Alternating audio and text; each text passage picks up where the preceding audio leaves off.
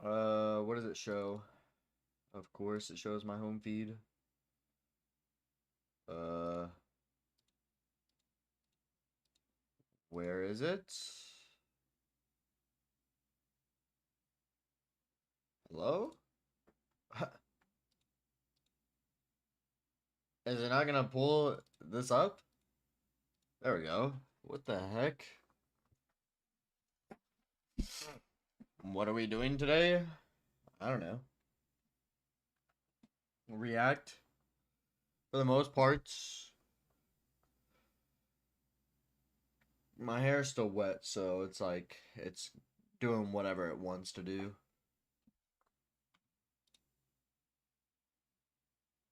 But yeah, React for the most part.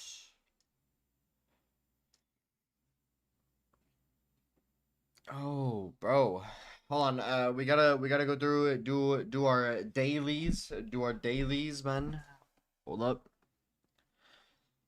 Let me see real quick. Let me see.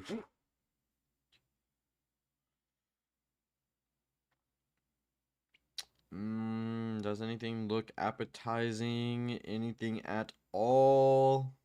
Not really.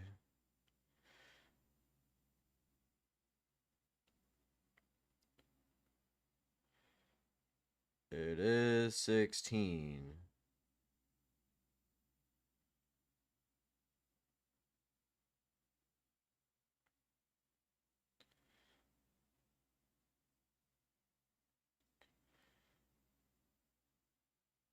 Uh, no. Huh?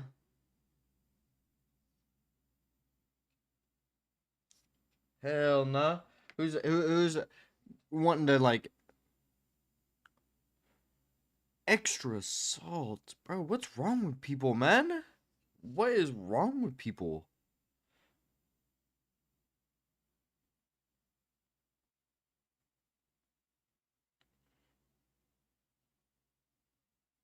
Wait. Which one is it to? Genshin Impact. Shut up.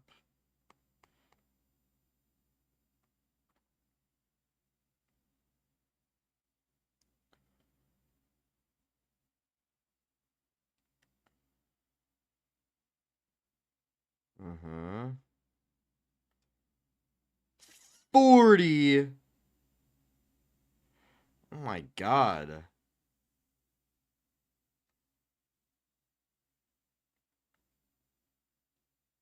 Alright, hold on. Sorry. $20.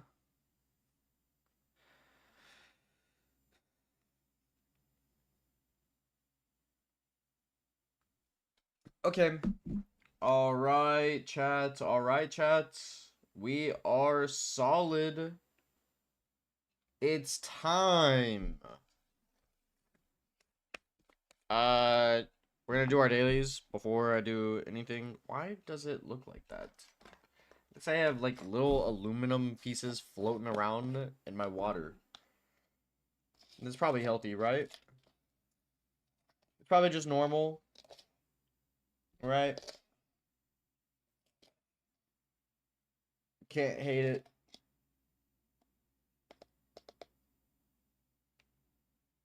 Oh well. It is what it is. Alright. There's that one. Done. And I have my full water over on the other side. So I didn't forget this time, man. I didn't forget to do my water. I just forgot to do my energy, my caffeine. But clearly, I didn't even need it. Look how much energy I have. I'm like the epitome of energy, man. Yo, W Dono, bro. Yeah, that's normal. Is it normal? Is it actually normal? Yo, thank you so much, man. Is it actually normal though? I don't know. I don't think I don't think it's normal, but okay. We're gonna do our dailies. Dailies.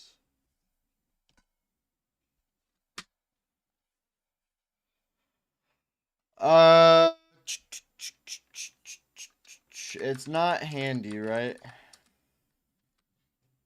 Oh.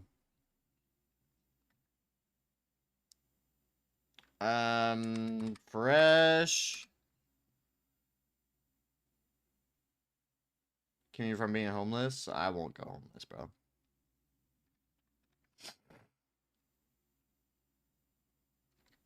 Search. Nope. Oh, there's no S. There's no E or A.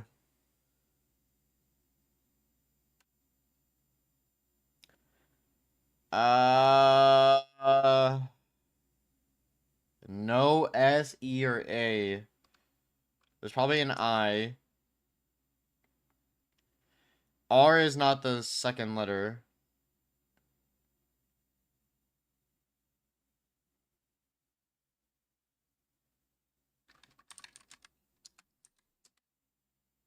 Not in a word list. Okay, so Irish is not a word, I guess. I don't make the rules. Don't make the rules, chat. Don't make the rules.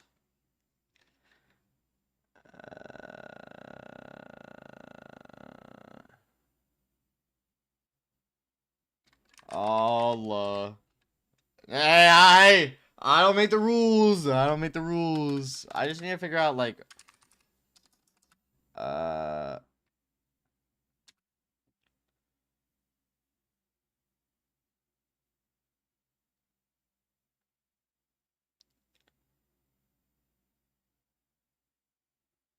what is gonna be a word that, like, tackles a lot of letters? R? It's probably something RH, right? Or...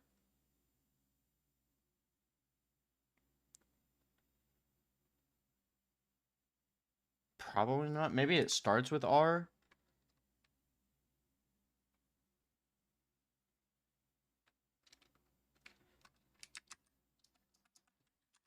I know what letters I've already used, but I just want to... Okay, so there's an R, O, and H. And R is not the first or second letter.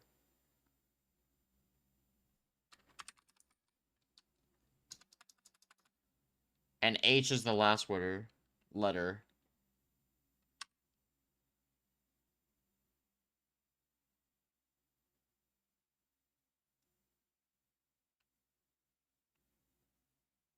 Like, obviously we're gonna feel dumb whenever it comes through.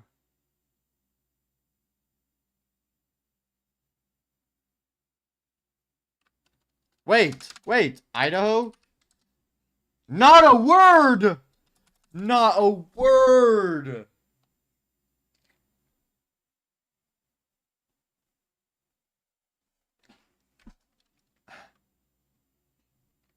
Potato. In a way, Brett, what do you mean?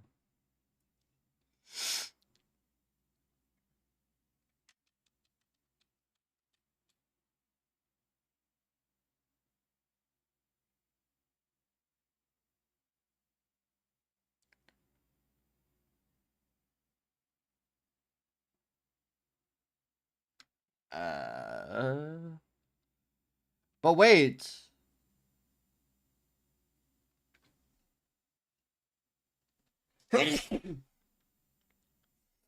So we know for a fact that R is the third letter.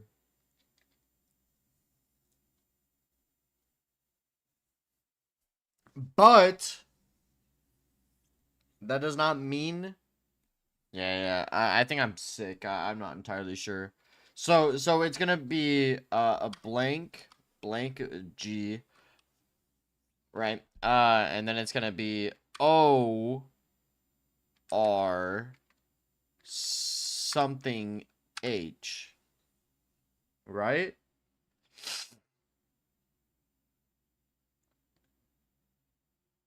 So replace the G's with something.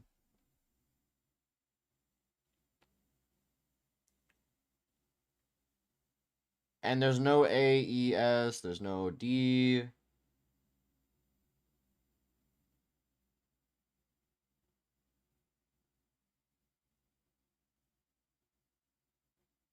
What ends in an H?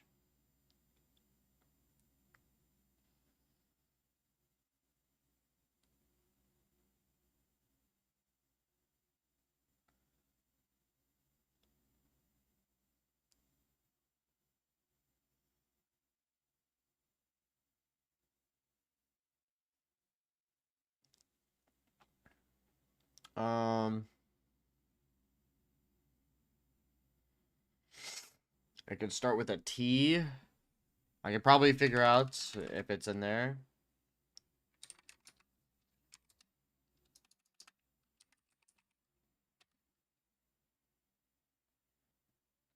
Okay. All right. All right. All right. All right. We're getting somewhere. So it goes T.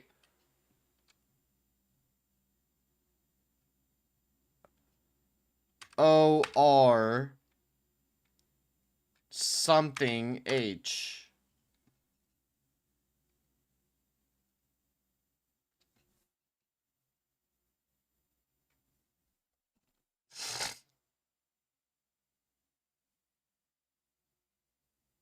Or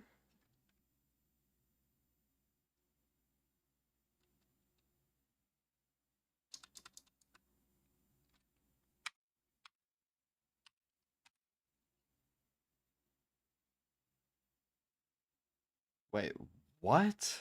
No, that has to be okay, so it's O R something H. Am I dumb?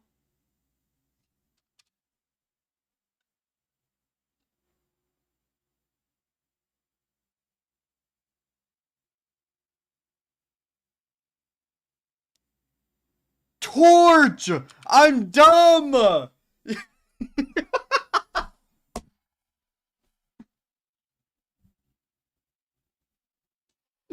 No! No! Oh my god.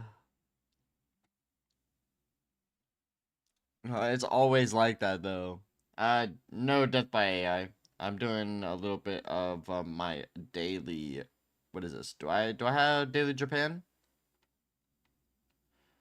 I do. PZ.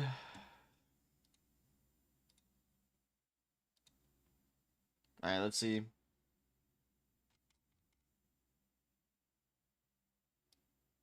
Um.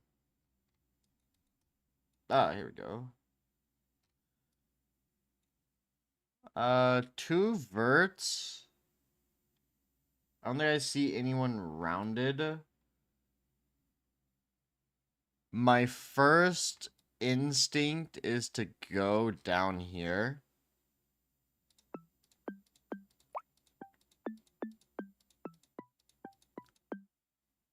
But I'm not entirely sure. I'm not seeing like a lot of the characteristics that are like reminiscent to this region on this GeoGuessr train now. I'm just doing daily stuff. Very mountainous. I don't know. Okay, so I wasn't too far off.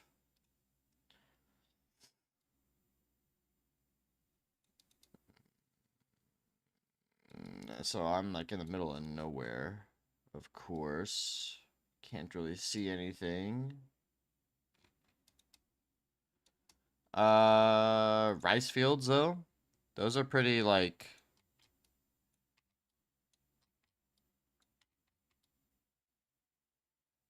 here's a lot of rice fields. Buddhist temple. I know this is the fields, but is that like?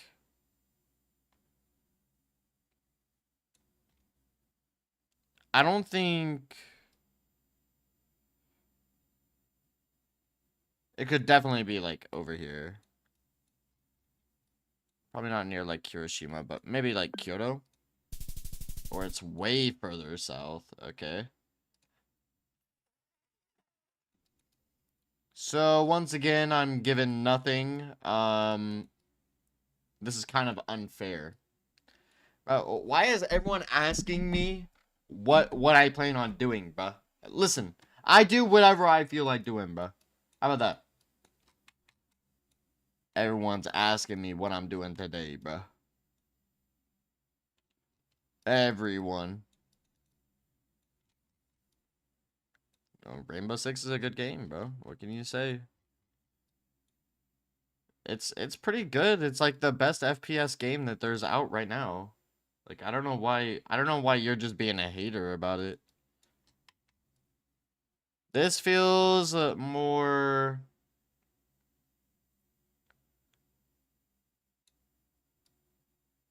not that hype. It's pretty hype.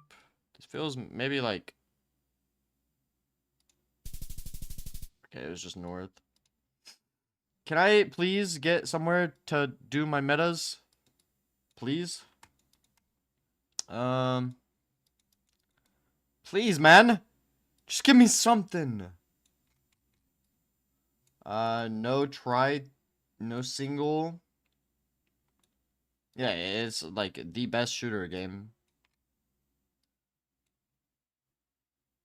How? How do we not have any single, like, plates to describe where the area is at?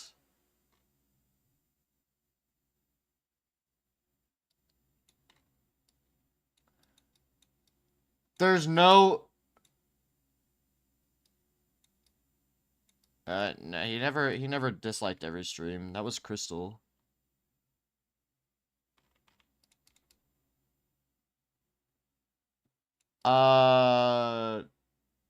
Yeah, okay, so it's like, it's pretty much the same mountains, no? But Hokkaido has very specific plates.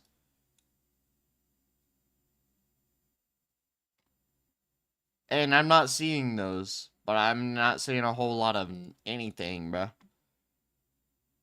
So is it just like up here again? Northern? I'm only seeing one plate. I mean, that does not tell me district.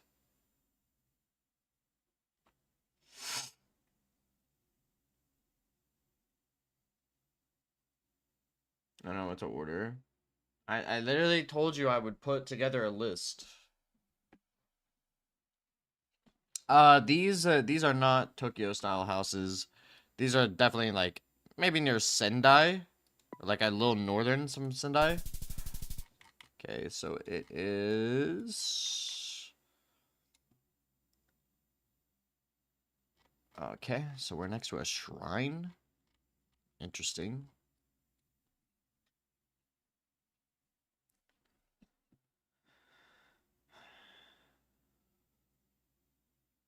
They're not even smiling. Yeah, that's pretty much what it is. Wait, there's more? Is this not just like Osaka?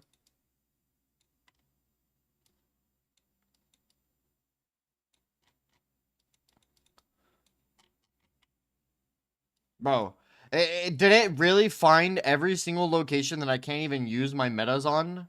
Wait, this is short. So this is definitely like up here.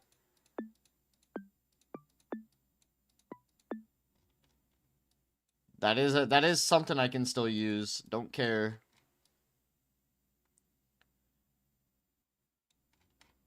I don't know if this is gonna be anywhere close to a 5K. Okay, never mind. Take my guess back. Take my guess back. We have 2 vert plates. This is probably just like...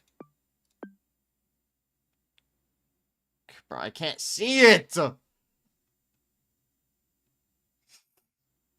My first thought was gonna be Osaka just because of the blue and white.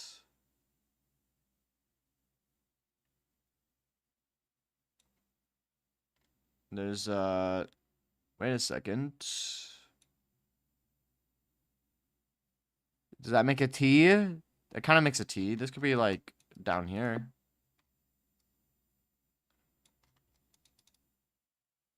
Yeah, sure. Why not? Okay.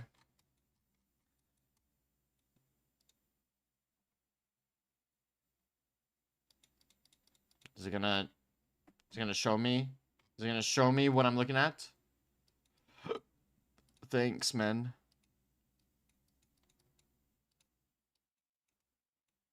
I would have never been able to see it anyways. Oh my god! 3 plates!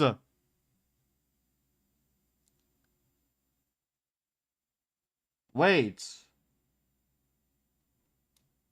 That would be like, yeah, probably like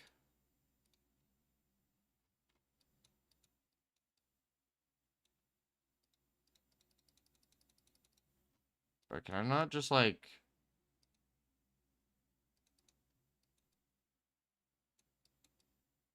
okay.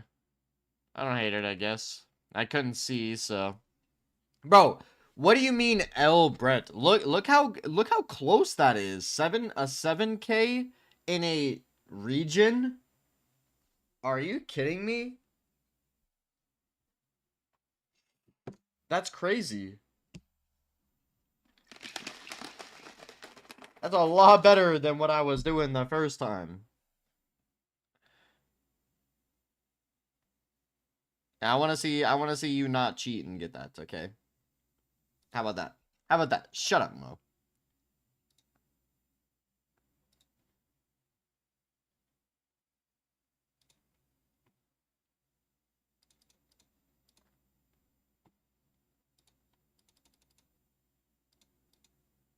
It's almost wintertime.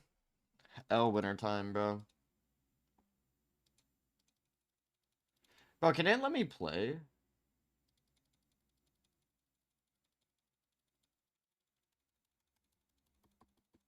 Okay, I thought you were actually just trolling. Bro, why would it not let me play? Jesus. Okay, like, bro, can we be for real? Can we be for real here? I don't know. There's a couple dinosaurs fighting on this. Okay, this makes me think it's like, you know, somewhere close up here. Probably near like Denmark or something. You know, really where the dinosaurs are just fighting. The dinosaurs are just having a heyday. They're probably over here fighting in Denmark. No, it's just Mongolia. Okay. Bunch of dinos. Dino babies. This is definitely an island, bro. I just don't know what island. I don't think it's Island of Man, is it? Bro, this one's such a hard map, bro.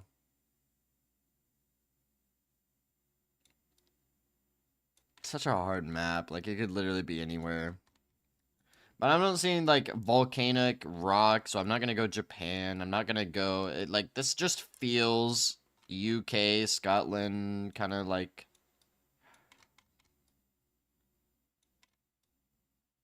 I don't know. It could just be... It could be one of these. It could just be Faroe Islands. Yeah. Or it could just be Iceland. Nah, I don't need my rest. L rest, bro. What is this? North, south. North. Okay, south is behind us. We're probably somewhere around here. Or it's just Canada? Are you serious? Are you kidding me? It's just Canada!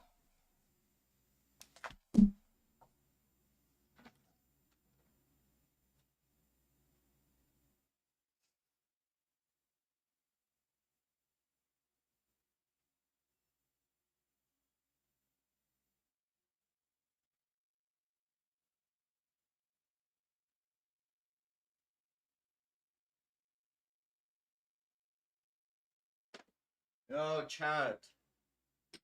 I pulled the L gamer move.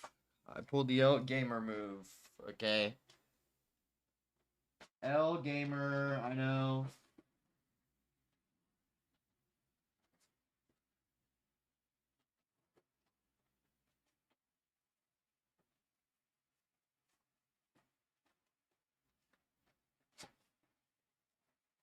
Oh, give him food, bro.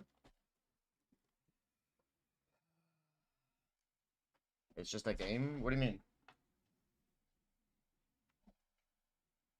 What do you mean it's just a game, bro? This definitely feels like South American.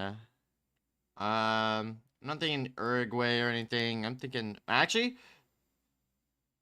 yeah. It was so close, and I didn't want to like wait. I didn't want to wait, bro. It is literally a mile away, man. It might be another lockdown for monkeypox. No shots. I know it's ass, but it's so close, bro. Like, I don't know where this is at. It could be Uruguay. Could be like near Bolivia. Could be Ecuador. Could be Peru. Could be Chile. It's definitely not Chile. I don't know why I said that. It could be South Africa. It's Bulgaria! Hurry up. Get me off this shit map, man. Where was that? I remember this. I remember this. I remember this. Where? Where do I remember it at?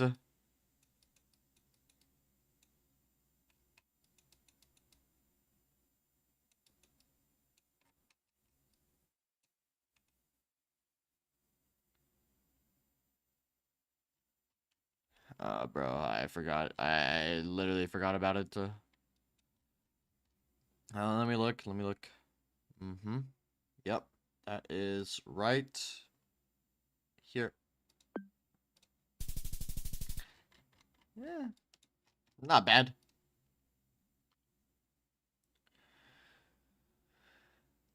Hmm. Thatched roof buildings, typical of South America. Actually, North America, too. Uh. Wait, no, this is an island. Oh, God. Oh, God. It's an island. Dude, this map is literally so hard. I don't know where this is at. Bro, it's an island. Or it's just over here. Which again, like, if I'm gonna get anything, it's not gonna be this. This could be, like, Eswatini.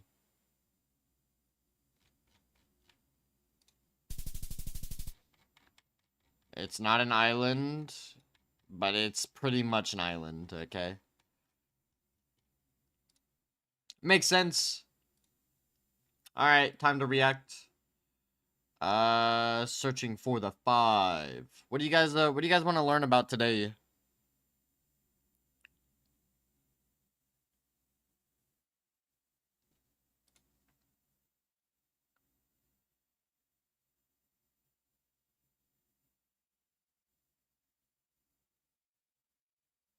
Okay, well, I can watch an expo.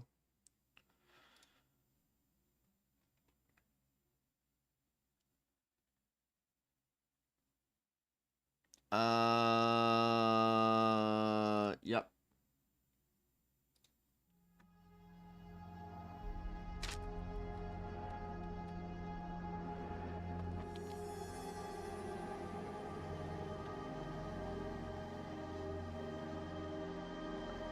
Yo.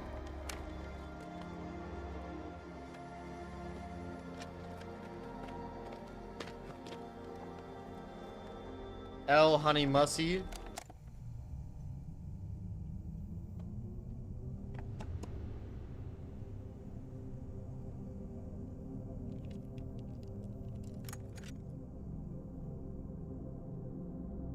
It was quick. It was quick, bro. I'm not watching Pro League. No. We'll watch the Invitationals when it's out.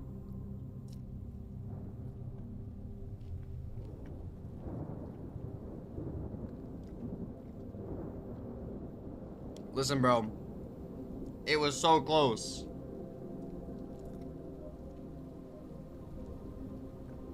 No.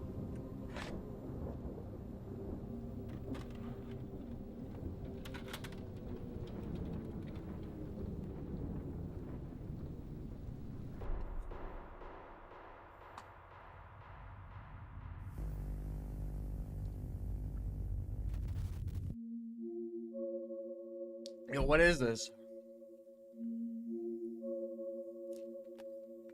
I will, bro. I will.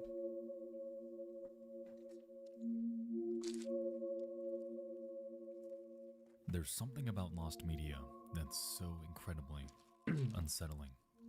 The idea of a piece of recorded history being effectively lost to time, cementing even the most mundane footage, It's just like TV I remember shows, it, man. and even video games into the realm of mystery.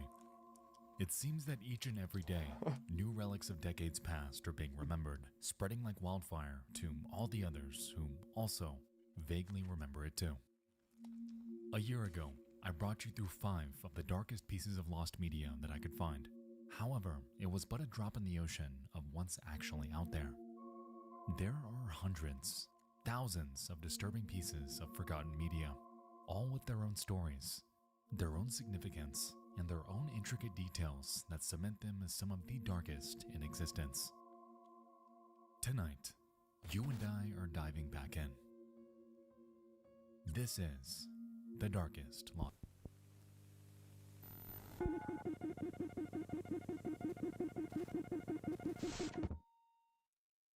You want me to turn it up?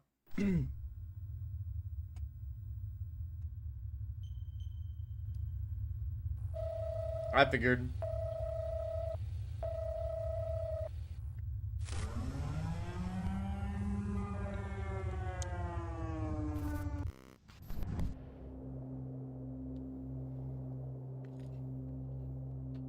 It's the 31st of May 2013, and the town of El Reno, Oklahoma is silent. Oh, wait. It's a Friday like any other, I think I remember this. except for a small problem. Tornado Valley, of course.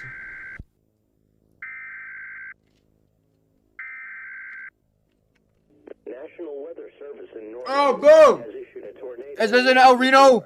Southwestern Oklahoma County in central Oklahoma, southeastern Canadian County in central Oklahoma, until 7 p.m. Central Daylight Time. At 6:23 p.m. Central Daylight Time, National Weather Service. As the early evening approaches, alerts ring in about a potential multiple vortex tornado that may touch down in the area. It's something meteorologists haven't seen before. It's unprecedented. Right, it took out like an It's entire different. hotel. At We stayed 6:03 at- p.m., an EF3 we stayed at this monster hotel. touches down around This is the same thing. We stayed at this hotel that it took out, like literally the year before. Yeah, pretty much. 8 miles southeast of El Reno, Oklahoma. Rapidly, it swells in size, becoming more violent by the minute. Is this not the It hotel mostly one? remains over open fields, a good thing for the neighboring Oh, never towns mind. and cities. However, Never mind for those then. with a passion for chasing supercells like this, the outcome I is know, bro. far more disastrous.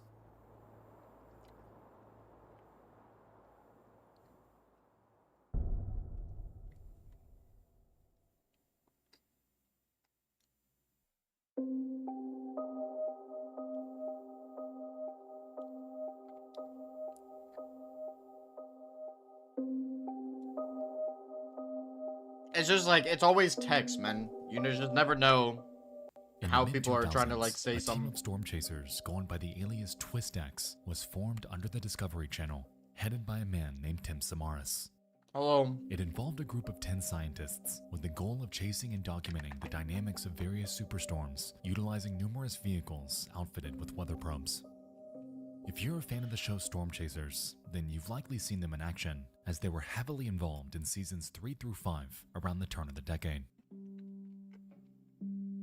On the night of the El Reno tornado, Tim Samaras, along with 2 other members, a videographer named Paul Samaras and a meteorologist named Carl Young, were dispatched in one of the crew's Chevrolet Cobalts with the goal of deploying a weather drone in hopes of capturing atmospheric and seismic data. Ironically, being considered one of the safest storm chasers in the industry, Samaras was up for the task. And so, he and his crew decided to pursue the El Reno tornado, unaware of just how volatile it would soon become. I'm gonna keep going.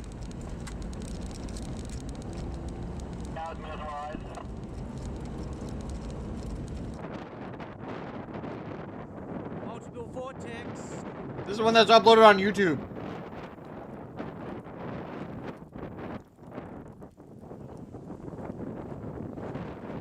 Right?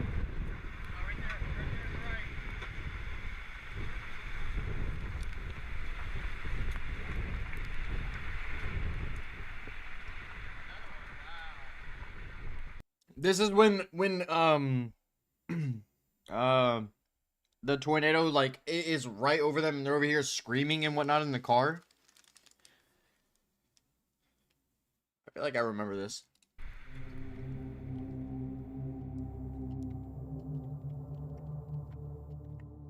As the minutes pass, the vortex rapidly changes direction.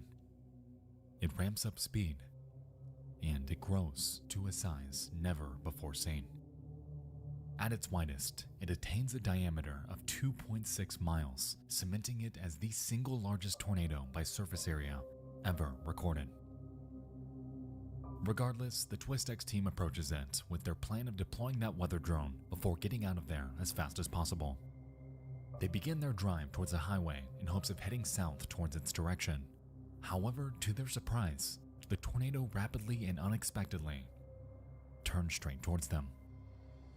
In the following minutes, they do everything they can to turn around, to get away from this beast of nature. However, before they know it, the storm overtakes them, leaving the three men helpless inside.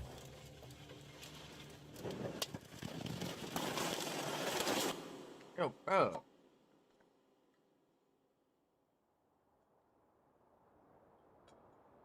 As the car is picked up, Carl and Paul are ejected from the vehicle, while Tim remains trapped inside.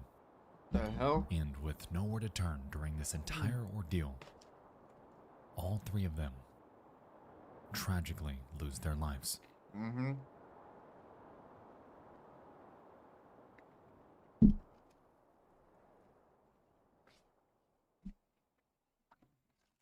RFD has wrapped 360 degrees around it. While others ran away, Amazing sight. Tim Samaras ran towards. It's just totally unbelievable what's happened because it should never have happened to Tim. Longtime friend 2 days later, and half a mile away, the bodies of Paul and Carl are found.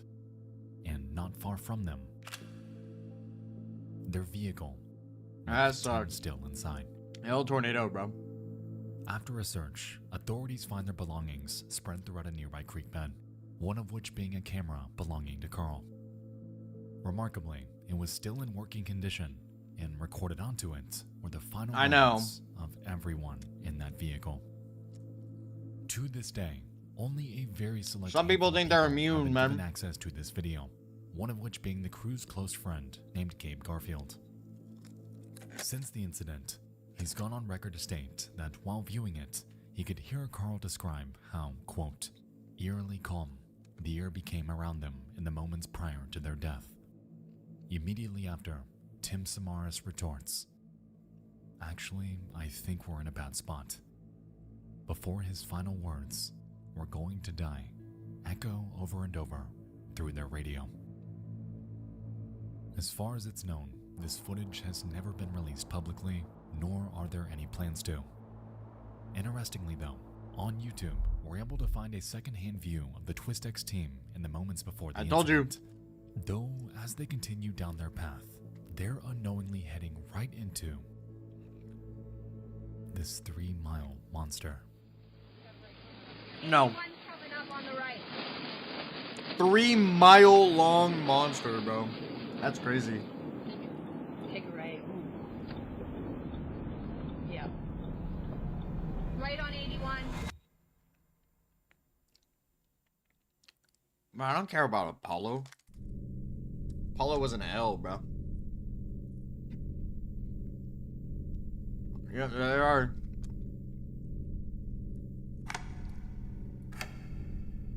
We did not watch this, bro. No, we didn't. I don't care if you remember it. We did not watch this. I've never had All right, how much you want to bet? How much you want to bet on this? How much you want to bet?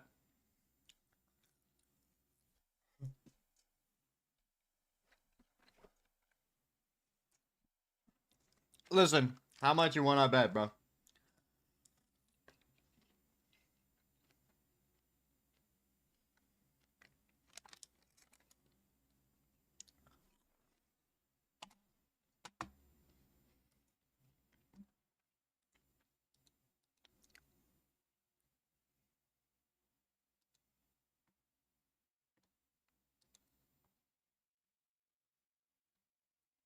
I have auto delete off. It never deletes the history. Okay? Never deletes it.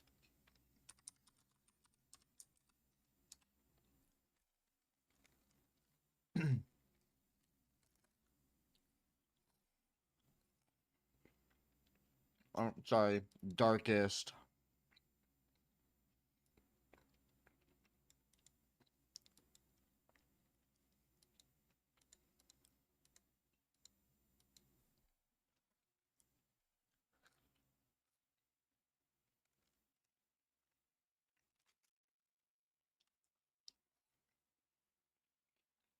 Yeah, nice, huh? Nice how we can get proof like this.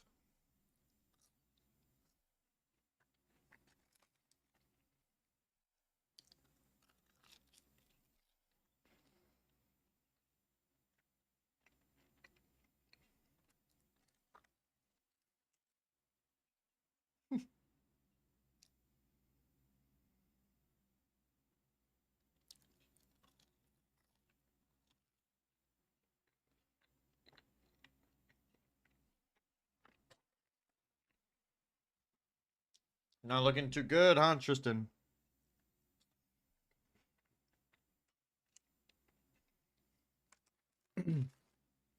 Not looking too good.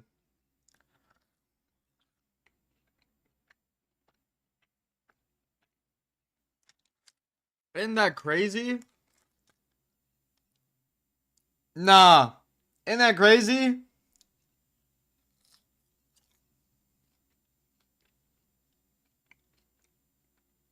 Yeah, I did. Isn't that crazy?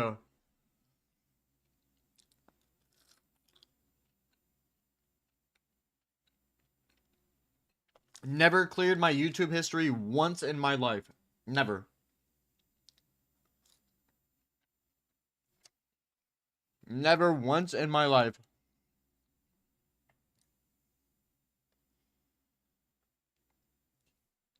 Bro, we were talking about that yesterday.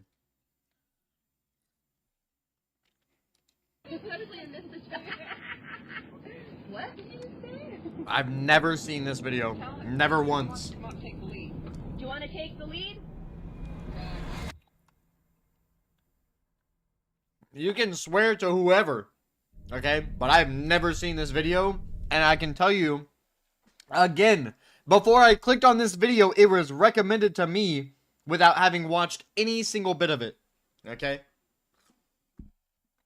So what, did I just click on the video, immediately click off, not even watch it, but you're over here saying that we watched it. Bro, are you dumb? I literally just went through my history. Are you dumb?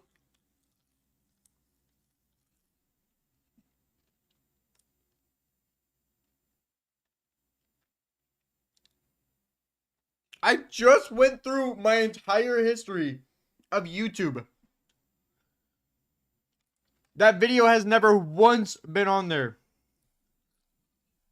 Are you dumb?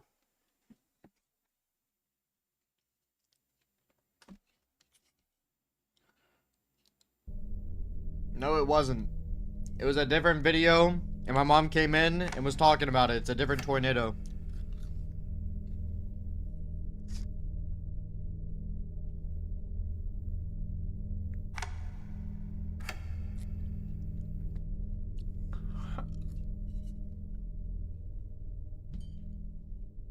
Didn't happen in El Reno.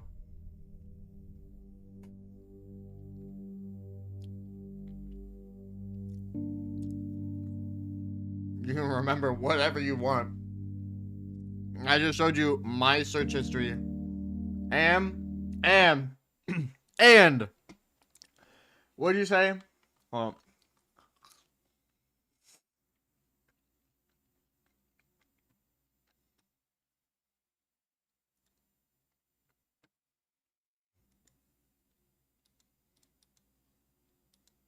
Oh no!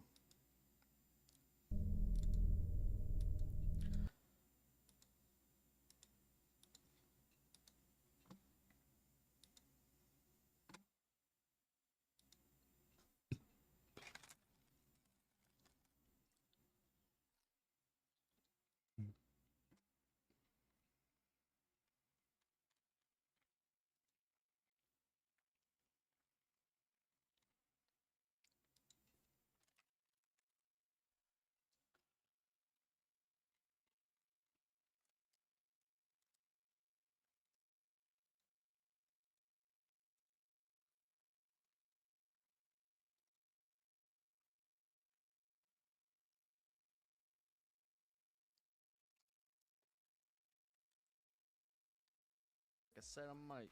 It's a better luck. This would be it.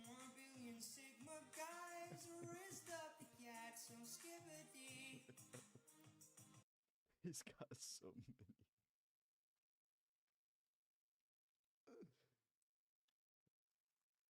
Hello? Yes. Why are they not loading? Bro. This was all Elden Ring, man.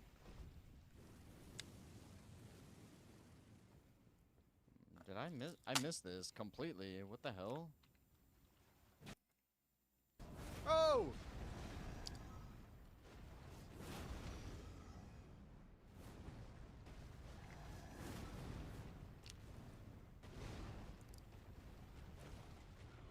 Hello! All of it.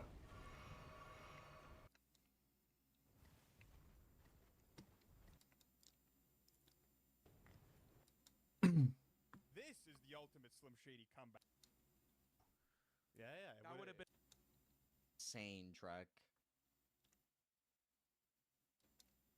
Yeah, we listened to the terrible podcast. And say that, like, just because I hate Kendrick, I'm not gonna put him down in mid or bad, because I know. Wow. And that's it. That's it, bro.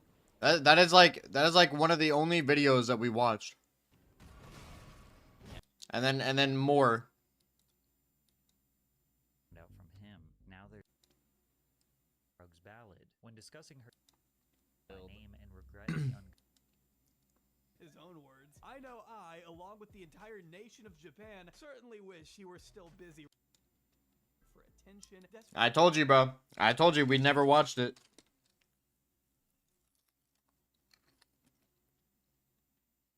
He said, "Don't tell me what to do, bro."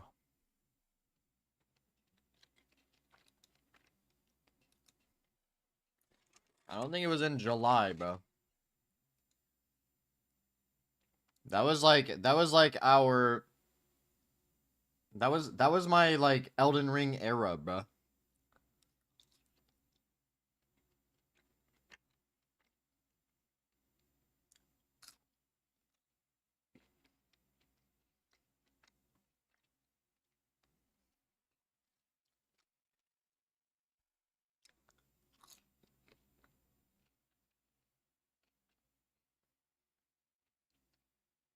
It's too late.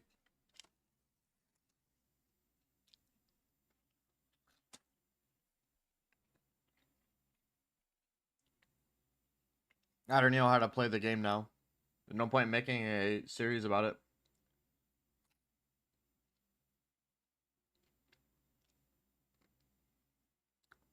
Huh? Are you talking about Commander Gay-Ass?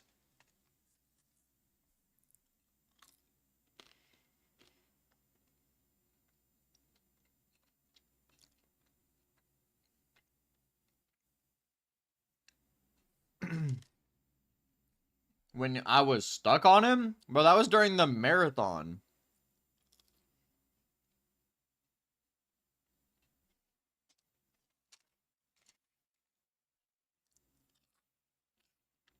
No, that was during the marathon.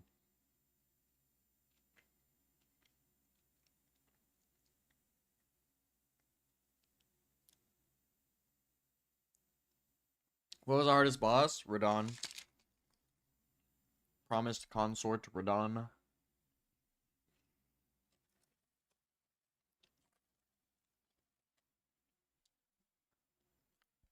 No, that was in like May, bro. Every stream I do gets copyright.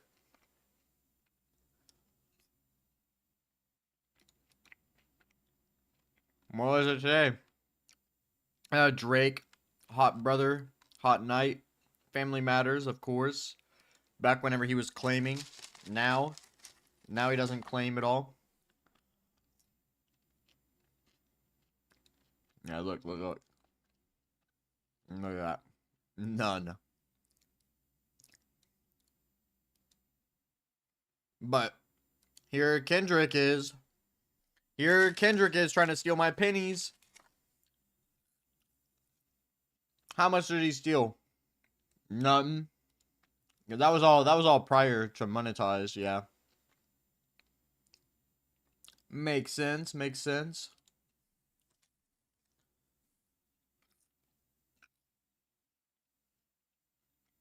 Nope. I chew with whatever I feel like chewing, man. I want to chew with my tongue, I'll chew with my tongue.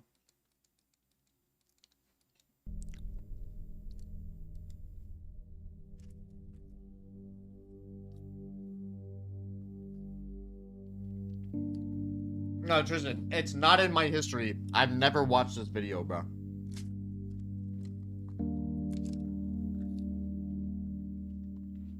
To this day, this snippet is some of the last remaining public footage of their team. They all look the carries a same. haunting legacy of just how dangerous the profession of storm chasing. It's tornado videos, bro. The demise of the TwistX team was caused by a phenomenon entirely unexpected. What began as just another day chasing just another storm had devolved into one of the most nightmarish scenarios one could ever find themselves in.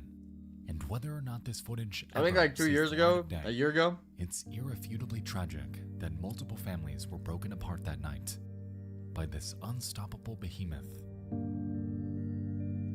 of nature. Of nature.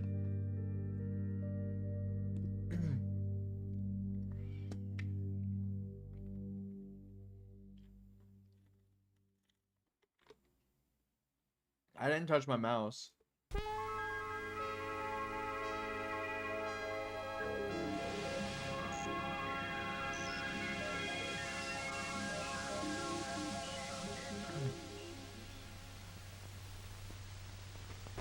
Hello everyone, quick thing.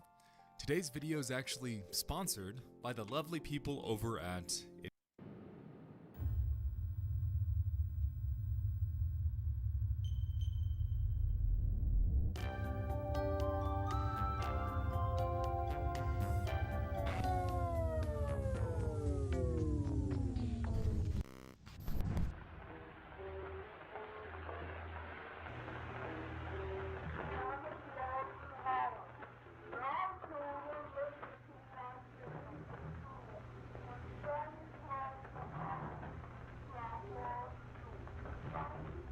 What is this?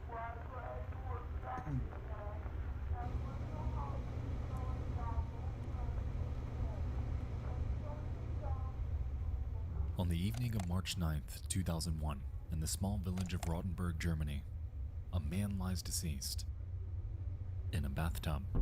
What?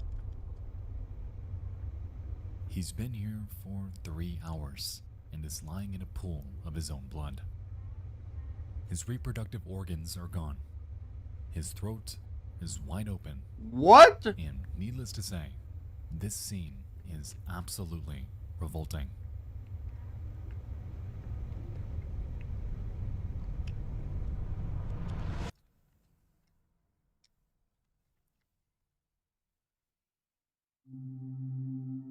They're in here. No, we didn't, bro.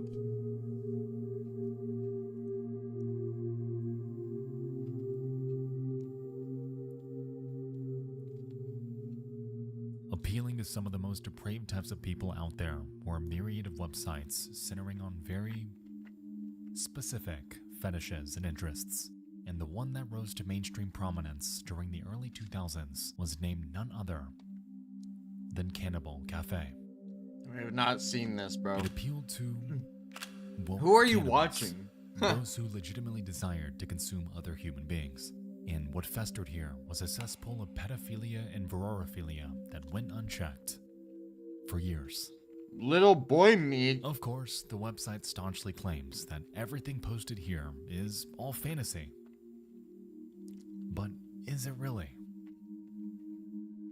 In early 2001, a man going by nothing more than Frankie makes numerous posts to the Cannibal Cafe. He's searching for what he calls a young slaughter boy and has a peculiar request. I'm searching for a young boy between 18 Yeah, and what's gonna be 25 years next? old. If you have a normal body, I'll butcher you and eat your flesh. It was a disturbingly simple, to-the-point inquiry, and this post sat here, floating in the vast ocean that is the internet, for days.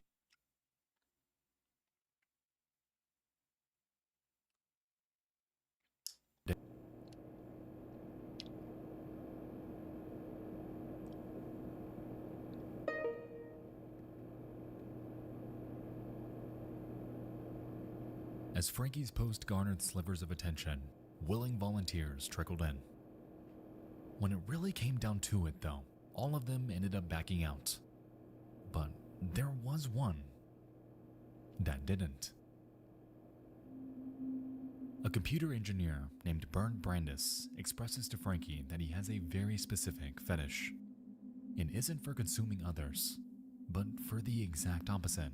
He wants to He be wants to consumed. be consumed, and he wants Frankie to be the one to do it to him. Why? Over the next few days, the two exchange contact information by email, and it's here where Brandis learns that the name Frankie is nothing but an alias. No shit. This man's real name is Armin Mivas, and he's ready to meet as soon as possible. It doesn't matter what you say, Tristan. I have never seen this video.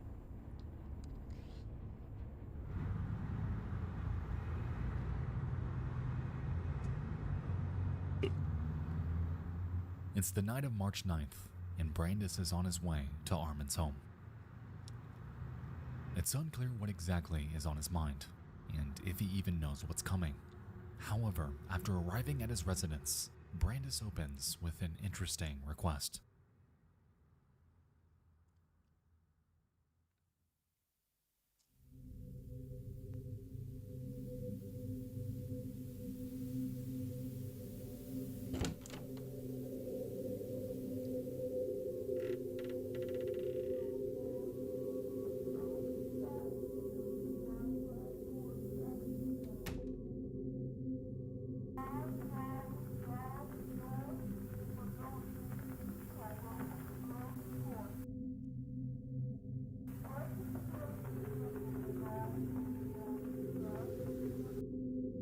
You had to watch someone else react to it then.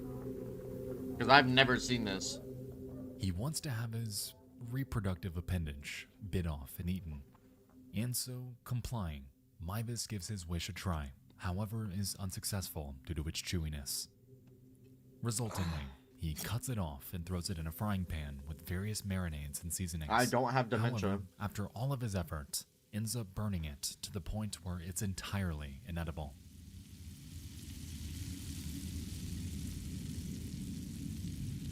I have never seen this video before. Growing weak and losing blood, Mivas escorts him to his bathroom, and over the next few minutes, places him inside the tub, feeds him a cocktail of painkillers and alcohol. Bro, I know what videos. Tristan, I have just shown you the entirety of my YouTube search history for this video. I have never seen it. I have never seen it. Never, bro. Never. Okay? The more you sit here and yap about it and try and come up with some wacky ass excuse that you've seen the video. Good. Good for you, bro. You've seen the video. I haven't. I would remember a dude getting his penis eaten off. I would remember it. I would remember it. Okay? But I haven't. Him on the forehead as the life of Bernd Brandis fades before his eyes. I'm about to crash out, bro. I'm about to crash out. Sits here as Mybus reads a Star Trek novel to pass the time. And bafflingly, during this entire fiasco, not a single thing was done without anyone's consent.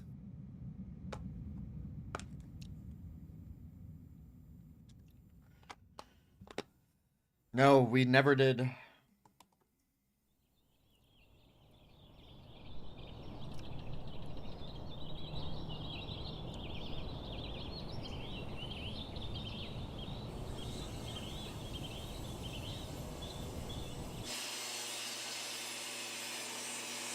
I'm about to crash out, bro. I'm about to.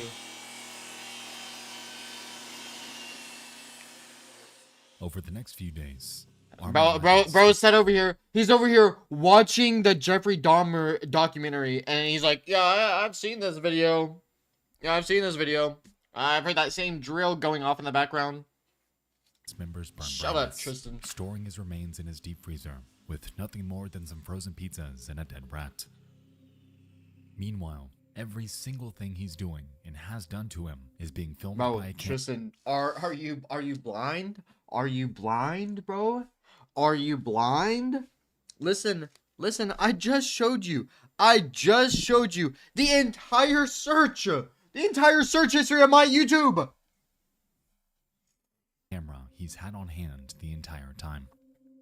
All of it is documented and all of it immortalized. What do you mean? What do you mean the history? Bro, the history literally shows everything. I have never once cleared it.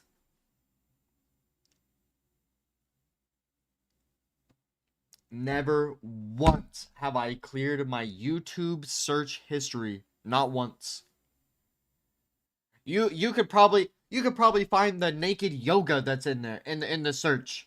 Because I've never cleared it. Because I was sitting here trying to create a video about it. But then I had to go through a lot of different channels and I was like, yeah, it ain't worth the effort. Ain't worth the effort. I swear. Hey, I'm an open book. Okay? Proof? Alright. Oh, let's see. Obviously, I can't show the thumbnails or anything on live, okay? But I can show you the history.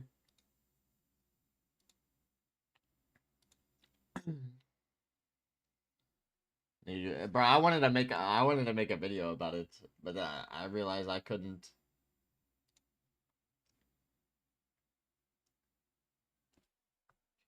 I just have not changed titles, bro. Like the second it ends, I change the title depending on, because I'm not live anymore. Unless I already have a good title for it, I change it for search terms. And what are you yapping about, Mo? Mo, you literally got your 100+ hours stream, bro.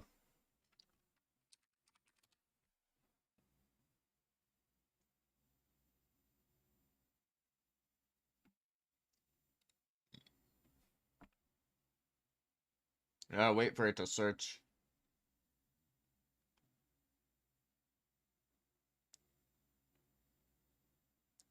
Yeah, Mo the Toe. Mo the Toad couldn't save you, bro.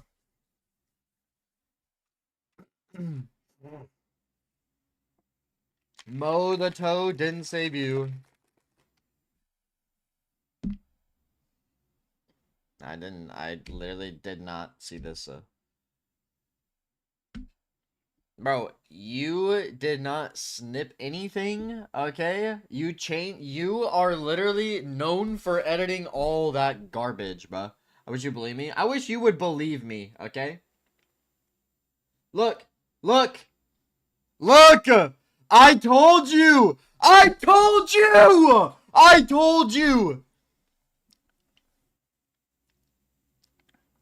4:37 p.m. it was about to be video hours in 2021. Was gonna create an entire script for it, an entire script, because I remember this exact day. Yeah, May 23rd. This was right before Colton went to prison, bruh. Right before.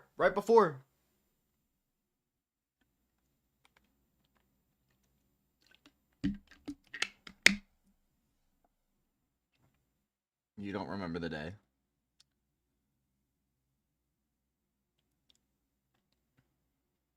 I was not streaming in the years that Colton was going to prison.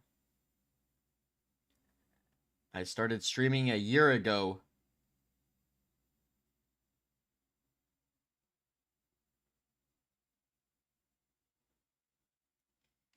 Bro, I'm about to crash out. I'm about to crash out. Tristan's like actually lost.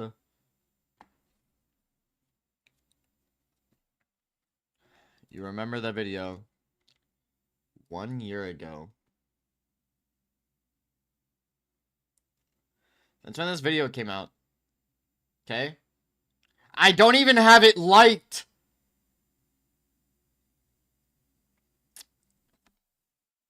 I don't even have it liked.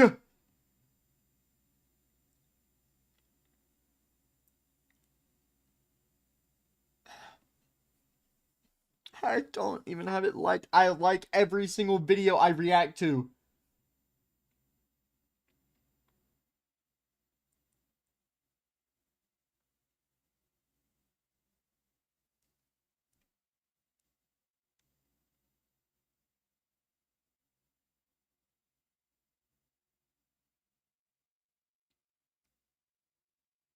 You did. Okay. So we're just trolling. Now. I literally... Bro.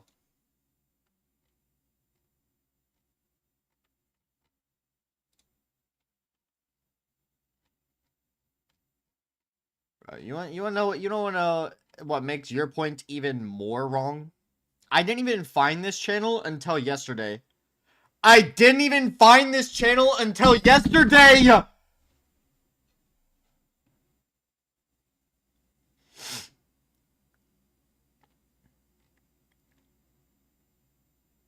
Nah. This channel? What do you... Bro, you're saying all of these videos with the voice, with everything is the same, that we've watched it. The same footage, the same voice. Are you trolling? Yeah, I'm about to crash out. Tristan's lost. Tristan is actually lost. Next he's gonna say, next he's gonna say, oh, we've seen the man in the chair. Over the next 10 months, Armin consumes over 44 pounds of Bernd Brandis' flesh, taking out and cooking his body parts whenever he desired them. With this, he takes to the Cannibal Cafe to boast in explicit detail about his actions. However, it's here where Armin finally finds himself on the receiving end of trouble. Yeah. By December of 2002, another member of the Cannibal Cafe reports numerous, explicitly detailed posts by Frankie to authorities, prompting a raid of his home. There, police discover numerous body parts in a single 4-hour videotape depicting the murder and dismemberment of Bernd Brandis. Okay. Because of the discovery, you're lost. Armin You're lost. Brandis was immediately apprehended. However, his charges were some that authorities had no specific laws on prosecuting. Bernd Brandis, throughout this entire ordeal, I have never seen a photo of this dude in my life until now. Oh, I'm actually getting a headache.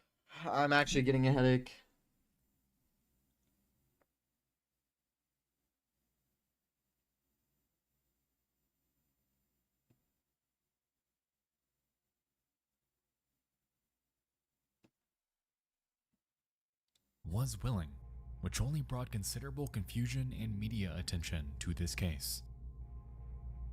Nevertheless, Armin Meiwes ended up with the Yeah, you guys are banned. He done it out of sexual gratification. Today, he remains incarcerated in Frankfurt, The Germany, clips and clouds. and will, Oh for the my rest of his god. life, remain behind bars.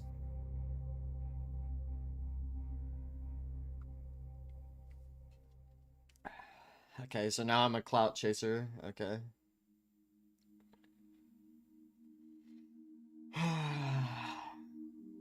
You just can't make this up. Can't make it up. The tape that Armin filmed during his night with Bernd Brandis has never seen the light of day outside the courtroom during his trial.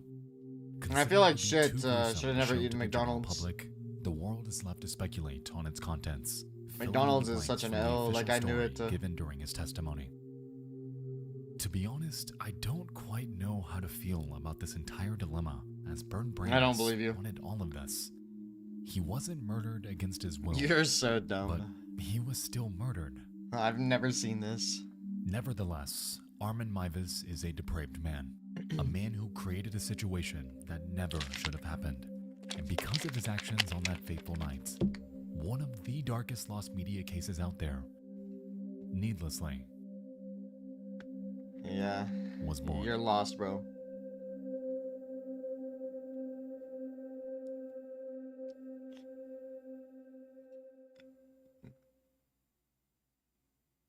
I feel like puking.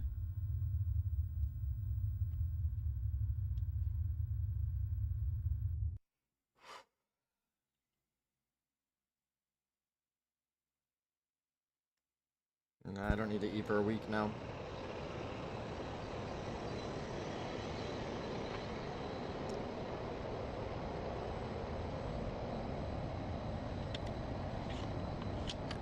Oh, we've seen this, dude entering a hotel room, we've seen this.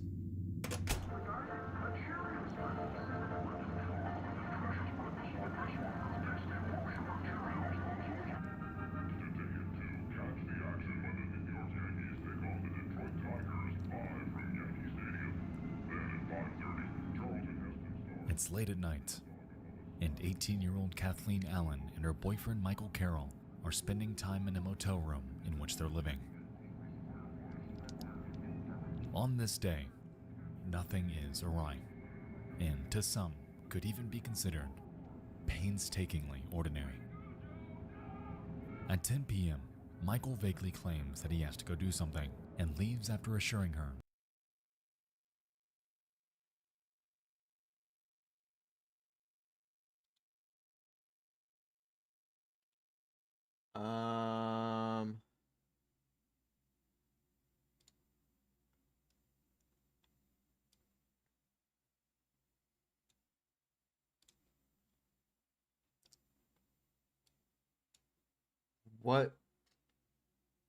What part of this belongs to someone else?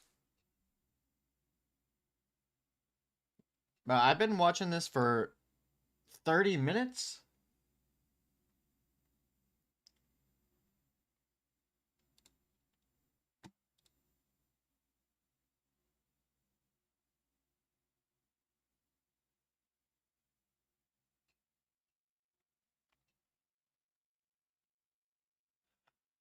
Is it this specific video?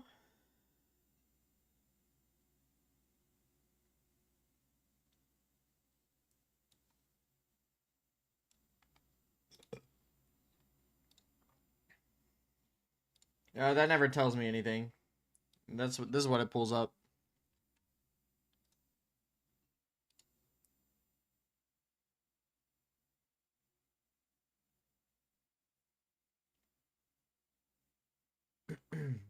um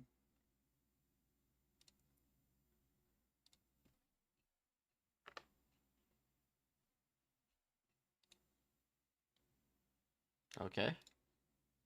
that he'd return in the morning. And so, Kathleen goes to bed.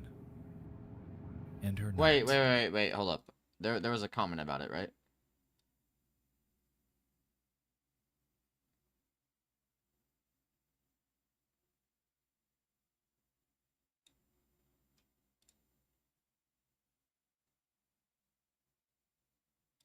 Chapter 1?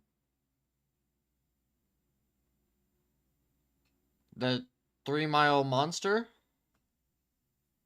Is that gonna disappear? Can it just go away so I can, like, you know, resume? I'm scared. Comes to an end. Screen goes black. It's not my fault.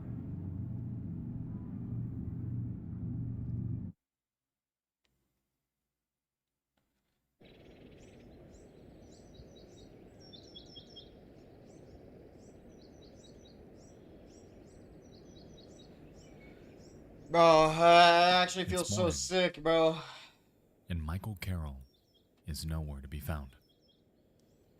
Regardless, Kathleen doesn't think too much of it and goes about her life and work as usual.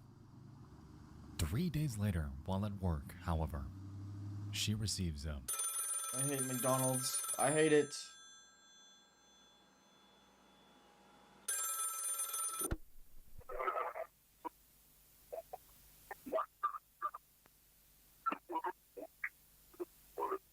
It's a man, No! and he knows where Michael's located. He claims that he was involved in a shooting and wouldn't be coming home. Shocked, Kathleen informs her boss that she needs to leave, and given the circumstances, she's given permission to do so.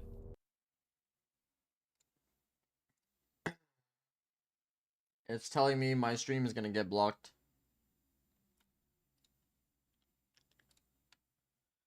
Okay.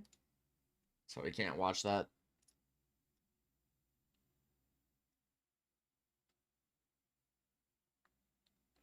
Huh.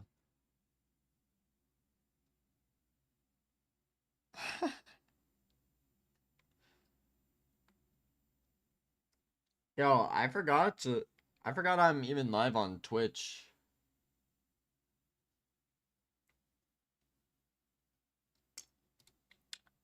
Oh God, why am I live on Twitch?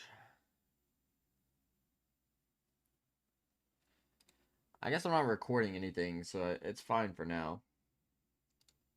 Bro, all Twitch is literally just like people coming in and like asking if I want to buy their shit.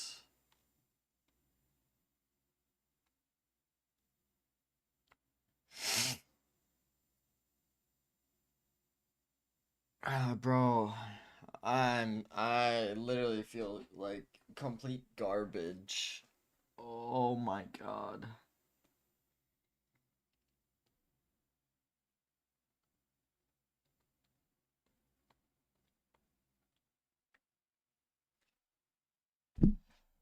I've been drinking water, bro.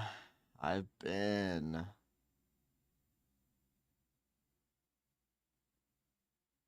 Sleep. Why would I do a sleep stream?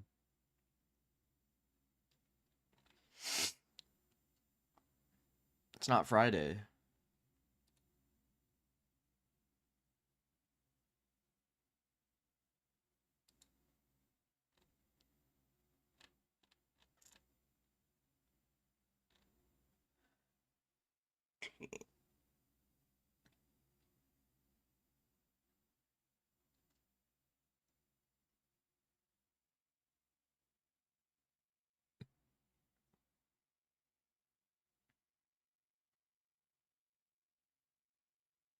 What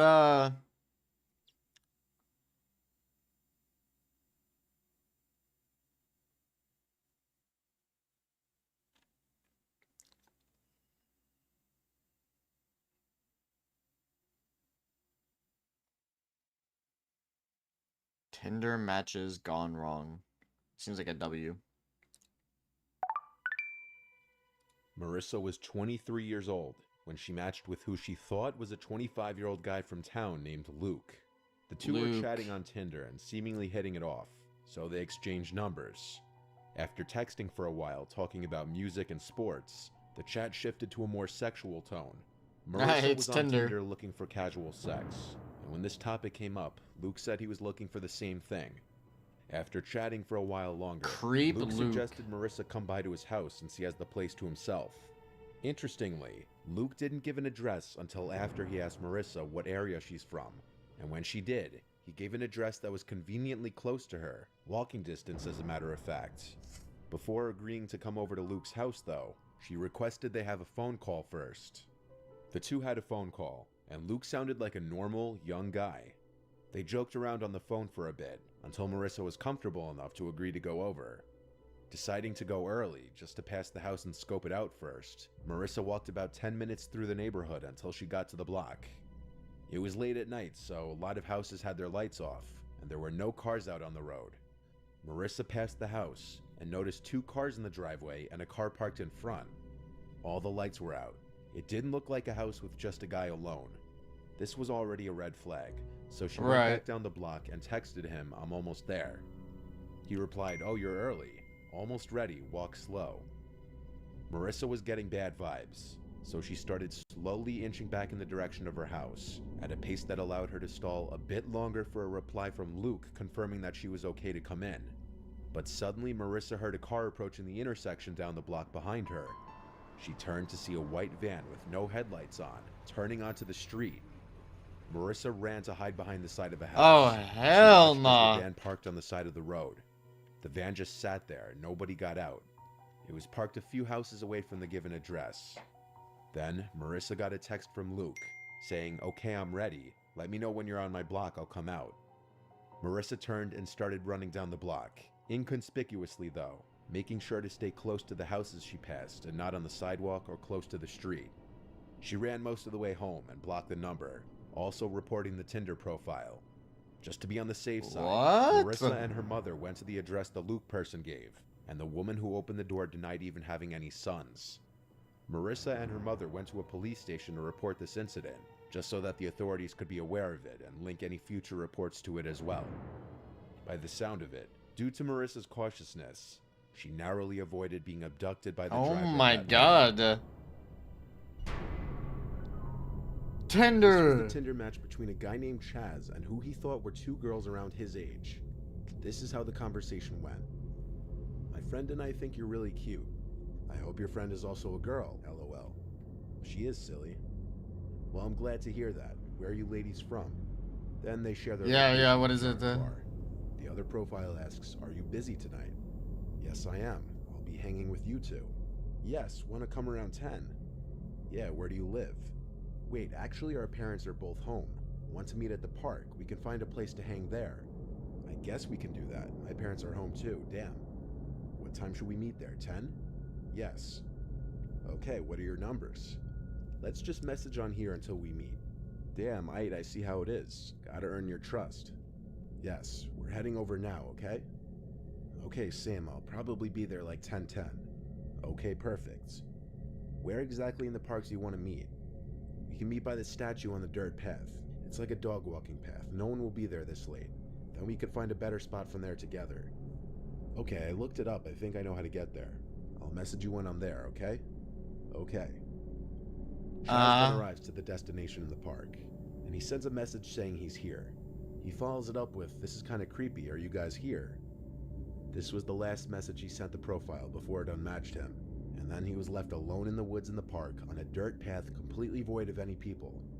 Oh, hell no. That he had been tricked, but he didn't know just yet if he was just pranked or if he had walked into a trap. But then he started to hear noises in the woods, like the snapping of twigs and leaves on the ground, indicating he was being watched. He already had his phone out, using it as a flashlight to navigate his way to the agreed meetup point.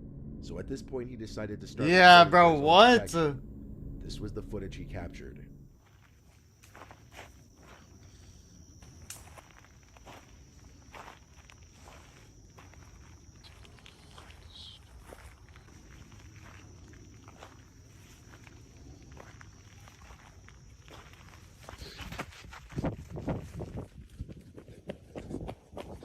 In this footage, you can easily see that as he pointed his light into the woods where he heard another sound, it revealed someone in the woods, who then started to run out from the trees and chase after Chaz. While running, Chaz stopped recording to turn off the flashlight, then ran into the trees to hide. He started recording again when he thought he had lost the person chasing him. Yeah. He kept recording the rest of his way out of the park and back to his car to have video evidence of anything in case of a worst case scenario. Luckily, Chaz made it back to his car and home. Yo! He tried reporting the profile to Tinder just based off the screenshots he took, but Tinder got back to him saying they're unable to find any profiles that match the description or pictures. Chaz was obviously not wise to enter a suspicious situation like this. The other profiles' refusal to give their number, as well as meeting anyone for the first time in a park by the woods at night where nobody else would be around, are two major red flags that this was some kind of trap. Right? He was lucky to have gotten away. Bro, why would you even fall for this? The girl who submitted this to me wasn't the one to match this profile. Rather, it was her friend Maddie. The profile was titled Invincibles, and it claimed to be some guy, or rather a pair of people, including this Chelsea person, who would pay someone to kick the man in the picture in his groin. This is the story in the girl's words. What? One of my best friends, a girl named Maddie, was on Tinder one day when she stumbled upon this account. It was supposedly dedicated to finding people to kick a guy in the groin for a payment of between $50 and $100. Of course, my friend needing money because of the pandemic and No such, way, swiped bro. right on him. He quickly messaged her back that there were several people involved in this, including a girl named Chelsea. We're not sure if they were even actually real to this Bro, day. the school's not gonna hate We you, live bro. in a small town in Pennsylvania, and this account was listed in a couple towns over in Clearfield. My friend Maddie was of course a bit skeptical Just about break this, up, man. so she messaged me so that she could come have some sort of backup when she went to do this. The account stated that they were doing this for a YouTube video, and the guy who was being kicked had lost a bet at a bar a couple weekends before. I agreed to accompany my friend because I So? also was a bit skeptical. You can, but bro. I had enough confidence that I could protect her if things happened to go south. The next day, after my friend agreed to meet with the people, we set off towards Clearfield. The address the account gave us led to a random hotel in Clearfield, which already sort of creeped us out. The whole setting seemed off, and I'd better include that my friend Maddie had never mentioned that she'd be bringing anyone with her. We arrived at the hotel and sat for maybe an hour, if not a little less, waiting for the person to get back to us. They ended up saying that they would be a little late, and to sit tight. After the prolonged waiting, the person eventually mentioned that they were back in town. Instead of meeting at the hotel, they suggested that we just come straight to their house instead. Already I was feeling a little off, but I had confidence that I could defend my friend against any harm that may have came her way. So we set off to this Bro, guy's if house. they're not gonna be your friends after you break up with someone, they're not real friends, okay? They're not real friends, bro. Like, be for real, man. Those are not real friends. If you have to question.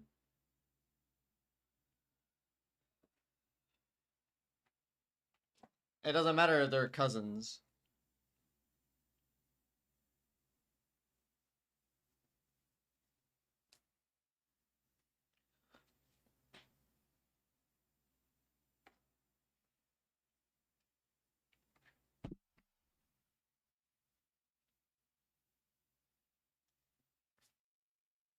So just be straight up.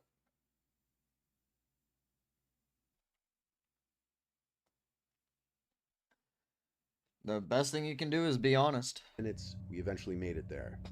At first I felt relieved, as the address he gave us led to a big normal-looking house, right next to the main road. But upon further investigation, there was a creepy-looking shed behind the house, with an even creepier-looking man peering from out the side of the door to the shed.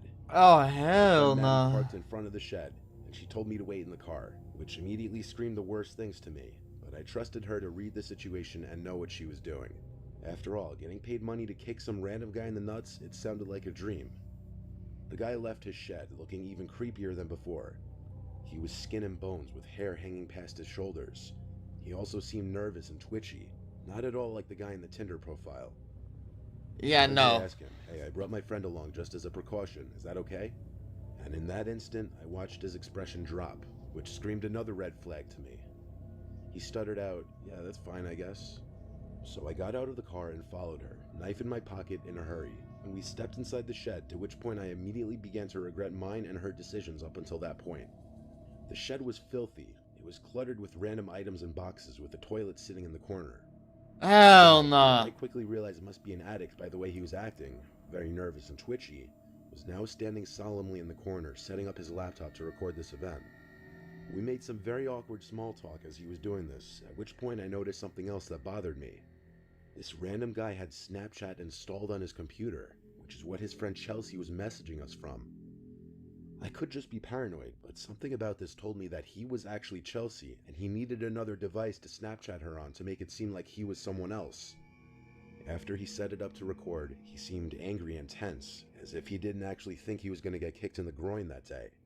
He turned around and my friend went about her business with him, and promptly after he asked in a shallow voice, "So what are you guys doing tonight? Do you guys smoke?" Referring to weed. Oh, hell We both no. quickly replied no, and that we had other things going on, despite the fact that we both do smoke. Maddie quickly collected the cash from him and we left. Now this might not all seem off to a regular person, but I can't help but feel like if I wasn't there, then something bad would have happened. After we left, my friend had mentioned that before we got there, this I might later. Chelsea person had offered to rent a hotel room and buy her pizza. I don't like to think about what would have happened if I wasn't there, but deep down I know that something way more malicious had been planned. Based off the girl's recounting of Yeah, this what does it event, mean? it's safe to assume that the man in the picture wasn't the same guy that they met in the shed, and that this Chelsea person didn't exist. Maddie and her friend were smart to go into the situation together, as there's always more safety in numbers. True, true. This last one is another example of why you can never be too careful with online dating. This was submitted by Jeremy, and this was his Tinder match. He matched with a girl named Mia, who was in the same high school class as him. Their conversation went as follows. "Hey, long time no see." "I know, hey. How have you been?" "Not bad, and you?" "I've been good, just working a crap ton." "You still talking to anyone from high school?" "No, not really. I was happy for high school to be over." "Same. It's funny we only ever really spoke a few times in school." "Yeah, I know. Maybe we should make up for lost time." Oh, God. "Maybe we should. Do you have a Snap?" From here, Jeremy gives Mia his Snap, and they continue their conversation there. Jeremy didn't take any screenshots from the Snap conversation, but basically from there, they continued to talk about life after high school. Then they escalated to talking about linking up somewhere and chatting in person. They agreed to meet in a nearby parking lot behind a strip mall where nobody goes at night. Jeremy was ready to go basically right away, not needing much time to get ready. Mia, on the other hand, said she wouldn't be able to get there for another hour and a half at least. She claimed she was with friends and couldn't just ditch them, so they set up a meetup time for 12 behind the strip mall. Hell no. It took Bruh, Jeremy nah. only 5 minutes to get there, as the lot is in the same town that the two live. He sat there in his car waiting for her for about 20 minutes, receiving apologies for being late every few minutes on Snapchat. Eventually, headlights appeared from around the corner and approached slowly, then stopped not too far from Jeremy's car. Mia snapped him a picture of his car saying, "I think I see you." So Jeremy stepped out from his car. He then realized the car looked to be a small Honda or Hyundai, when in reality the car that was posted all over Mia's Instagram was a Jeep Cherokee. Immediately, Jeremy went back into his car and went to DM Mia on Instagram. Meanwhile, the car outside was honking at Jeremy. He opened Snap and messaged her, "Hey, step out from your car and let me see you for a second." They opened it, took half a minute to reply, then said, "I don't want to, it's so cold out, what's wrong?" At this point, Jeremy knew something was off, so he got in his car and started driving home, but the car was following him, honking the horn. Jeremy decided to get on the highway, at which point the car behind him tailed off and disappeared. Jeremy pulled to the side of the road to block the Snapchat account, but they had already beaten him to it. He went home, and by then he had gotten a DM back from the actual Mia. This is how their conversation went. Jeremy opened with this. "Hey, this may sound really, really weird, but did I match you on Tinder?" She says, "Hi, no, why?" "Jesus, long story. I matched someone catfishing as you, and we talked for a while about high school. I really Yeah, thought bro, it was you. what? I met up with the person running the account in a parking lot, but it was some random car, not your Jeep, so I drove away." Then he sent screenshots of the conversation.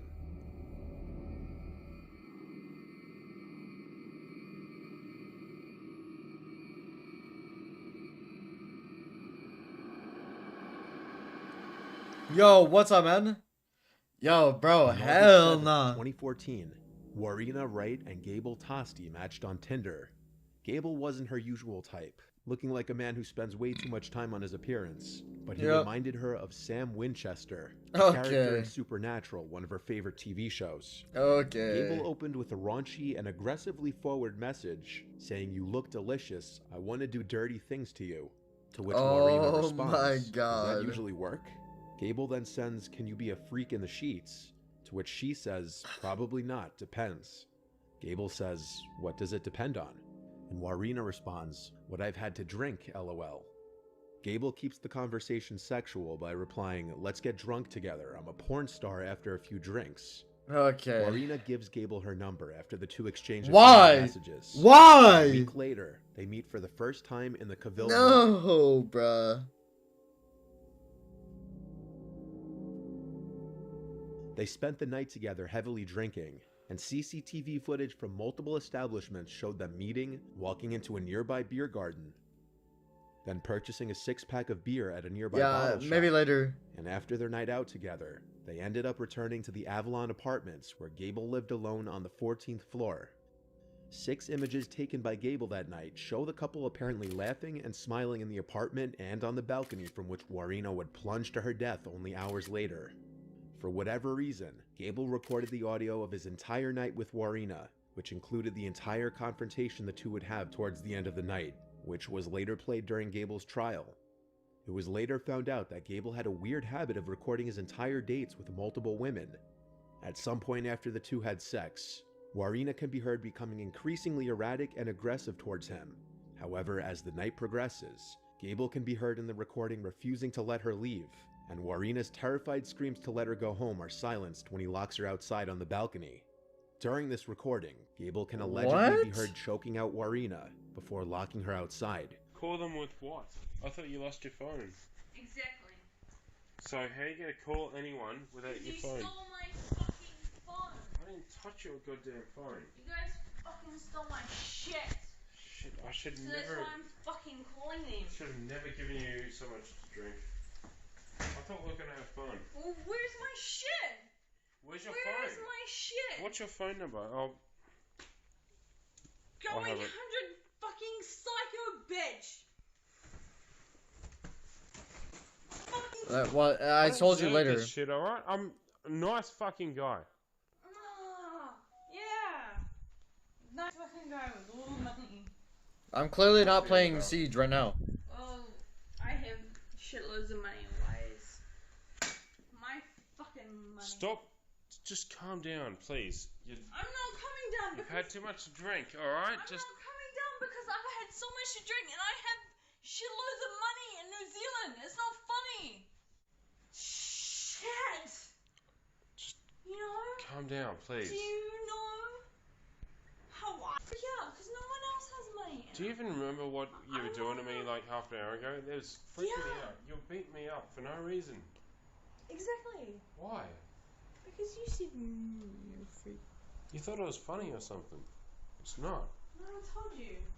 In the audio, he can be heard saying to Warina that she was lucky he didn't throw her off the balcony, along with numerous other threats. Nice girl.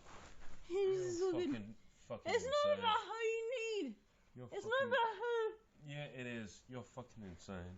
It's not about who you need. It's about who you give a shit now. See, I thought you were kidding, and I've taken enough. This is fucking bullshit. You're lucky I haven't chucked you off my fucking balcony, you goddamn psycho little bitch. Who the fuck do you think I am? Yeah, do your Muay Thai now. What? What? Got something to say? Yo, what? Say it. Say it. Who the fuck do you think you are? No! Hmm? No! No! No! You're trying to kill me, huh? No! Why'd you try to hit me with that? No! Huh?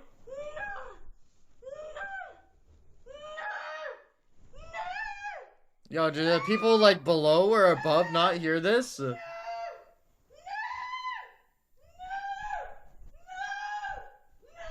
all on recording, you know? It's all being recorded. No.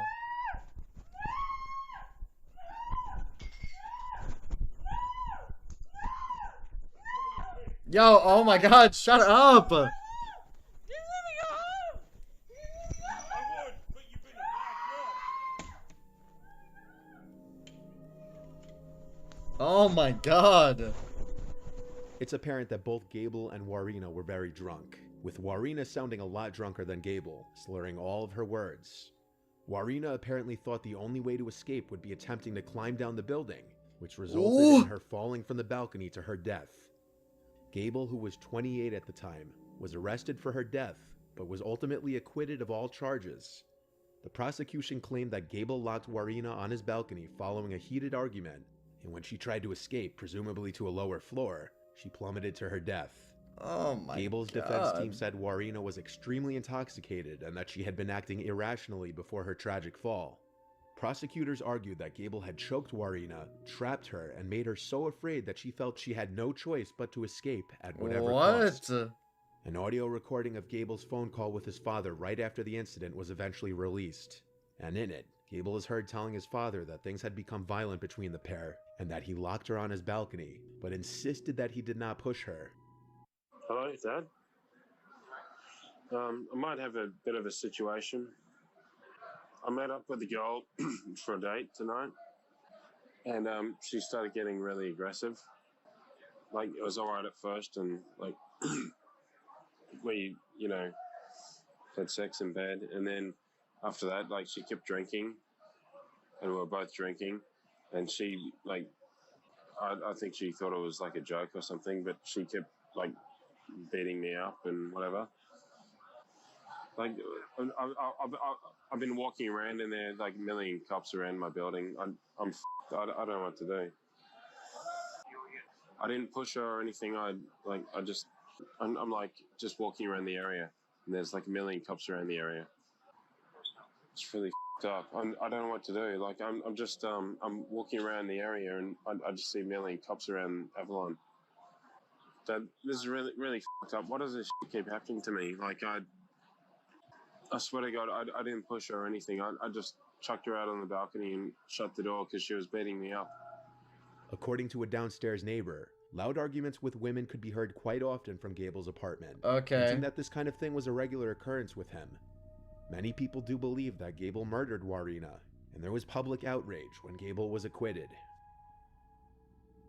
I mean, to be fair, though, like... The process of going It through a didn't look like divorce she is was usually not a pushed. pleasant one, and emotions are often very mixed. For some, a divorce can be a horrible time in one's life, full of grief and sorrow. All this over But Tinder, for others, man. it can be a hopeful time, a fresh start. For 39-year-old Jovi Pillipil, a nurse from Sydney, Australia, her recent divorce with ex-husband Alexander Villaluna was going to be a new beginning. Jovi posted on Facebook, "New Year, New Beginnings," accompanied by a smiling photo of herself. She had since posted on her Facebook of flowers sent by secret admirers and birthday cards and gifts from her 3 children, who called her the best mother there can be, and an independent mother and woman. In March 2016, Jovi was using Tinder to find a date. Jovi is the mother of 4. She grew up in the Philippines and then moved to Auckland, New Zealand to train to be a nurse, and then she and her family would eventually move to Sydney, Australia. While on Tinder, she matched 53-year-old businessman Keith Collins. Keith had 3 children and 4 stepchildren. The two enjoyed chatting and decided to meet for a date. Never On trust March a 30th, Keith. 2016, they went to dinner at a Korean barbecue restaurant. Just as they were finishing up, a man came up and put his arm around Keith. It was Jovi's ex-husband, Alexander. He asked Keith what he was doing with his wife. Keith said they were just having dinner. Then suddenly Alexander grabbed Keith by the neck with his left arm, and he used his right hand to stab him in the abdomen with a hunting knife. Jovi started screaming at him to stop, saying they were just having dinner. After stabbing Keith several times, Alexander turned his attention to his 35-year-old estranged wife. He stabbed her once in the chest and once again in the arm when she tried to defend herself. Keith had fallen to the floor and he was trying to get up. Alexander got on top of him and then using both hands, he punched the knife into his chest. He did this 5 more times. After stabbing Keith 11 times and his ex-wife twice, Alexander calmly walked out of the restaurant. Jovi began to run from the restaurant, and at first Alexander went after her, but he seemed to give up or change his mind and head back to the restaurant, where he sat by Keith's now dead body and waited for the police to arrive. What? He surrendered without putting up a fight to the arresting officer, and he admitted that he attacked Keith because he was having dinner with his ex-wife.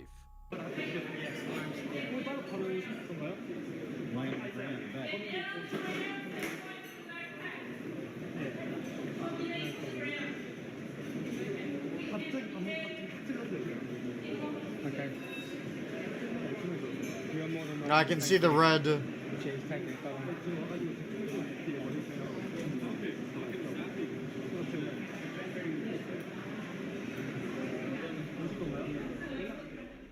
Jovi was taken to the hospital, and while she sustained injuries, she survived the attack.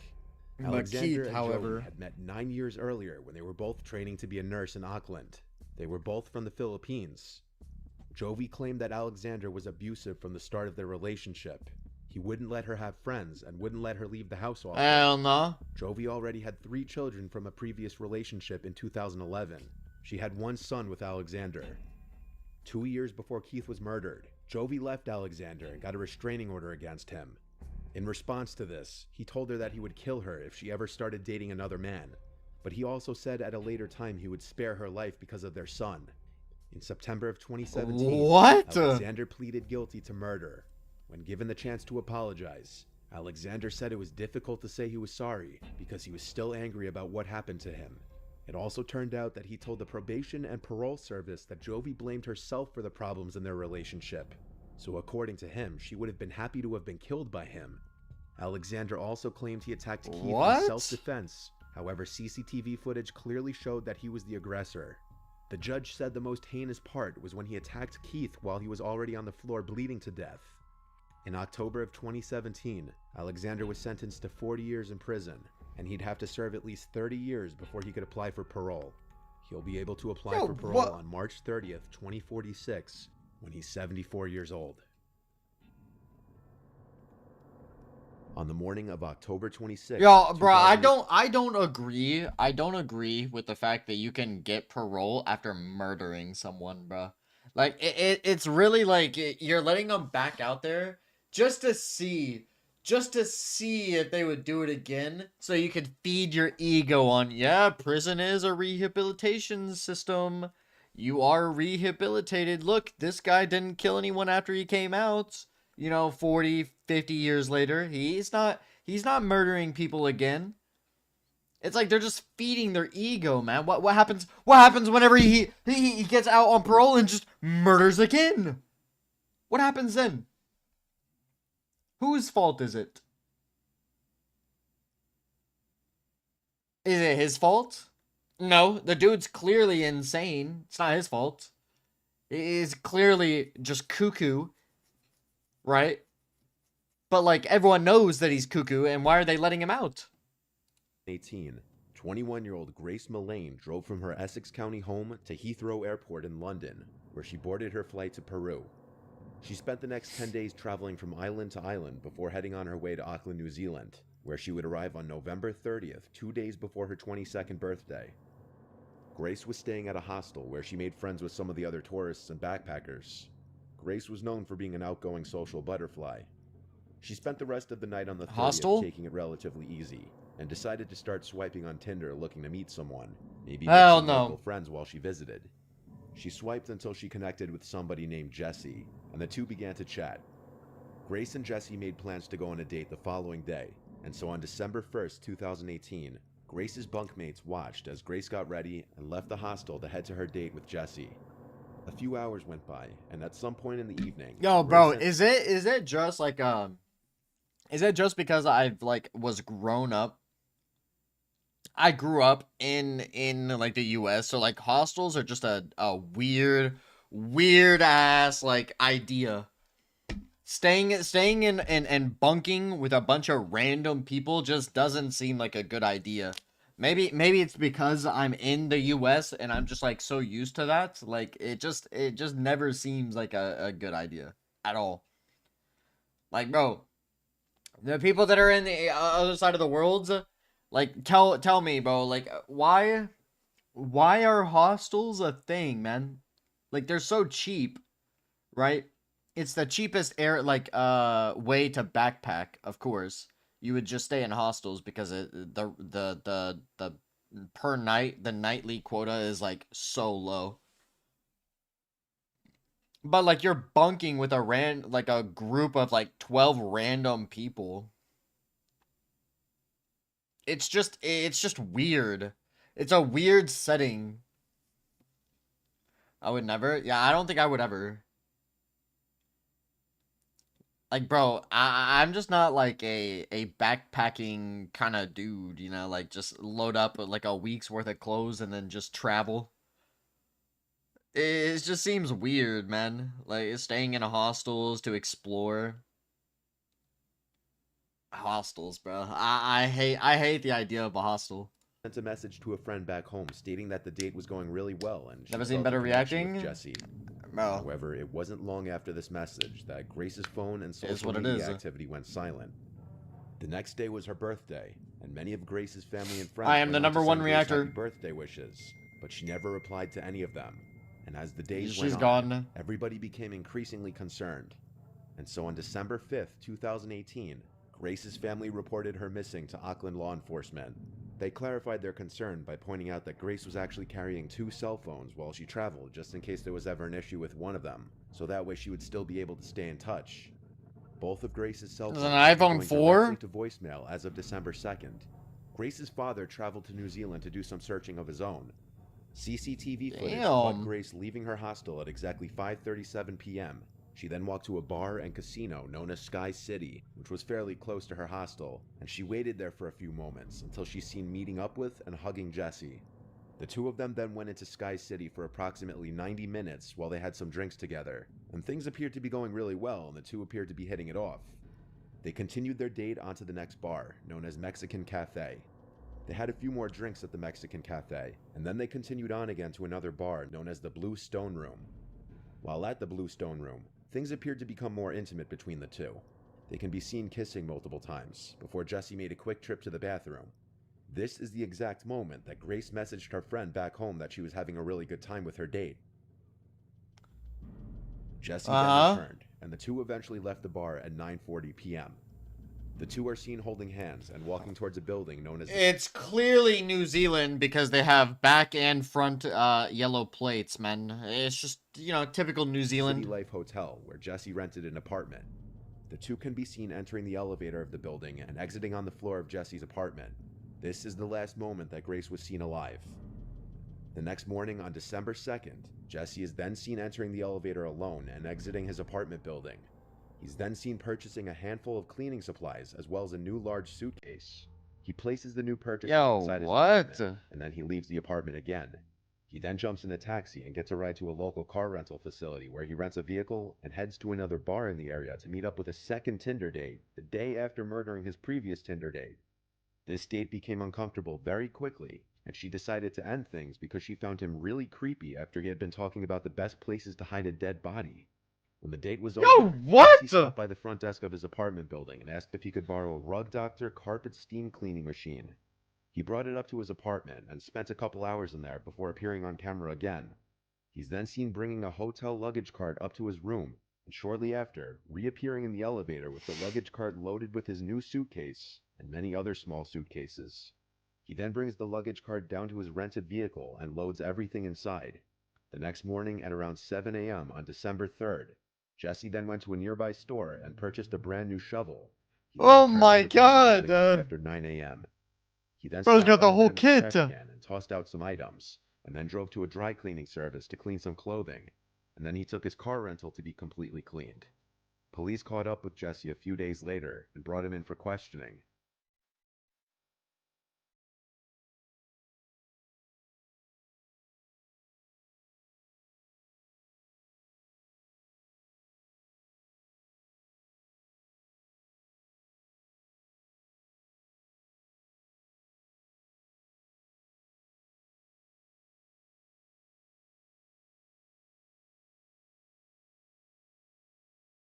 The police believe that Jesse was involved in some way due to the substantial amount of evidence against him. So I was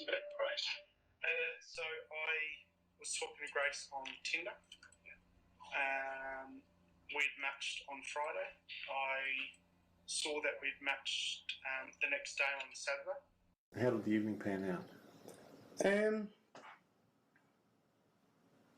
Yeah, pretty good. I didn't initially know that she was real. As Well, Tinder, there's a you lot know. So have you heard of catfish? No. So catfishing is where someone uses your profile, or uses your photos and pretends to be you and then meets, and you're a completely different person. Right. And it's happened to a few people I know in Australia. Happens to a lot of people. And it's all over the TV. So I thought you know, if I meet at Sky City, at least I know that there's lots of people around. So if it is someone that it's not, then I can just walk away.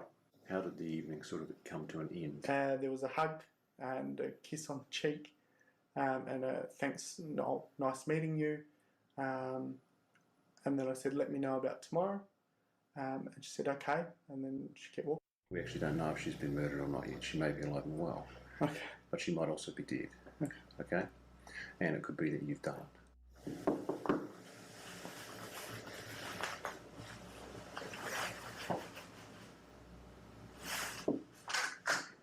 Hey, I just want to ask a question. Am I being arrested for something I didn't do? You haven't been arrested, mate. Oh. Holy. They immediately obtained Yo, a search what? warrant for Jesse's apartment, and they began a forensic examination. Despite Jesse's cleaning attempts, the investigators were able Typical. to discover blood in and around the two edges of his apartment carpet using luminol. Jesse was then interviewed again on December 7th, just 2 days after his initial interview, and this was when his story to police began to change. And drove the car out to Cumu at first. I picked up a shovel from ITM at Cumu. Are they blurring him? I ended up driving towards the Waitaki. We already know what he looks like. I went into the bush. I dug a hole. I went and got the suitcase. And I covered the hole. And then I drove. Where is her possessions? I threw them in the rubbish. Whereabouts? Albert Park rubbish. Right. So what items of her property have been disposed of in Albert Park? Bro, okay, so he matched with her on Tinder. They had a great night. She comes up to his apartment. I'm assuming he tried to do something. She didn't want to do it. And then he murdered her, right? Stuffed her body in a suitcase. Threw some stuff away in a garbage can, like, across the street. And then buried her out in some random forest. Everything. All of her clothing? Everything that was in the room. I was just panicking. Did you inflict any injuries on her that caused her to die? No. Did you kill Grace Mullane? Okay. No. And you're under arrest for the murder of Grace Mullane on or about the 2nd of December. You understand? Jesse was charged and held in police custody, and while behind bars, police found pictures Jesse took of Grace before placing her inside the luggage that he purchased. Google search history and GPS from Jesse's cell phone led investigators to the Waitakere mountain ranges, where they discovered the luggage with Grace's body buried in a hole. Jesse was found guilty Unreal. and sentenced to life in prison with a minimum non-parole period of 17 years. Oh, During this time, only? 2 more victims came forward and accused Jesse of sexually assaulting them after matching with him on Tinder. In October of 2020, Jesse was convicted of 8 more charges related to these offenses. He was sentenced to serve an additional 11 years concurrently to the life sentence that he had already received. Jesse Kempson currently... He only has to be in there for 17 years! Oh my god. Yo, bro, what the hell is wrong with our judicial system? I guess it's New Zealand. This is New Zealand. Oh, bro, there's no way.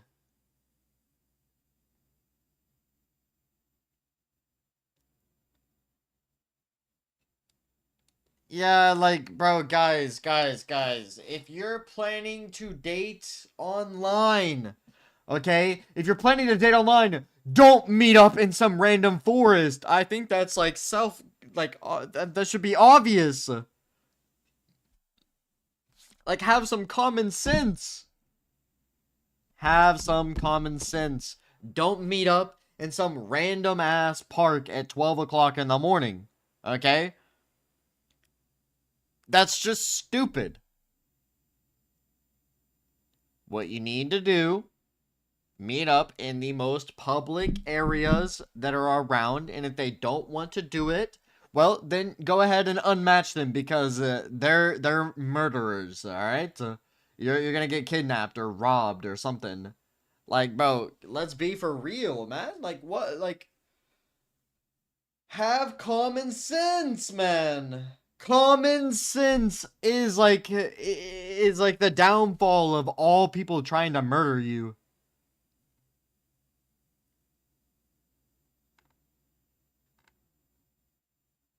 Like, I don't understand.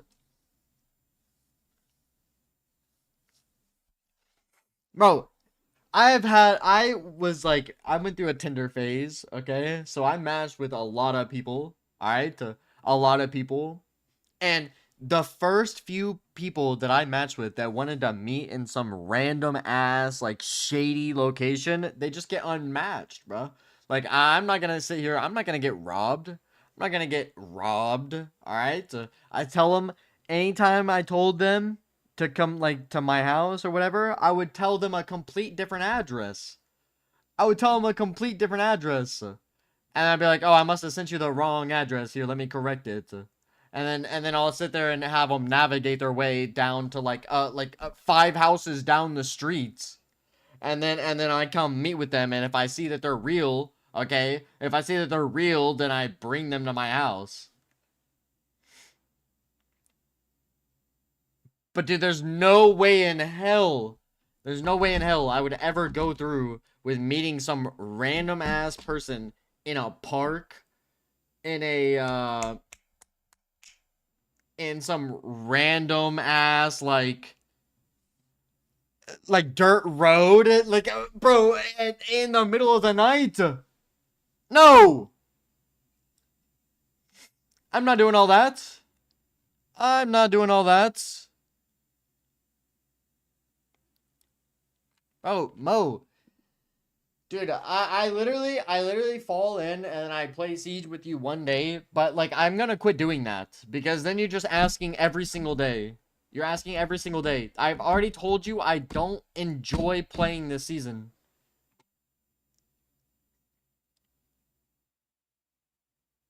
It has not been fun. But I will play later. I'm tired of seeing my views go at an angle like this, and then I load Siege and it goes down, bro. I load Siege at the peak and then it starts declining. I'm tired of it. I'm not gonna play a game that no one wants to watch.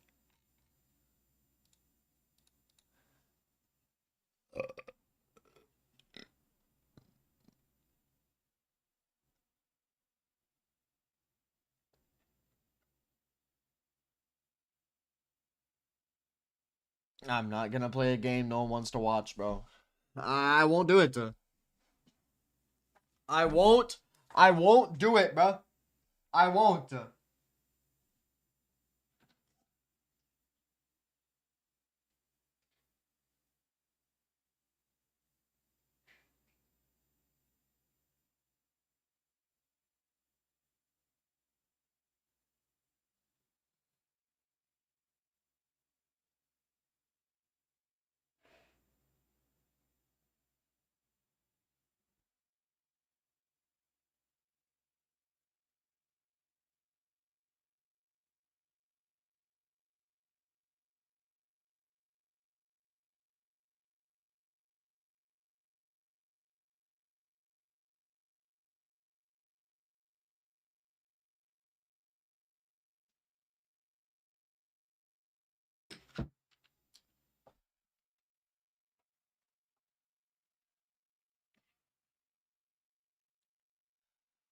Oh, I feel so sick, man.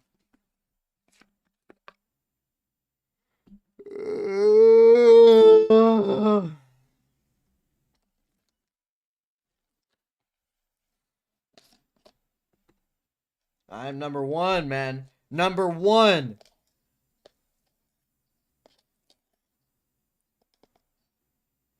Number 1.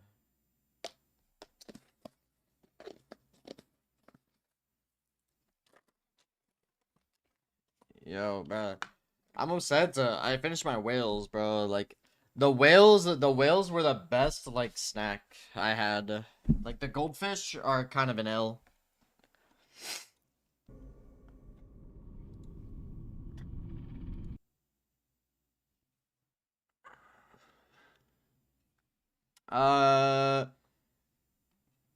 In my dad, because I don't have one. Got me a green apple and peanut butter. That's, I mean, it's fine, yeah.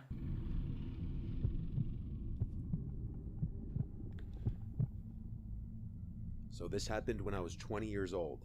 I'm 22 Oh. now, so it's not that long ago.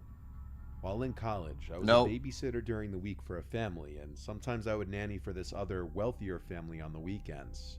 They would go away often on the weekends and leave their 2 kids, so I would stay at the house for the weekend with the kids. They had a whole dedicated guest bedroom just for me, and the family was super nice, so it was honestly great while it lasted. It happened in the fall. The leaves were all falling and it was chilly outside. I had gotten to the house Friday, and Friday night went completely fine. I just played with the 2 kids, who W are moms. nicknamed James and Jessica. James was 7, Jessica was 5. They were both cute and well behaved. Their bedtimes were 7:30 for Both Jessica cute. and 8:30 for James. During the day, I'd play with each of them with their toys. The family had 2 dedicated rooms for their toys. One for Jess, one for Yo, are James. these Reddit stories? Jessica loved her dolls and doll houses. I spent a lot of time playing with her. James loved playing his video games, so I'd watch him play. These kids really had everything, and the house was gorgeous. It was a giant property with a big pond in the middle. It had a separate 3-car garage, and then a pool with a pool house across the pond, which was also a bar and rec room, with a pool table and darts, arcade games, and a giant TV and multiple sofas. This family Is this was guy so well off rich? and over the top that they even had an intercom that connected from the pool house to the Wow. actual house, so that if you press a button on the wall in either place, it would ring and then you could talk through it. The pool house This also guy had lives in a giant $20 window million that overlooked the house. pond and had a view of the house. So after the kids went to bed, I was free to do as I pleased for the night. It was great. I wasn't supposed to have friends over though. That was a rule I respected. I would just FaceTime my friends and watch movies in the pool house. Yo, half the how time. boring. How boring. You're not allowed to have friends over. Well, you have this giant ass rec room. Just play pool all by yourself. Yeah, it sounds so much fun. It was not a bad place to have free time in, I'll tell you that. I started getting hungry, so I walked back across the property to the house, entered the code to let myself in, and went to the kitchen. They had so Why is many the house snacks and foggy? food that I was allowed to help myself to. I grabbed a frozen snack from the freezer and threw it in the microwave. Oh, it makes sense, man. It's not his house. He's like babysitting, bruh. I didn't like the way he called the kids cute though. Like that's kind of cringe. I went But back why is the house all foggy? across the property to the pool house. I And liked someone's hanging out burning in their there more popcorn. because I could be louder on the phone and have the TV as loud as I want without waking the kids. I was on the couch eating, watching the movie White Chicks, while Fatty. texting a bunch of my friends. I was just in the middle of telling my friends how great of a gig this was, when the intercom beeper gave me a heart attack. I went to go press the answer button, and I heard Jessica's voice on the other end, saying she's scared because she keeps hearing noises. Usually she'd sleep through the night, so I'd have to go tuck her back in. I set my Uh-huh. food down and ran back across the yard to the house. I entered through the door with the code lock again and went to Jess's room. She must have ran straight back to her bed after we got off the intercom, because she was already back in her bed all scared. I went to tickle her and tuck her in, just so she wouldn't be scared anymore. And then he hears Freddy Fazbear coming in, sitting in the bed.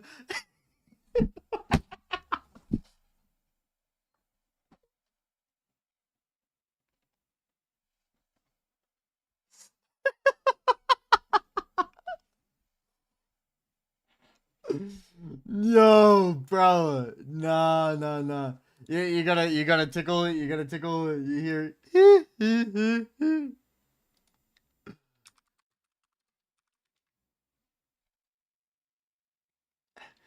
You hear.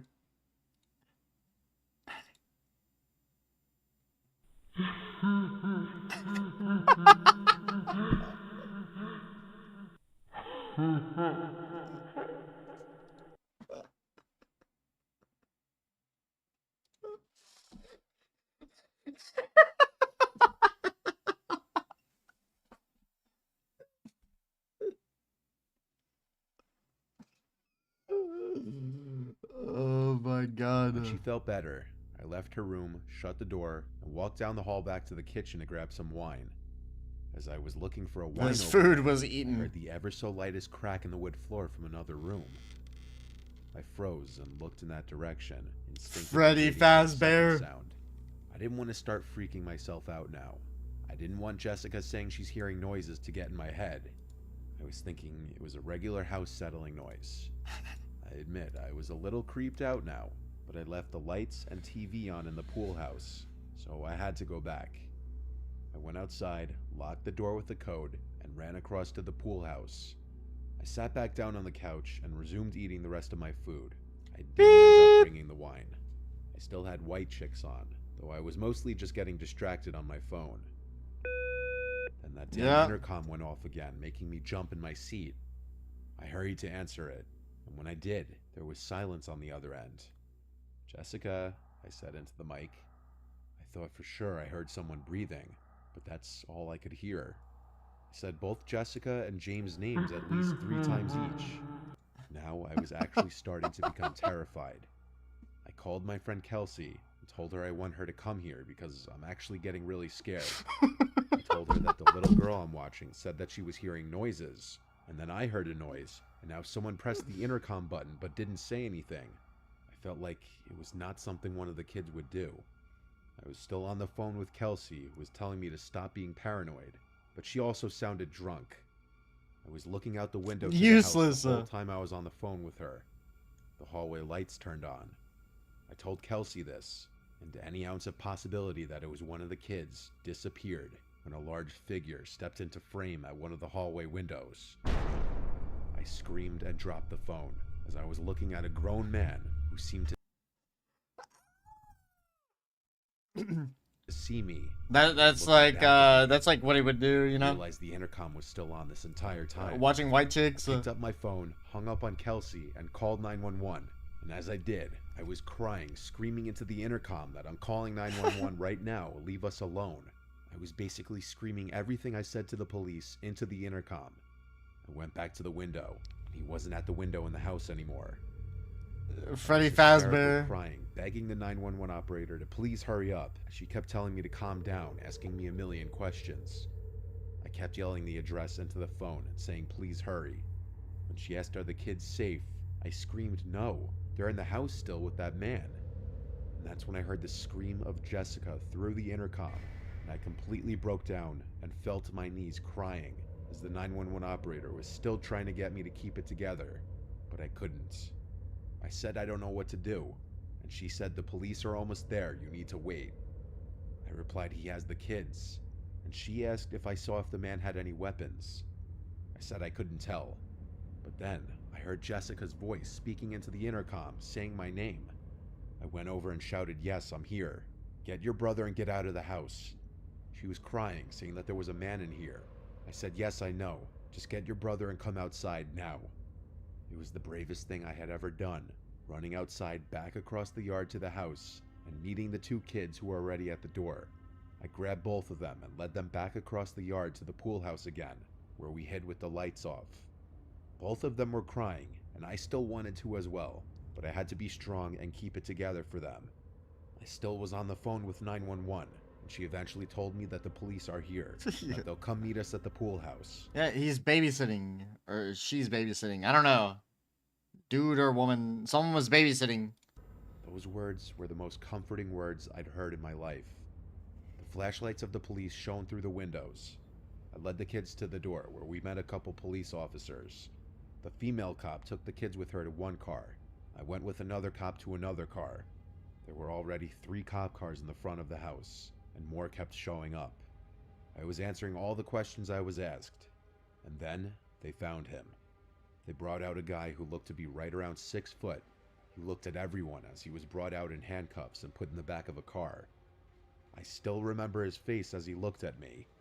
He looked like the product of incest. His face was messed up. Jessica and James' parents were called right away and made aware of You just had to add in that the dude was a Cyclops?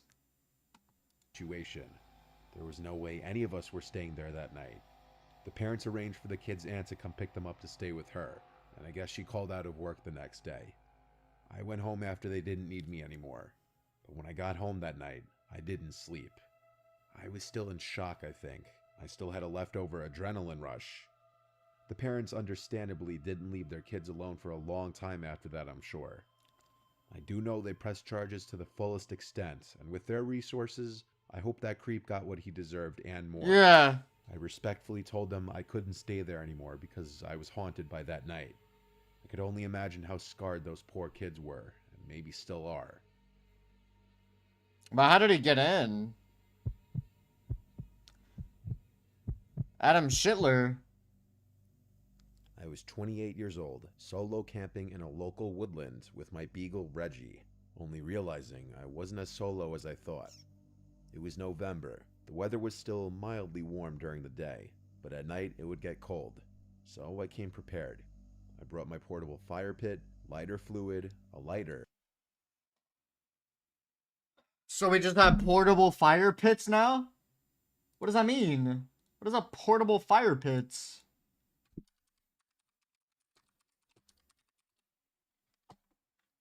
Yo, bro, what kind of glamping is this? L glampers, bro. And an axe for chopping wood. I also, of course, brought a tent, a sleeping bag, and my fishing gear so that I could fish at the lake. I brought enough. You might as well. You might as well just be driving a whole ass RV. You don't know what a glamper is? Glorified camping. It's like they're sitting here with their like queen size Tempur-Pedic bed in their tent and like sitting here laid back. They got the AC blowing on them. You know, like, bro, they're not actually camping. They're just sitting there like they're literally bringing their house to them out in the woods. Those bozos, they don't know what camping is. This dude's a glamper, bro. This dude's a glamper. Glamping, bro. L way to like explore and experience nature. Days we'd be there, but if I yeah, caught some glampers. fish, I would plan to eat it. I hiked from my truck about a mile into the forest until I was near enough to the lake. I set up my campsite in a comfortable little opening, and I brought Red. Yeah, exactly. Exactly. Yo, bro, like go camp somewhere else, man. Go glamp in some other national forest, okay? I'm trying to enjoy my $20 for my tent spots, okay? They don't know the struggle. I'm trying to enjoy my $20 tenting campground, bro. I don't have no portable fire pit. Nah, I gotta go find rocks in the woods to build one. They don't know the pain. They don't know the pain and the struggle of cutting down a tree illegally and trying to escape the marshals just for firewood to be warm through the night. They don't know the struggle, bro. They just crank their heater up to like 80 degrees. Shit. They don't know the struggle, bro.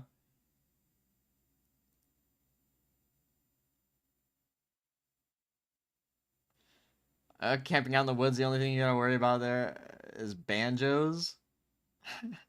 Yo, what? Yo, what?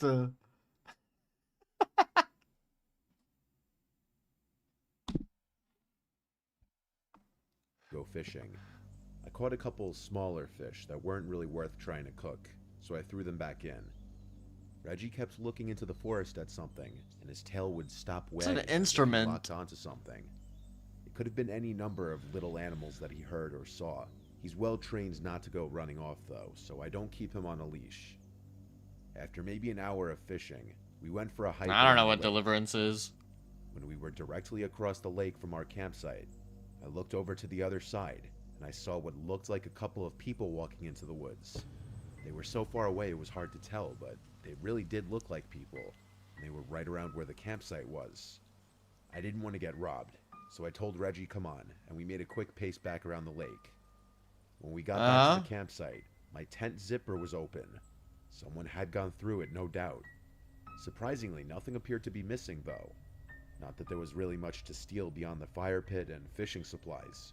Still, I knew I was right when I thought I saw people, and the fact that they had gone through my campsite gave me the creeps. To be safe, I spent the next hour or so moving my campsite to a different spot a little further up the lake. Then I started chopping some wood to get a fire going in the fire pit. Yeah. Once that was going, I fed Reggie, and then heated up some chili for dinner. Then we sat by the fire. Yo, bro, like this is a W night, man. Out in the woods, cutting down a tree to get firewood, sitting here cooking up chili because it's the only canned food that you know can survive the whole night without being in the cold or the heat. Yo, bro, it's just a W night. And I was writing in my journal when Reggie started barking at something in the forest. It was dark now, and I didn't really see anything beyond what the fire lit up. I looked out into the darkness, a little creeped out. On that note, I brought Reggie inside of the tent and went to put out the fire. If there were people out in these woods, I didn't really want to be advertising my location with the fire. I climbed into the sleeping bag, and with my reading light next to me, I was reading my novel. Reggie's ears would repeatedly move as— Yo, buddy, your tent's glowing. Like, anyone's gonna see this. You think putting out your campfire is gonna do anything? He was hearing things that I wasn't hearing. He kept looking around at the tent walls. I kept saying, "What is it, boy?" He started to growl. He heard something out there. It could have maybe been a deer, it could have maybe been a bear, or it could have been a person. I found the idea of a person being out there still, in the dark, to be more terrifying than a bear. Eventually, Reggie calmed down and put his head down. With that, I was uncomfortable and wanted the night to pass, so I turned off my lantern and went to sleep. I woke up hours later to Reggie growling and howling. I told him to be quiet. I listened, and I could hear someone whistling, the kind of whistling you do to a dog to get their attention. Reggie started growling again in response to it. Someone was actually out there at my campsite in the pitch black darkness, and I was scared shitless. The whistling turned to a clicking noise from someone's mouth. Then footsteps started getting closer to the tent. Okay, until they were okay. right outside the tent, and then they stopped. Reggie was going ballistic howling, and I grabbed him and got him to be quiet without saying anything. Without the crackling of the fire, there was total silence apart from the wind. Reggie started growling again, looking in the direction of the zipper of the tent. Silence, until finally, another whistle from right outside the tent door. Reggie went ballistic again. I tried to fake a really deep, commanding voice and yelled, "You better get out of here, I have a gun." But my voice just came out shaky and scared sounding. Oh The my. footsteps walked away from the Okay. tent at a slow, heavy pace until they faded away completely. That, or they simply stopped in their tracks not far from the tent, because Reggie kept growling on and off for like an hour after that. I couldn't sleep after that, but I was too terrified to leave the tent and pack up everything in the dark. My phone had no service in the middle of the forest, so it's not like I could even call a family member or friend to tell them about what's going on. And then, out in the distance, there was a woman's scream that probably echoed for miles. It sounded like a woman literally screaming for her life. This was the final straw. I grabbed Reggie, put on my boots, grabbed my flashlight, and ran. I ran the way I came all the way until I got to my truck. I still had no cell reception. I slept in my truck. Yeah, W glamp scare, bro. Yeah, that's what you guys get for glamping. That's what you guys get for glamping. What, you didn't have enough time to set up your security cameras out in the woods? Your little night vision cameras? You didn't have enough time? Oh, I'm so sorry. So sorry you didn't have time. God, bruh. I went back into the woods with Reggie back to the campsite. I collected all my things and disassembled my tent. I didn't even pay attention to if my things were gone through again. I was just in a rush to get out of there. Half an hour later, I had the truck loaded up and I was out of there. As soon as I had reception, I called this non-emergency police number that I found online to report a woman's scream and suspicious people around my campsite the night before. Yeah, send it to I don't me. know what became of any of that, and I don't know what was going on in those woods. but I never returned to go camping there again.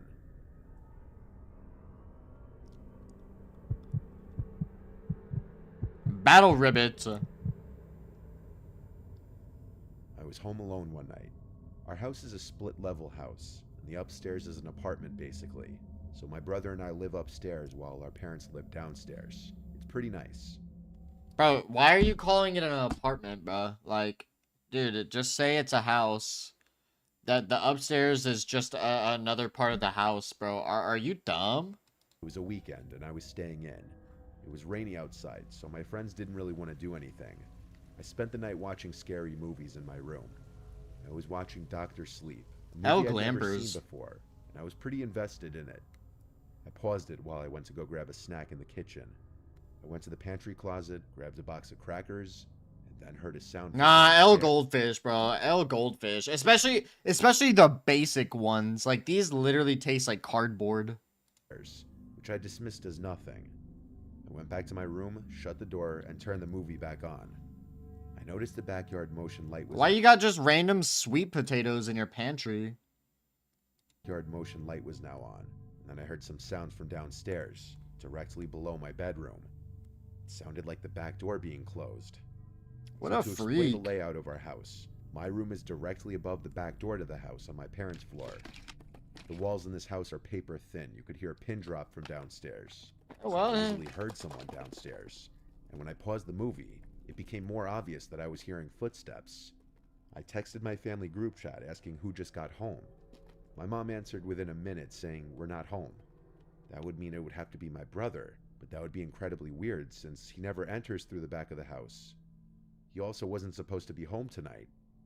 I said in our group chat, I hear someone downstairs. Alex, is that you? He didn't reply. I heard the footsteps crossing the house towards the fronts until they were out of earshot.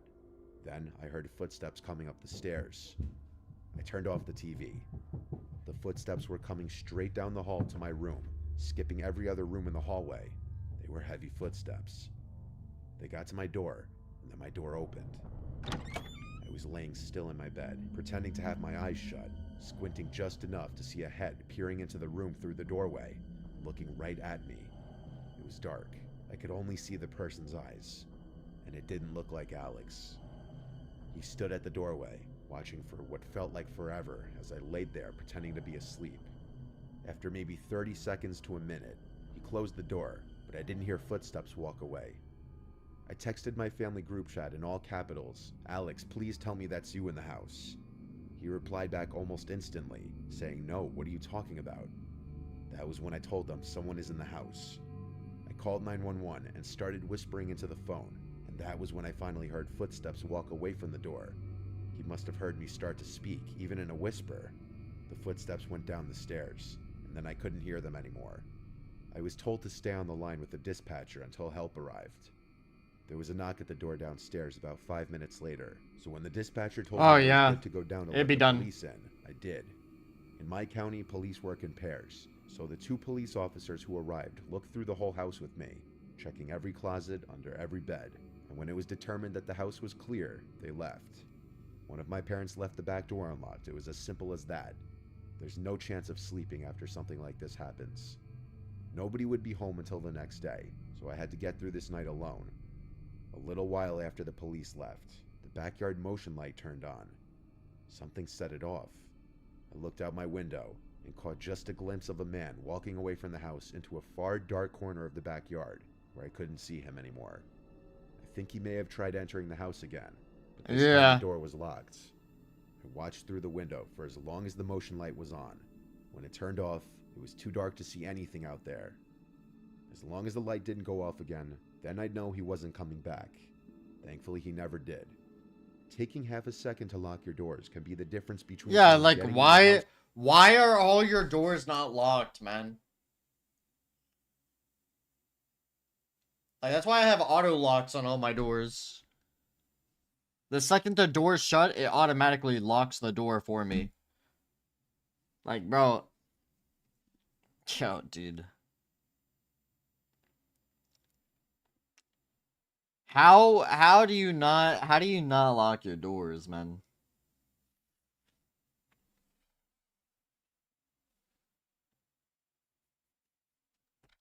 That's crazy.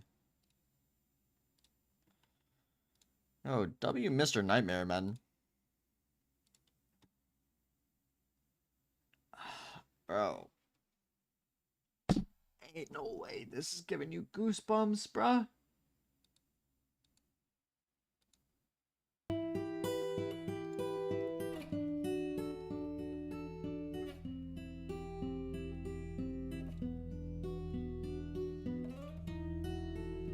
Yeah, both areas of my house you need thumbprints and a like 5 to 9 digit code. You have to put like a sequence of numbers before and then immediately after you insert the code.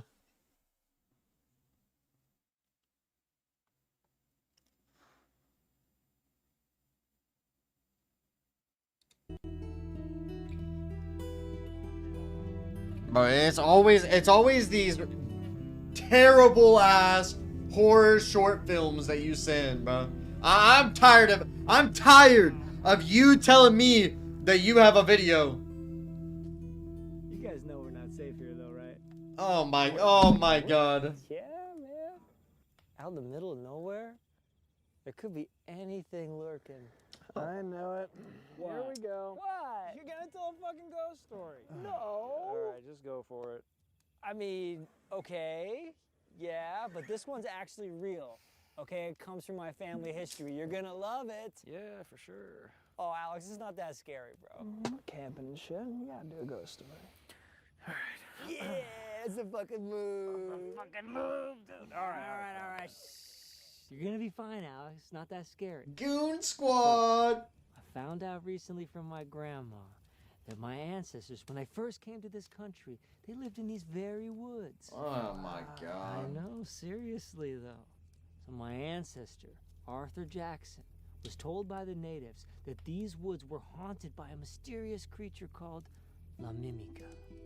They say this creature looked like a human, but was large, standing 8 feet tall, lanky, hairless, with jet black eyes like a demon.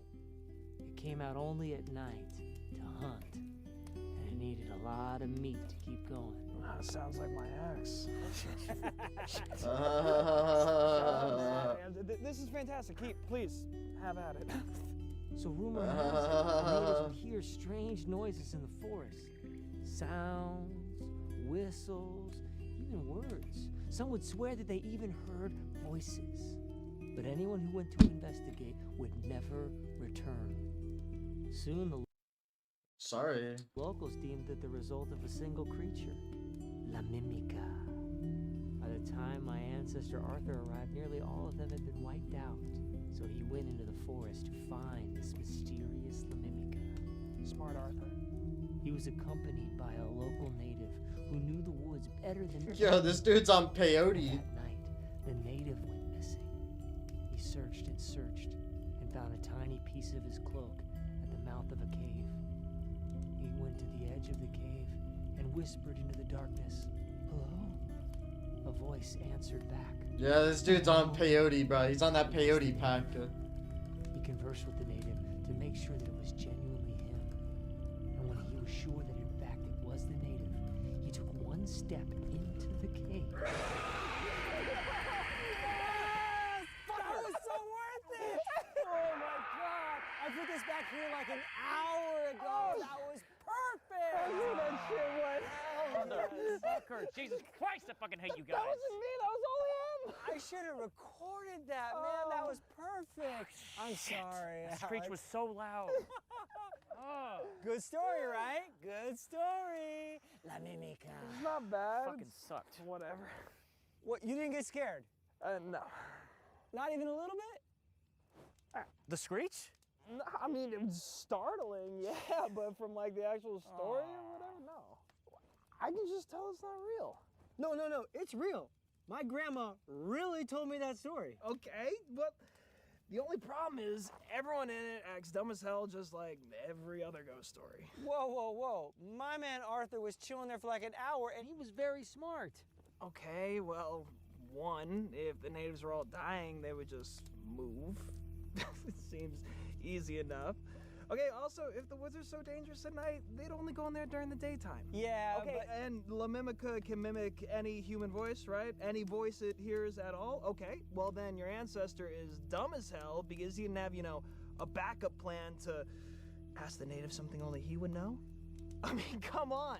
If real people were hunting something that's known to imitate humans, you'd think they'd be able to tell it apart from other stuff. Oh, you say that now. It's easy to be logical here and in the moment. But when you're in a stressful situation, it's impossible to be fully prepared. I'd still be more prepared than your fucking ancestor. Hey, my man Arthur was a homie.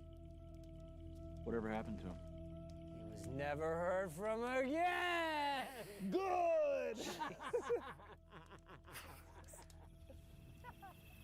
I share genetics with that guy.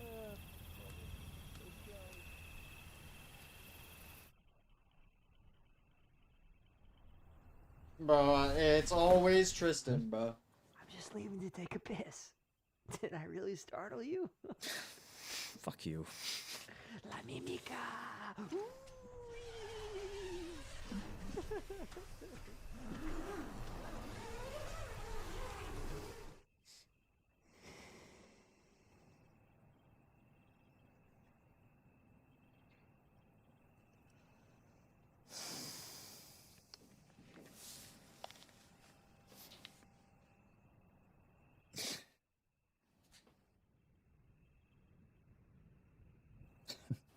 A random cat?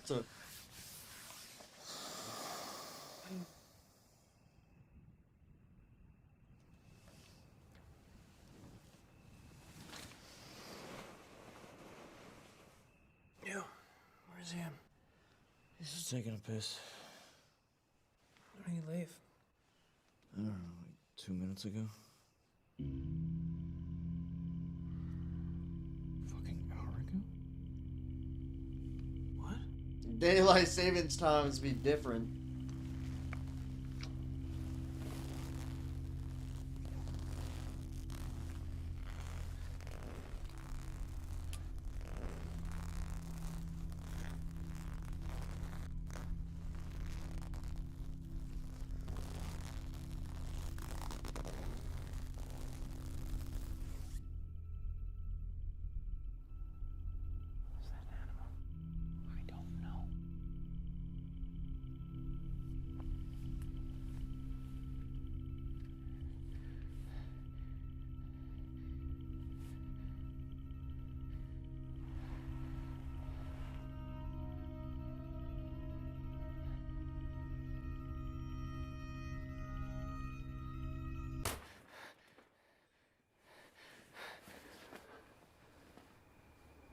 I think it's Ian.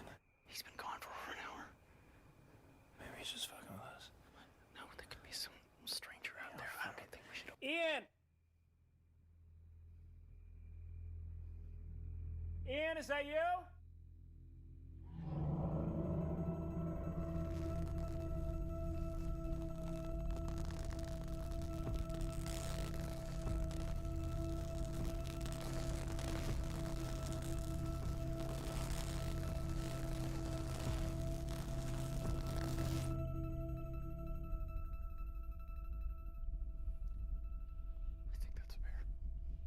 A bear? Bears don't sound like that. I think it's Ian. How is he making that sound? Ian! Quit fucking around! You got us! Oh, fuck off! He's got a speaker. Oh, you fucking bitch, dude! That was good, right? Oh, fuck off! You guys gonna let me in? No, don't open the tent. Why not? That checking was impossible. How could one? I don't trust them. That's actually Ian. It's fucking freezing out here. Let me Mimica in. needed to trick it. It's prey into thinking it was fucking real, Alex. Okay? Look, I get this shit affects you. Okay, well then why won't he just open the tent himself? Yo, Matt, you left this out here. The fuck? I forget that.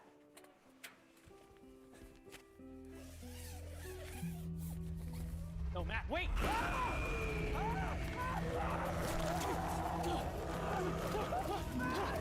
Yo, bro.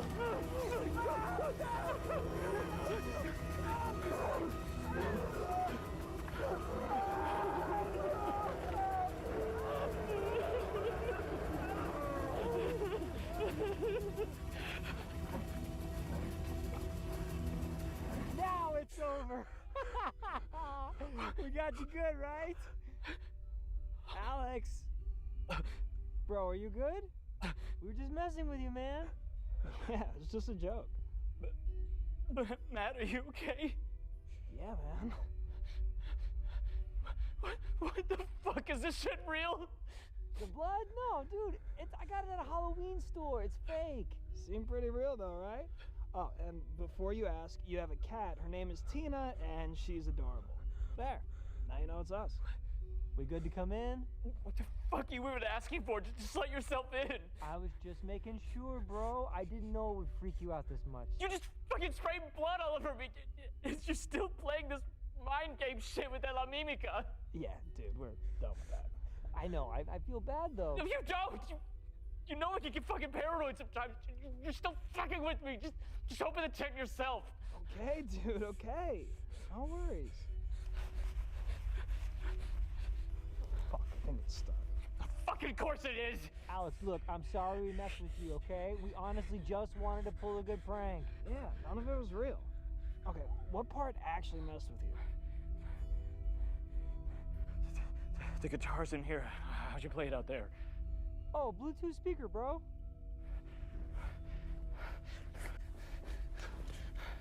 Also, how I did the growling.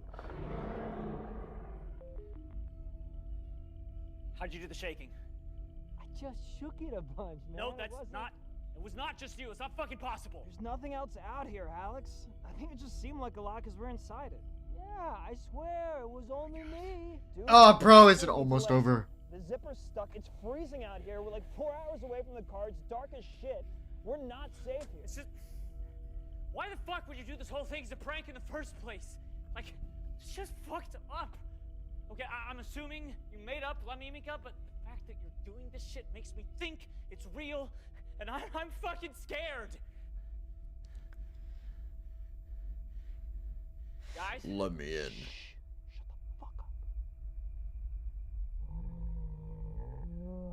Holy shit. That was for sure a bear. Dude, what the fuck? I'm sorry, Matt.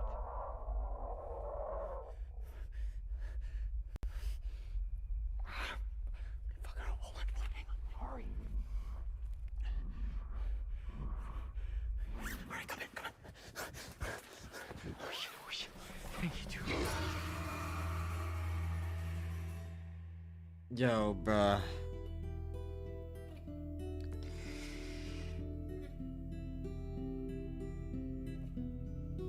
Oh my god.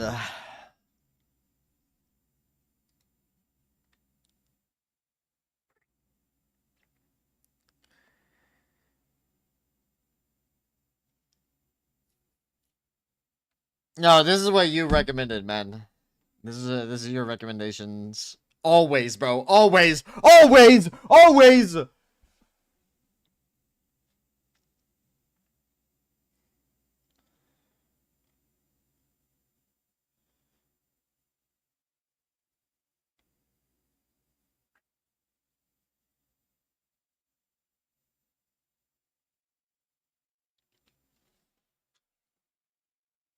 Always, bruh. Stage when I was 10 to 13, so I was scared. Now look back, see it's cringe. Yeah. Cringe and corny, bruh. Corny.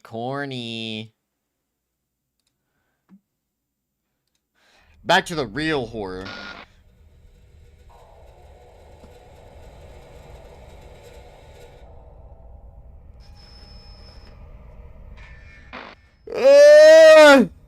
When I was 21 years old, I would be home alone at my parents' house a lot. We lived on a little pond which was directly in our backyard. On the other side of the pond was a little town park. Our neighbors were a bit spaced out. It was a pretty upscale, expensive block compared to the rest. Another rich ass. The properties were big. I'm fully moved out now, but this was back when I was in college. My parents make a lot of money, and we have multiple homes, so often I was home alone. Oh, you know, I'm just hanging out in my 23rd house over on the lake, you know, it's just, yeah, you know. It was a random night in the summertime. I was off from school, so I can't remember if it was Yo, who that moaning in my ear? multiple homes, so often I was home alone. It was a random night in the summertime. I was off from school, so I can't remember if it was the weekend or a weekday, but odds are since I was home, it was a random weekday. I was in the back sunroom watching a show. That was my favorite room in the house in the summer because it was the most cozy and had the best breeze with all the windows open. I was right on the corner of the couch closest to the corner window when I heard splashing from outside, like in the pond. It could have been a goose or duck. Sometimes they'd fight in the water and make a bunch of splashing sounds, so at first I ignored it, but as it persisted, I decided to lower the volume on the TV and listen. I put my ear up to the window even, and I heard consistent splashing sounds, way too heavy to be from a duck or goose. It sounded like they were splashes from a person. Are you shaming the goose I for opened the being door of big? the sunroom and stepped outside to the deck. I looked out to the pitch darkness of the backyard. I now heard a man's humming along with the splashes. Bro's just wanting to take a Someone was bath, definitely man. swimming in the water. They were trespassing. Each house on the pond owned a specific chunk of the pond. I stepped inside for a second to flick on the lights to the backyard deck. As I did this, just a bit of the pond was exposed, and the splashes and humming stopped. Whoever it was clearly saw me. I wondered if it was one of the neighbors going for a swim or something, which also just seemed weird because no one really swam in the pond ever. But honestly, whether it was or wasn't a neighbor... Yeah, what I a wasn't freak. gonna Skinny confront whoever it dipping was. in a lake, I bruh? stepped back inside and turned off the light. Yo, skinny dipping in a lake? Oh, hell nah. You're gonna, like... Your worm, bro, is gonna be gar bait. Your worm is gonna be gar bait, bro. Of course, locking the door as well. I texted my brother, who was away at college, about it. He didn't answer right away. I was trying not to creep myself out over it, but watching TV after this was kind of hard. I couldn't focus on the show. Leeches? What do you think this I is, looked the out the Amazon window, River? and all I could see outside was darkness. I still had the TV on in the background, not realizing how revealing the light from the TV would be outside. And then, I thought I heard something on the deck. I hurried to find the remote and turn off the TV, and as the room went black and silent, it took me a few seconds to adjust, and realize that there was the sound of someone's heavy breathing right outside one of the many windows in the room. How the hell do you hear that? What?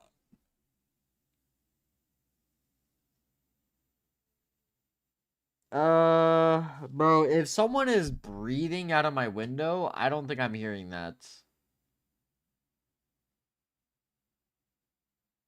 Oh, there's no way, right? Unless he's like...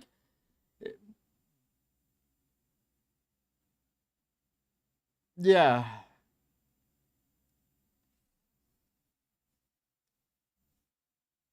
Yeah, that's why you don't come down here at night, bro. But again, bro, the only way you're hearing someone breathing outside is if they've got like a leg cut out and they're like panting, bro. They're panting like a dog that hasn't seen water in 2 days, bro. I instantly laid down flat on the couch to try and hide myself, and after a short moment of silence, a deep voice what from is it, outside the window said, "I see you." My heart dropped into my stomach. I couldn't decide in the moment whether to speak or keep hiding, so I just blurted out, "Paul, is that you?" Paul was the name of one of our neighbors. I said this, clinging on to the hope that maybe it was him. Yeah, and it's he was just messing Paul. with me. But the man outside didn't respond to this. I just heard footsteps walking away. As the barefoot-sounding footsteps faded to silence, I still laid flat on the couch, too afraid to move. I laid for a few minutes, before the thought to go check that all the doors were locked came to mind. I exploded off the couch and ran straight for the front door. It was locked, as was the side entrance door. After a little while longer, What about the I texted windows? the entire family about what was going on. My dad told me to turn the backyard lights on and check if anyone was still out there. He basically told me to be the man of the house and protect it. So I listened and checked the back deck through the window. It was Bro, clear. you own 60 houses and you don't have a gun in the one house on the lake? that probably is like outside a county line, so you can have a gun and shoot it whenever you want. In the one house, you don't have a gun. Let's be for real, okay? Let's be grown-ups here. I brought a big knife. Go get the inside with gun. me onto the deck, and A knife! A knife! But I could tell that they were barefoot footprints. I followed the trail of footprints around to the side part of the deck, and what I saw was nightmare fuel. The top part of someone's head, namely their eyes and forehead, was peering just over the edge of the deck from the ground below, looking at me as if he heard me coming and was waiting. As we made eye contact, he turned away, and by now I was ready to call 911. I did so before even telling my parents. I locked myself inside, waiting for them, and when they came, I felt instantly better. They asked if our family had any enemies or people who don't like us, or if we have any problem neighbors. Questions like this. They did do a quick sweep of the property and then left. Yeah, buy a gun. Buy a gun. Yeah, like, bro, I'd have to, like, change my diaper, bro. I like, come around the corner after, like, doing a little jackal track, looking down, staring at, like, bare footsteps, and I look up to just see this dude just holding onto the bars, just staring at me, waiting for me to pull up, bro. Like, what? Nah. It'd be a diaper change.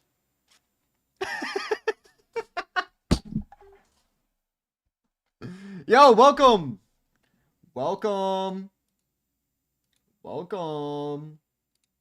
Decided to shut every window that night and run the air conditioning just for added safety.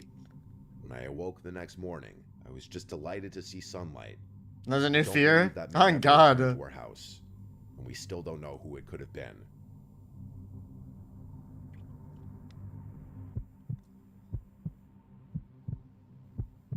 Apollo. I have a dog who I take for a walk 3 times a day. First in the morning, then in the afternoon, and finally at night. Yo, W dog. I take him on the same route every time, which is through our driveway exit, which leads to a cul-de-sac parking lot for the condominium complex we live in. This will make sense as to why I'm telling you. Bro, that's like a cartoon story, bro. Like you're looking at tracks, you're tracking, and then all of a sudden you see him stop, you look up, and he's just right there, bro. That's like only in cartoons. On the night walk, I always go somewhat late. I'm not sure why, but it's been a habit ever since I've had him, and it's never been a problem for us. Until one night, I begin our final walk of the day and go our usual route. I have a flashlight with me as there are no lights at the parking lot, and I'm listening to music with only one AirPod as I feel it would be for the best just in case I heard something unusual. And I did. Bro, Freddy Fazbear's in the woods. I was hearing something.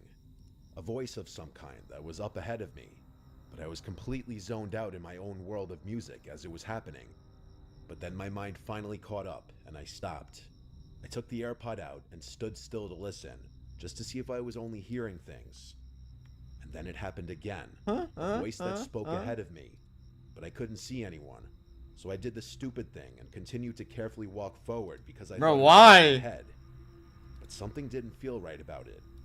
I stopped again after a few feet, right next to where all of the cars were parked, and I had my flashlight pointed everywhere in front of me.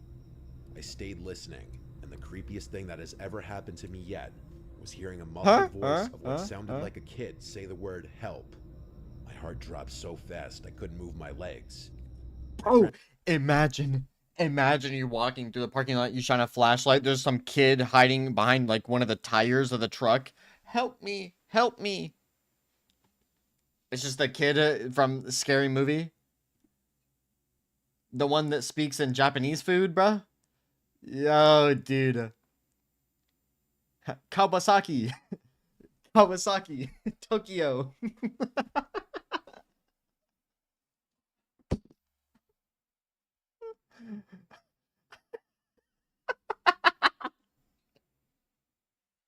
Kawasaki, Tokyo, Tamaha, Hyundai.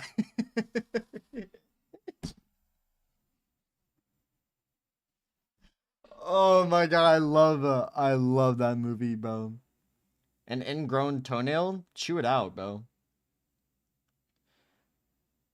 I I want to hear him say it again. I can't show it because it's from a movie. L YouTube. L YouTube.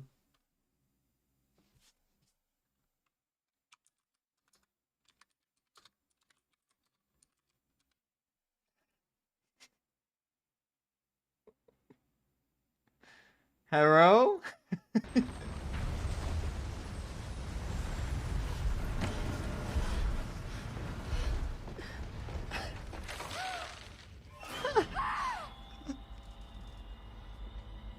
It's not the same unless I show it. So L copyright. L copyright. It's not the same unless I show it, bro. Hello? Hello? Haro? Hibachi Benihana Teriyaki. Nagasaki, Okinawa, Hokkaido, Yokohama. Karate Judo Sumo Samurai. Nissan, Honda, Mitsubishi, Subaru. Harikari Tsunami, Kamikaze Banzai. Yamaha, Nikon, Casio, Aiwa. Minolta, Hitachi, Seiko, Toshiba. Buddha, Shiitake Kimono. Tempura, Sushi, Sashimi. Sashimi. Fujitsu.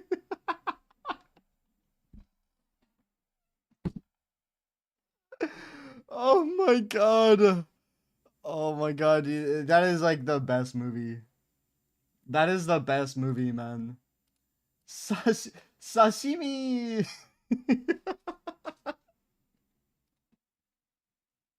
Frantically pointed my flashlight everywhere to see where it was coming from. Oh I man. was sure it was coming from the cars, but I was completely thrown off by this.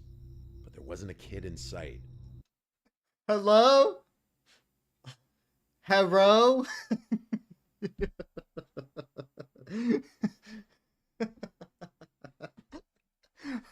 Osaka, Osaka, Hokkaido. Sushi, sashimi.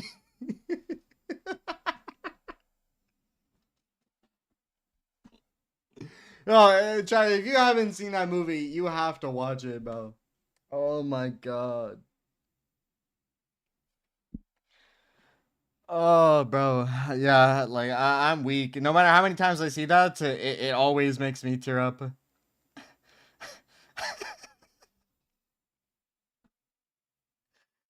It always has me weak, no matter how many times I watch it. Or anyone nearby.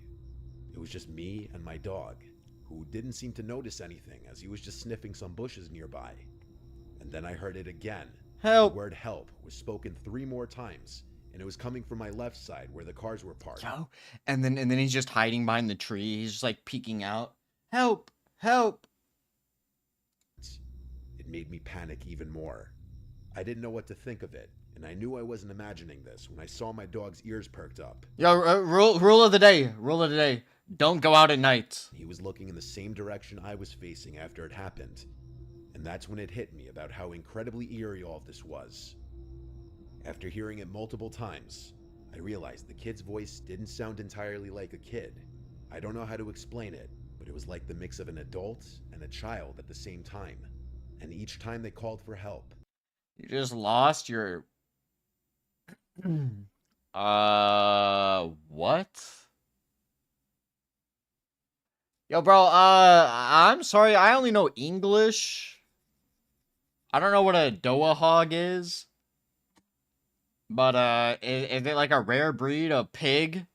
Why, if so, why do you have a pet pig, bro? You got a little hog rider in your house, bro? Why? Not only was the voice always muffled, but it was spoken in a more generic statement as opposed to a cry for actual help every time. And I mean that literally. There was absolutely no change in the tone, inflection, sound, or anything of sorts. My dog and I ran straight home afterwards, and I tried to explain to my mom what happened. She was puzzled herself about what it could have been, and I suggested we call the cops on the off chance that there was actually someone in need of help. Oh, easily the US, by the way. You could just tell. These signposts, the thick concrete cylindrical poles, The trees are definitely American. And if I'm gonna be straight up, I think this is an actual street in Michigan. An actual street in Michigan, because we have the pole, the street lights that are on wires. That's just a Michigan thing. But she didn't think it was necessary. So many questions were conjuring up in my head. Why was the voice muffled? Was there someone in the car that I couldn't see? Or was it something darker waiting for me to move closer? I don't like to think too much about Yo, it's the parking lot goblin, bro. They wait underneath cars, and whenever you walk like past a car, they reach out and just snatch your ankles, man. It's the little parking lot goblins. Whatever it was, it still makes me feel extremely disturbed to this day. This picture is where I had stopped and taken my AirPods out to listen, and I heard it up ahead on the left. This is where I had gotten closer and heard it on my left side. I'm aware that there's a condo complex on the right side, which some may think the noise was coming from, but it was in this direction facing the cars where my dog and I heard it, and you could see from this point of view, Five Nights at nothing to Diddy's. really indicate a noise coming from somewhere else. Also, at the time this happened, Is that an cars actual were game? parked were Yeah, if that's an actual game, I'll play it. It's gotta be like an itch.io game. Diddy.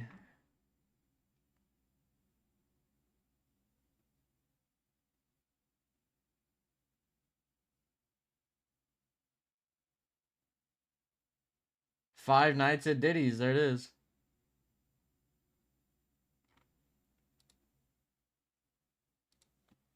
This is an actual game.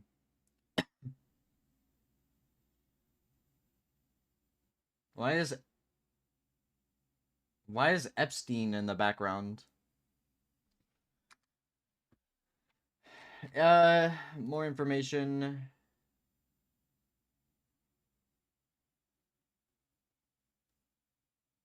Yeah, is this like friendly? I have to like actually see how it plays.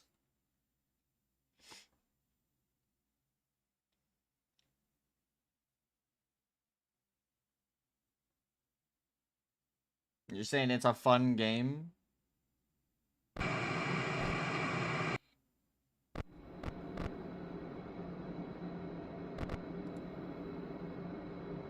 Dear LeBron, you have been given a special VIP invite to Sir Sean Diddy Combs' amazing party. The party will last 5 nights. Be ready for a week of fun. Your best mate, Jay-Z. I have to see if it's like TOS friendly. I mean,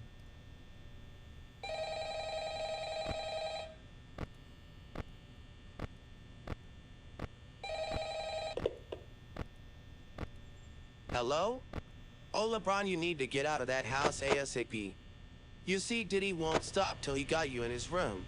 And if he catches you at his office, well, things ain't looking too bright for you.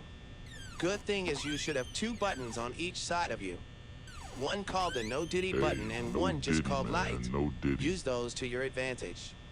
Well, anyways, good luck. I'll try to get someone else to call tomorrow night.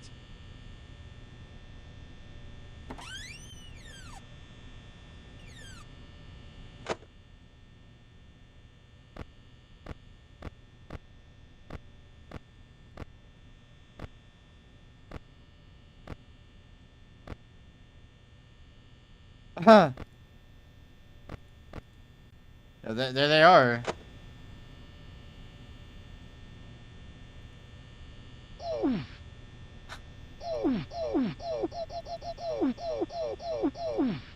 Hey, no Diddy, man, no Diddy.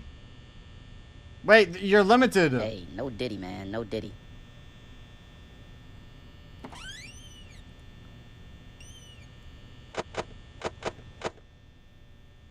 Yeah, they're both still there. What do I do?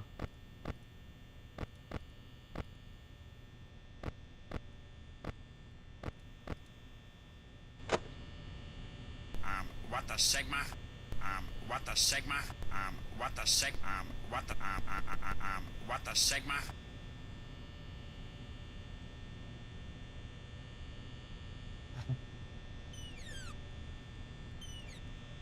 What do I do?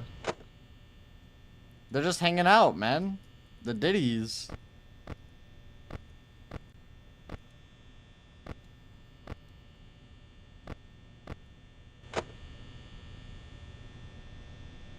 Diddy power?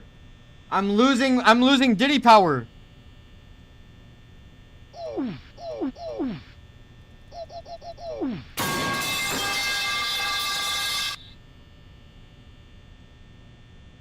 Oh my god.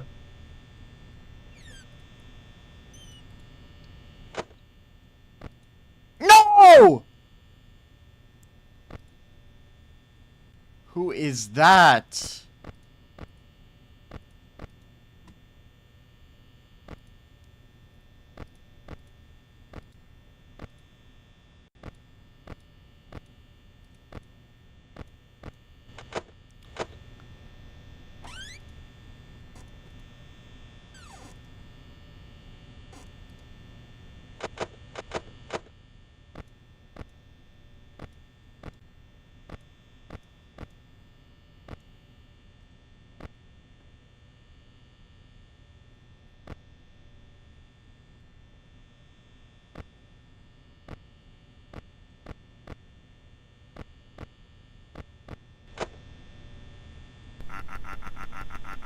What the Sigma?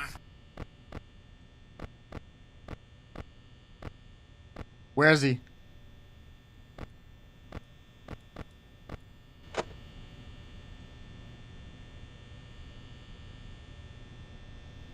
He's not gonna get my cheeks. Oh, why did I click it? Why did I click it? Why did I click it? Why did I click it?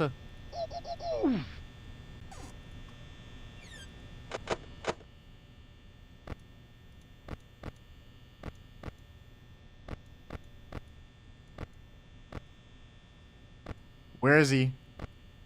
Where is he? Where? There he is, okay.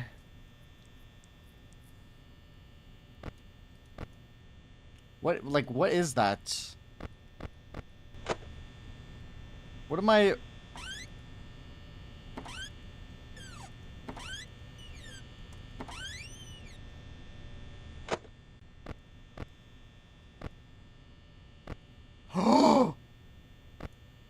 No, no, no, no. Hey, no Diddy, man, no Diddy.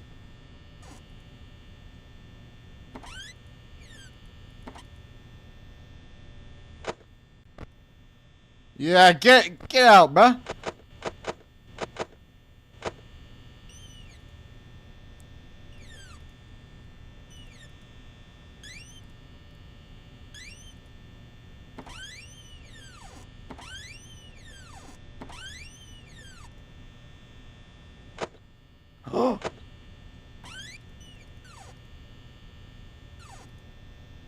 What do I do?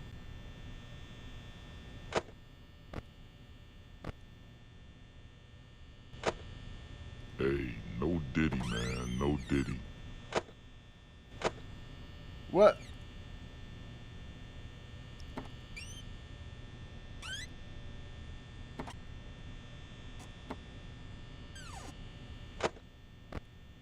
Okay. What, like... Yo?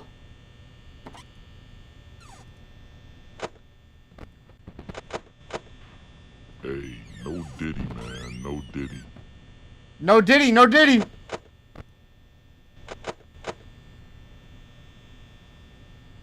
No Diddy!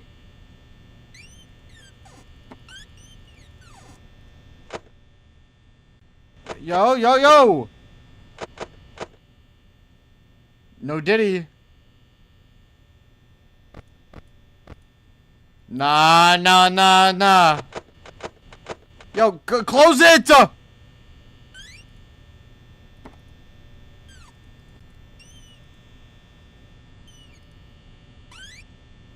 I don't know how to play. Hey, no Diddy, man, no Diddy.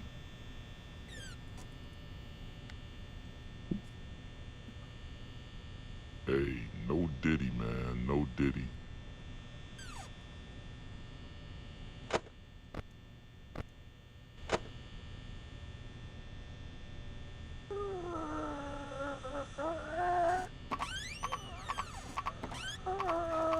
I can't click it. Hey, no Diddy, man, no Diddy. I can't click it. Hey, no Diddy, man, no Diddy.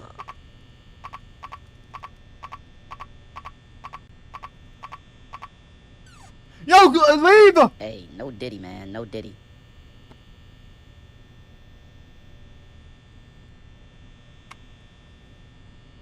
What am I supposed to do? Hey, no Diddy, man, no Diddy.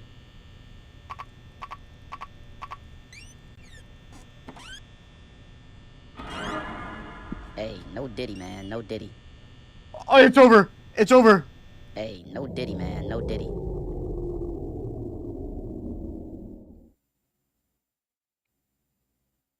Alright, I'm lost. What is this?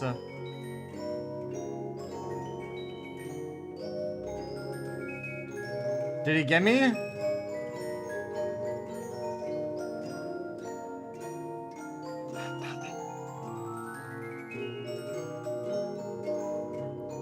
Oh, did he?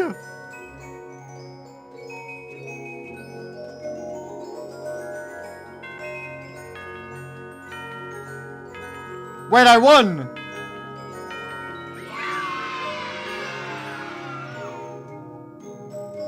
Yo, I didn't get diddled! I didn't get diddled! I don't know how I did it, but I managed to make it through the night. Yo, look at him just like calm and collective in here.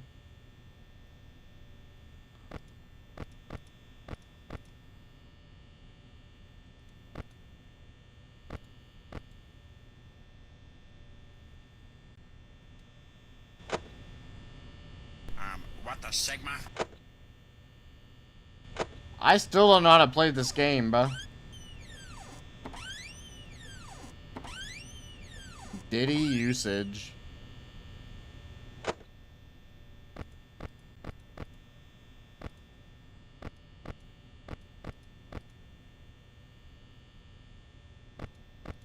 Good night, man. Good night, man. Am I playing the game correctly? I was just spamming the no Diddy button at the end.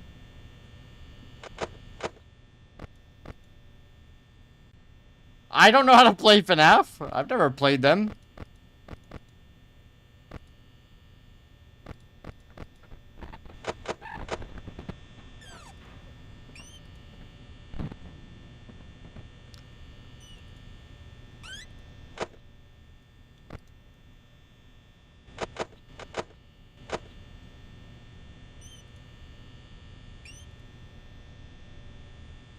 I don't know. I don't know. Where's the other one? He's moving on to bigger and better things, apparently. No! It's too early! Yo, just close it!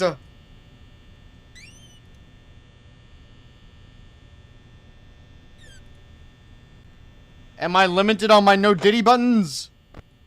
Oh my god.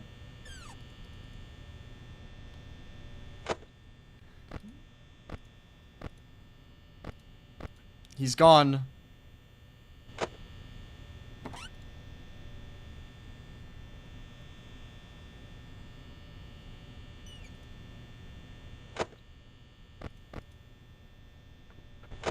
Okay.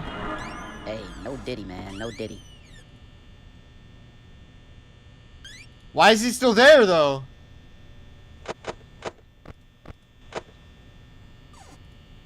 Okay, he's gone.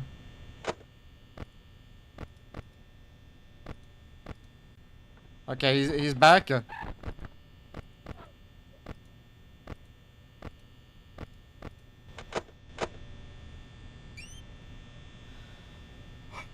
Okay, alright, let's lock in, lock in. No diddle, I'm not getting diddled tonight.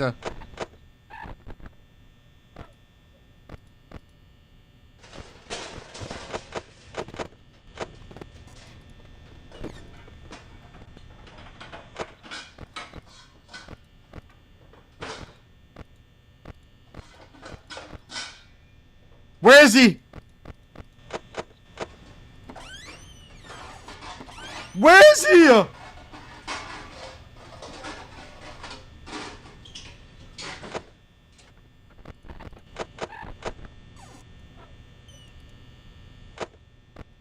Oh, there he is. Okay. Okay, okay. We're pretty solid. We're pretty solid.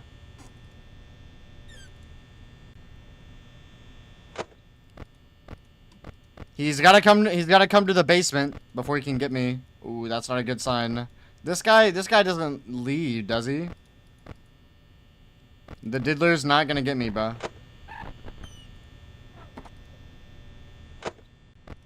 Oh no, he's in the basement.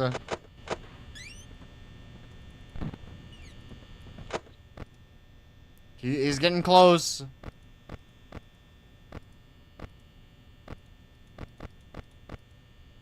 Where is he? Hey, no diddy, man, no diddy.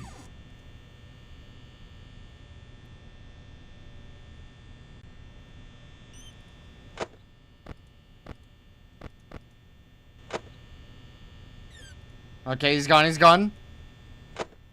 I'm learning, I'm learning.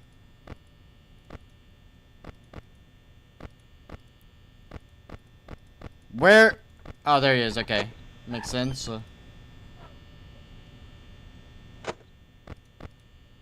Yeah, bozo, you're not getting me today. Wait! Hey,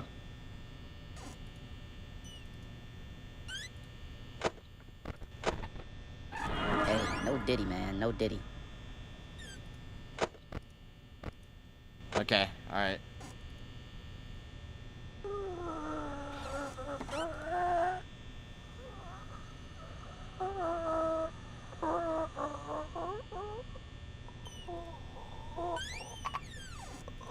I can't click it.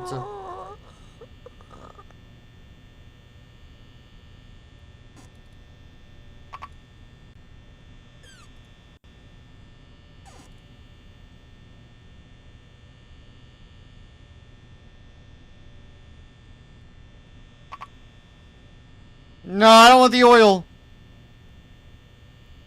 What the Sigma? Why is he still there? Hey, no diddy, man, no diddy. What am I doing?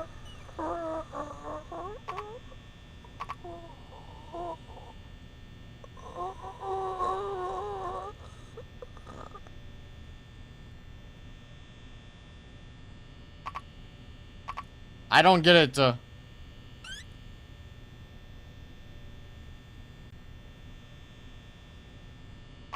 I can't use my no diddy button.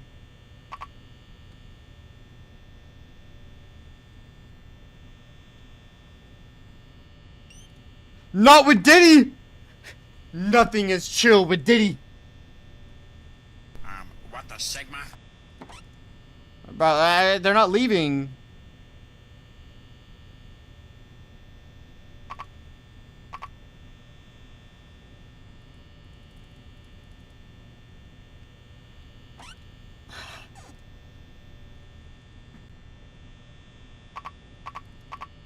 Let me click my no Diddy button.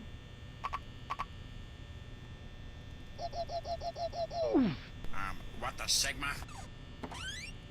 I don't want to let them in.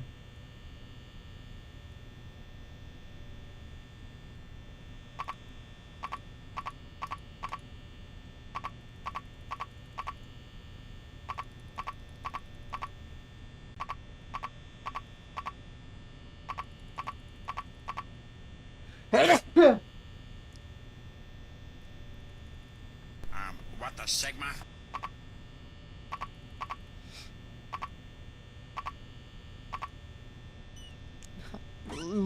leave.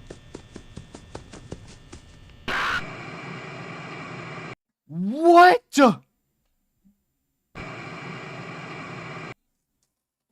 What just happened?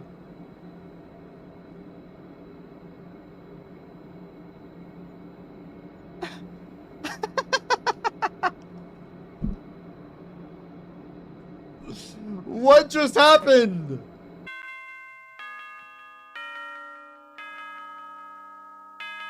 Okay. Wait. I didn't click anything though. Wait, I beat the level. Wait. I'm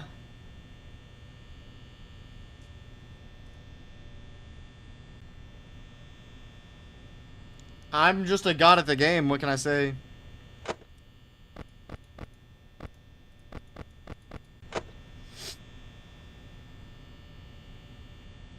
I'm just a god. What the Sigma? What can I say?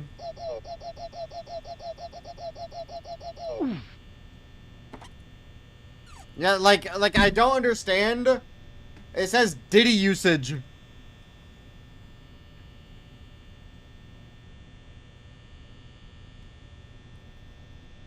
I don't know how to play.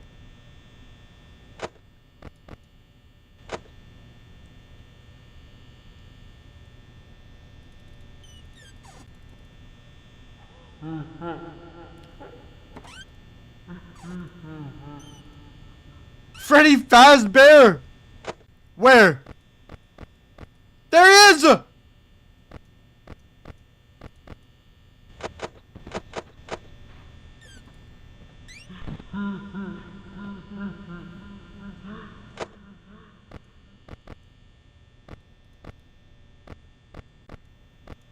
They're all on the prowl.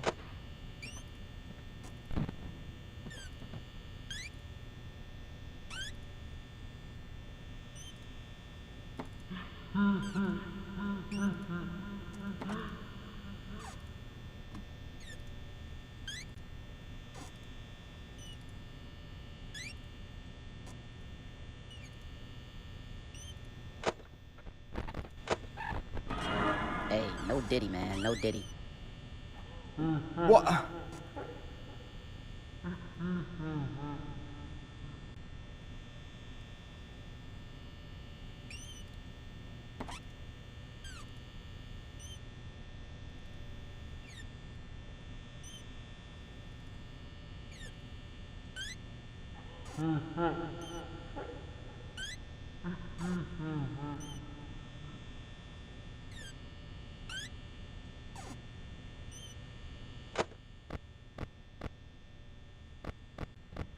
Nah, who is that? Why you look like that?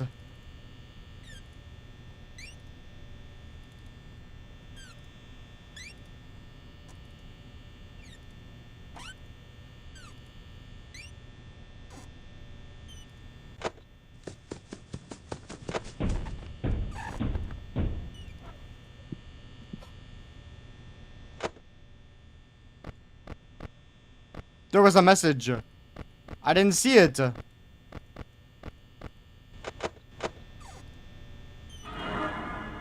Hey, no Diddy, man, no Diddy. No Diddy. I invoke my powers to no Diddy. Hey, no Diddy, man, no Diddy.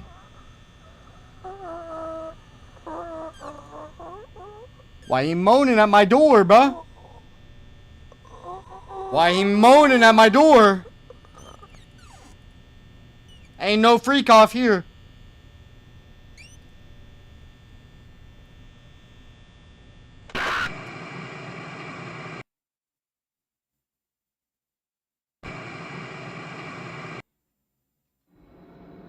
What just happened?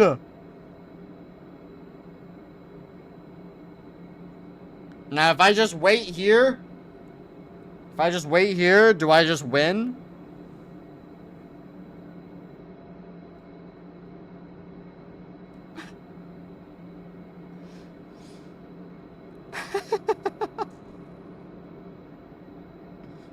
I'm lost. I don't know how to play. I don't know how to play.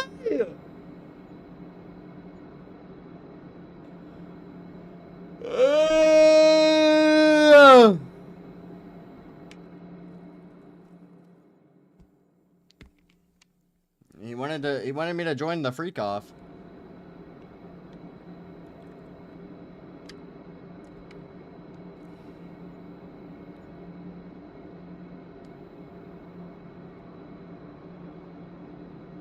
Five Nights at Diddy's. Okay. We're done with Five Nights at Diddy's. Yo, bro, who disliked my stream, bruh? L-Mans, bro. Trucks and SUV types, so they were a lot larger and covering more space, thus making it harder to see from where I was standing. I never figured this out. Make sure you drop a like on the stream if you're new here. And if you haven't already, make sure to subscribe. I go live daily. What are we watching? Well, we were just playing Five Nights at Diddy's. And then now this one is 10 terrifying true scary stories. Volume 9. What I'm about to tell you is the reason why my parents moved out of a house that was in the family for Reddit 3 stories. generations. I've struggled with depression most of my life. It's hard for me to shake the feeling. I'm probably gonna play Siege after this though. I'm doing much better now, but when I was a kid, it was horrible. Because of that, I spent a lot of time alone in my room. My house was nestled in a very woodsy area. There were trees on 3 sides of it and a forest separating it from any neighbors. My room was pretty big for a bedroom. It was in the back corner of the house, so the windows on 2 walls faced the woods. It was honestly pretty scary for a kid my age.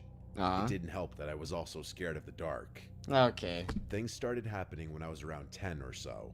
I was in the 5th grade, and I was at the age where it wasn't I don't know what acceptable that to is. sleep in my parents' bed after a nightmare. Where do but you I was find these still games, accused man? of having an active imagination. The first thing I noticed was my nightlight. It had different color settings, so if I wanted, I could change the LED around. I liked keeping it on red, which is what I fell asleep to most nights. One night, though, I woke up randomly in the middle of the night, which was unusual for me.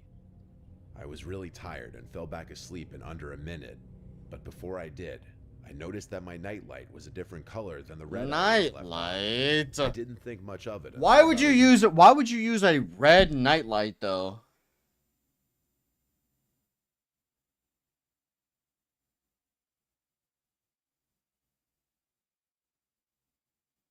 Why would you use a red nightlights?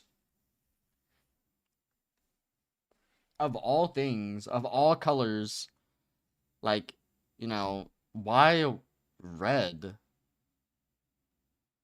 week later, one morning, I woke up and realized my nightlight was once again not set to red like it always was. I asked my parents why they were messing with my nightlight, but they were confused and told me they didn't know what I was talking about. I explained what had happened to them, and they told me that the thing had always been glitchy. They knew best, so I accepted that answer for a while. At least until one morning after waking up. What color looks better? Unplugged completely. It was just sitting there on the floor. Is this a good? Once again, my parents dismissed my concern and told me my brain should be focused on school. My dad. Now, you guys want to see something crazy? Here, watch this. This looks fine. At least I don't look pale. Yeah, hold up. Look, yellow.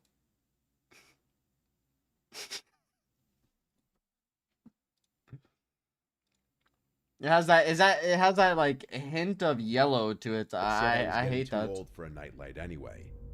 A few days later, my nightlight was missing completely. It had seemingly evaporated out of existence. Now I knew my parents were lying to me. They probably thought I should have outgrown the nightlight by then and took matters into their own hands. This incident caused a massive fight between them and I, since both of us accused the other of hiding it, and neither of us was budging. I couldn't believe my parents would blatantly lie to me about something like this. W There was autofocus. nothing I could do. After that, things went back to normal for a week. I'll just That leave it. Didn't last long though. 3 nights in a row, I woke up randomly in the middle of the night. Each time, I had no idea what was waking me up. After it happened a fourth time in a row, I told my parents. Now, what is this, They the told me that I was 70s? going through puberty, and that changes to my body are natural. The next time it happened, I stayed awake instead of falling back asleep. What? A few minutes after I woke up, I heard faint rustling noises from my closet. My parents didn't believe me.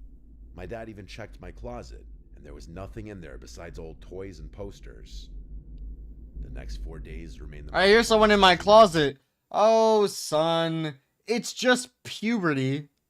I've ever experienced in my Yeah, life. puberty's creeping up out of my closet, trying to get me snatching while I'm sleeping.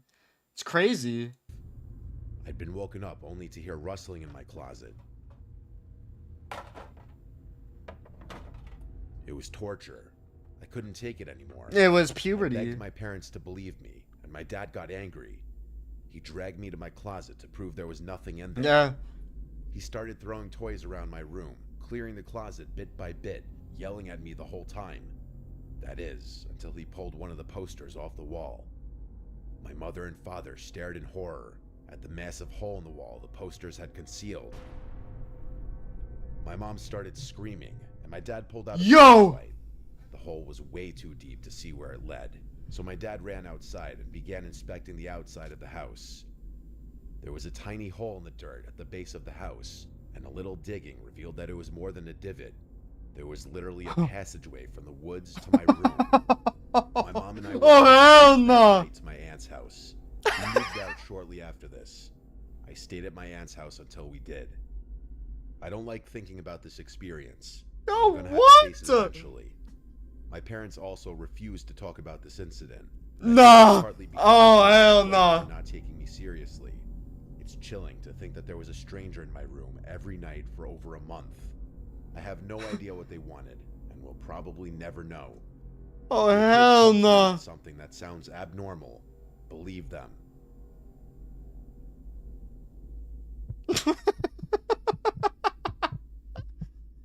They have a tunneler. How does someone not know? How does someone not know this, bro? Like, was that poster just there to cover a massive hole? Like, how do they not know? Like, some dudes just digging into their house. They don't know this, bro? Staged. My name is Leo. To be completely honest with you, I'm a little lost in life right now. You have a good night as well, man. Into it too much, but all you need W, to know is that mans. my family situation is horrible. For the past 3 years, I've tried to stay as far away from home as possible. My close friends from Nice high school houses. have been changing in ways I don't like, and I feel like my hometown has nothing to offer me anymore. I'm about to be a senior in college, and to be completely honest, I have absolutely no idea what I'm going to do with my life after that. Same, Enough with bro. the sob story, though. I was in Berlin last year for whatever reason, probably searching for a sense of place or trying to find a direction in life. I remember the name of the bar I was in, Reduya. I was there alone, nothing I'm not used to. I was getting ready to leave when I felt around my pocket and realized my apartment keys were missing. Just my luck. I stumbled out of the bar and began walking toward my apartment anyway. The whole thing was locked up. There was no way I was getting in there, and it was way too late at night to get a replacement set. I'm not sure what most people would do in a situation like this, but my first thought was to start looking for a place to sleep. As if my luck wasn't bad enough, it started raining. Yo, unlucky, Eventually, bro. I decided to sleep under a nearby bridge. I didn't even know where I was, but I was out of the rain and safe, so I was happy. As I was drifting off, I began picking up on some faint voices coming from across the river. I sat back up and saw what looked like 5 men standing on the opposite side of the river, along with a little boat that was tied off. They didn't seem to notice me. It took me less than a minute to realize what I was watching. There was an honest-to-God drug dealer or something going down right in front of me. My German isn't great, so I wasn't really able to make out what they were saying, but several briefcases and duffel bags were exchanging hands, so I filled in the blanks myself. Nah. I thought about finding a new spot, but I didn't want to draw attention to myself by moving. I figured I'd just wait for this to be over, then leave. All of a sudden, one of the men yelled something aggressively in German and pointed a gun at one of the other men. There was a brief moment of silence before the other guy put his hands up and began talking really quickly.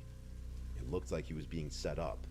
The other men stripped the man at gunpoint of his clothing and started confiscating his belongings.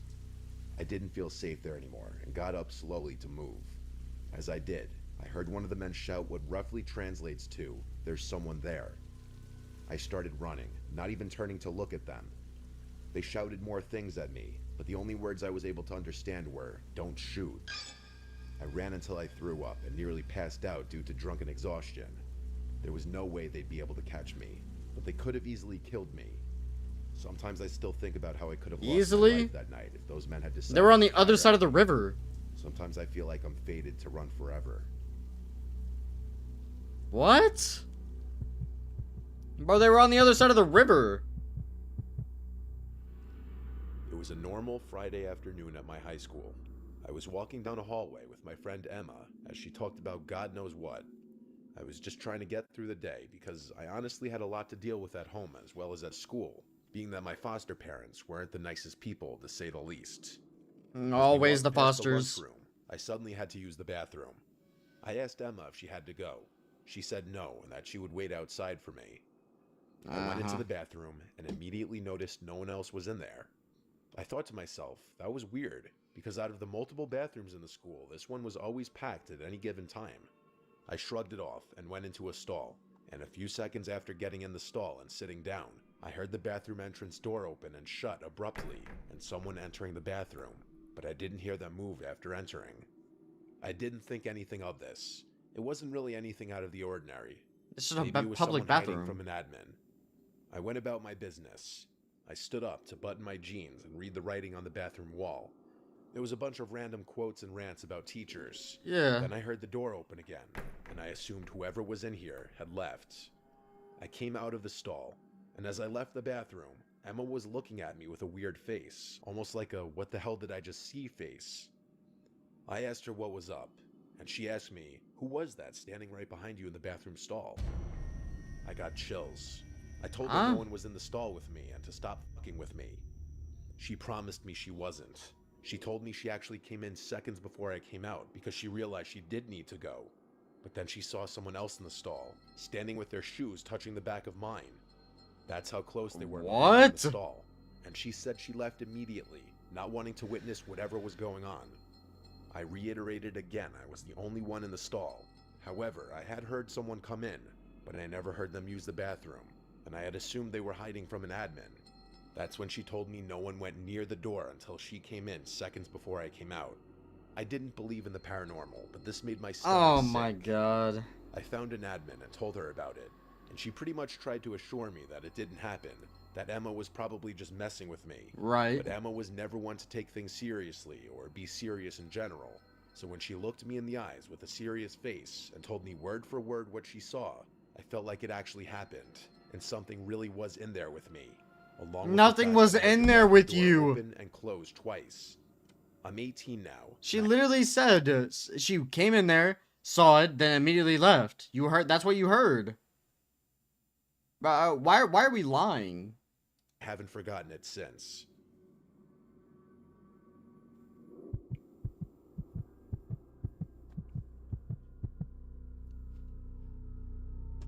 This happened long ago when I was renting a small house in the town that I got my first real big girl job at. It was Big a girl, small big girl one-floor house type with two shit. bedrooms, one bathroom, and just enough living space for myself and occasionally hosting some people. Uh-huh. I had been living there for a few weeks already. I'm a All big was girl fine. now. The landlord, who I'll just call Michelle, was really friendly and understanding. I think she rented to me because she didn't want a male renting out her house. I'll skip unnecessary details and get right to the point. Something very weird started happening a few weeks into living there. One regular work night, I got a knock at the door. I went to the other side and said, "Who is it?" and no one responded. I didn't open it. No one should be knocking on my door late at night. Right. It was early the next morning. I had finished getting ready for work and was about to leave. I opened my front door and saw a big post-it note taped to the storm door. Ugh. It said, "Hello, beautiful." I right away remembered the knocks on the door from last night. It was no doubt the same person, but the big question was, who could it be? I crumpled it out of disgust and threw it in the trash, hoping and assuming it would be a one-and-done thing. It was that night that I got another knock at the door. This time a little earlier, while I was cooking dinner. I went over to the door, this time not saying anything, just listening. There was no peephole or glass to look through to the other side. I had no way of seeing who was there without opening the door, and that wasn't going to happen, as the storm door didn't lock. But this was the second night in a row, and now I was realizing this was some kind of stalker situation. I called my mom and dad to ask for advice, and really, they didn't even know what to say. My dad, who was a retired police officer, said that if I called the cops, they wouldn't really be of any help unless they were catching the person in the act. My dad advised me to not go outside late at night for a while, don't answer the door, and if it persists, that he'd come to town and spend a few days with me. So that was the advice I followed. The next morning, the first thing I did was check the storm door for another note, and part of me died inside when I saw another note stuck to the glass. This one said, "I like to watch you." I took a picture of it with my phone and sent it to not only That's my family, romantic. but Michelle as well. I asked Michelle if she had any kinds of issues with certain men or any stalkers. She acted appalled and shocked when I sent her a picture of the note and told her about the knocks. She assured me that she didn't have any stalkers and that she was in a long-term relationship. Still, I wasn't entirely convinced. I left a note on the door after work that day, saying if you're looking for Michelle, she does not live here. She only rents this house out. No, you're Continue to feeding come him. Here. I will be reporting this to the police. Doing this gave me a level of comfort, actually. I thought this would end things. That night, every waking minute was spent with anxiety, worrying about hearing knocks at the door again. Now you've To my angered relief, him. There were none tonight. I went to sleep in relative peace, thinking my note worked. The next morning, I opened the door and removed my note from the glass, but then realized it wasn't my note. It was a new note, and it said, "I'm not looking for Michelle. I'm looking for you." And then it said my name, followed with, "I like watching you," like it said in the previous note. I sent it to my dad right away. I felt seriously ill. My dad packed a bag and drove up first thing. He was at my house by the time I got home from work. Romantic. Work that day was rough because I couldn't think of anything except for this horrific situation. I even wondered if someone in my office could have been doing this, like this creepy guy Fernando. My dad and I waited to call the police together until later in the night when we figured whoever was doing this may be hiding out there already. We wanted them to see the police presence. We spoke with an officer outside. My dad said it must have been a busy night since they only sent one. My dad, being a retired police officer, obviously didn't hurt in this whole situation. After the officer left with his report, my dad stayed out on the front stoop for hours, even after I went to sleep. Obviously, the person didn't return that night, and I moved out once I was able to pack all my things. Michelle was completely understanding. Thankfully, whoever was stalking me at that house didn't follow me to my new place, likely eliminating the possibility that it was a coworker. So I will likely never know who it was. It's just a neighbor. It's just a neighbor. He watched you move in. You're just sending I'll be honest sweet with little you, things, I bro. probably spent more time chasing women than I'd like to admit. Whoa! I've had to tone it down a lot since college, partly because of what I'm about to tell you. I went to school in California, and while I haven't been back in a while, when I was there, the culture was very open. Yeah, let's relax When on I that say statement. open, I mean sexual. This honestly could have been true for other colleges in other states at the time, but I really wouldn't know. It was my sophomore year, and I had just finished pledging the fraternity Pike. About halfway through the semester, though, I was getting sick of only talking to sorority girls that seemed to know half the guys in every frat. It was honestly a little gross, and I started developing a fear No that every girl shit. I was interested in had been with several people I personally knew. I No tried my shit. luck and created a Tinder profile. Oh It wasn't my long god. before I matched with someone whose interests seemed to match mine. We started talking, and things were Meet going me in well. some random After a forest few at days, 12 we o'clock in made the night. plans to meet up at a local college bar called Tap House on a Saturday night. This was actually my favorite bar in the area because it had pool tables, and I had been cleaning Okay. racks since I was 10 years old. I remember getting there a little early so I could secure a table and warm my muscles up a bit. An hour passed, though, and I came to terms with the fact that I had probably been stood up. On I was God? trying to decide whether I should salvage the night or just go home and play online chess when I got a notification. To my surprise, it was Yamel, the girl I was waiting on, telling me she had just arrived. I greeted her, and she apologized for being late. And what We was got her some excuse? drinks, played some pool, and got to know each other. She was Latina and a heavy drinker, so I got plastered just trying to keep up. Nah. At one point, she asked for my Instagram, which I gave to her. 10 seconds later, I found myself staring at a collection of explicit photos she had just sent me. I was confused, but in my drunken state, I wasn't going to complain. Before I could even respond, she told me, "Your turn," which I figured could only mean one thing. Honestly, if I hadn't been so drunk, I probably would have questioned why we were sending pictures to each other when we were literally 5 feet apart, but I didn't have the foresight. I complied with her request. We laughed about the whole thing, and that was that. A few hours later, things at the bar were starting to wind down. I was planning on inviting her to my place, but she beat me to it, asking if I could spend the night at hers. I agreed, and we left the bar. I couldn't even walk in a straight line. It was honestly embarrassing. We Ubered to her apartment, which was actually in Oakland, something I hadn't realized before. Honestly, red flags should have been going off in my brain the moment we crossed into Oakland. She unlocked the door. What's wrong with the and Oakland? stepped aside so I could go first. I took a few steps inside and heard the door shut behind me. It was pitch black in there. As I was turning around to ask her to flip some lights on, the room lit up. To my horror, I wasn't facing a harmless 5'2" girl anymore. Instead, 2 massive bald dudes with tank tops were standing in front of the door with their hands clasped. I turned around, and there was another white bald dude in front of me. I wish I could tell you more about the room I was in, but it was honestly difficult for me to recall small details of that night. I couldn't fight or flee, so I just froze. The guy in front of me began telling me my own name, birthday, and age. He then went on to say that the girl I had just gone out with was 17. What? I received and sent explicit pictures to a minor. He then suggested that I do what I was told, which I did. The 2 guys behind me confiscated my phone, wallet, and keys, all of which I gave up without a fight. I asked the guy in front of me what he wanted, and he basically told me that he was a major distributor of illicit substances in Northern California.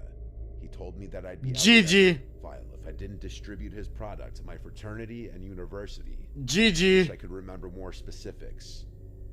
The 2 men behind me then gave me a piece of paper and told me to write down my address, followed by a list of names and numbers for as many students as I knew.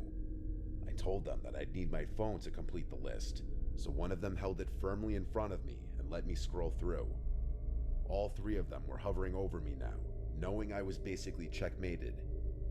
I don't know what compelled me to do it, but the literal second I saw a chance, I ran. I was too drunk to think about the consequences of those pictures on my phone.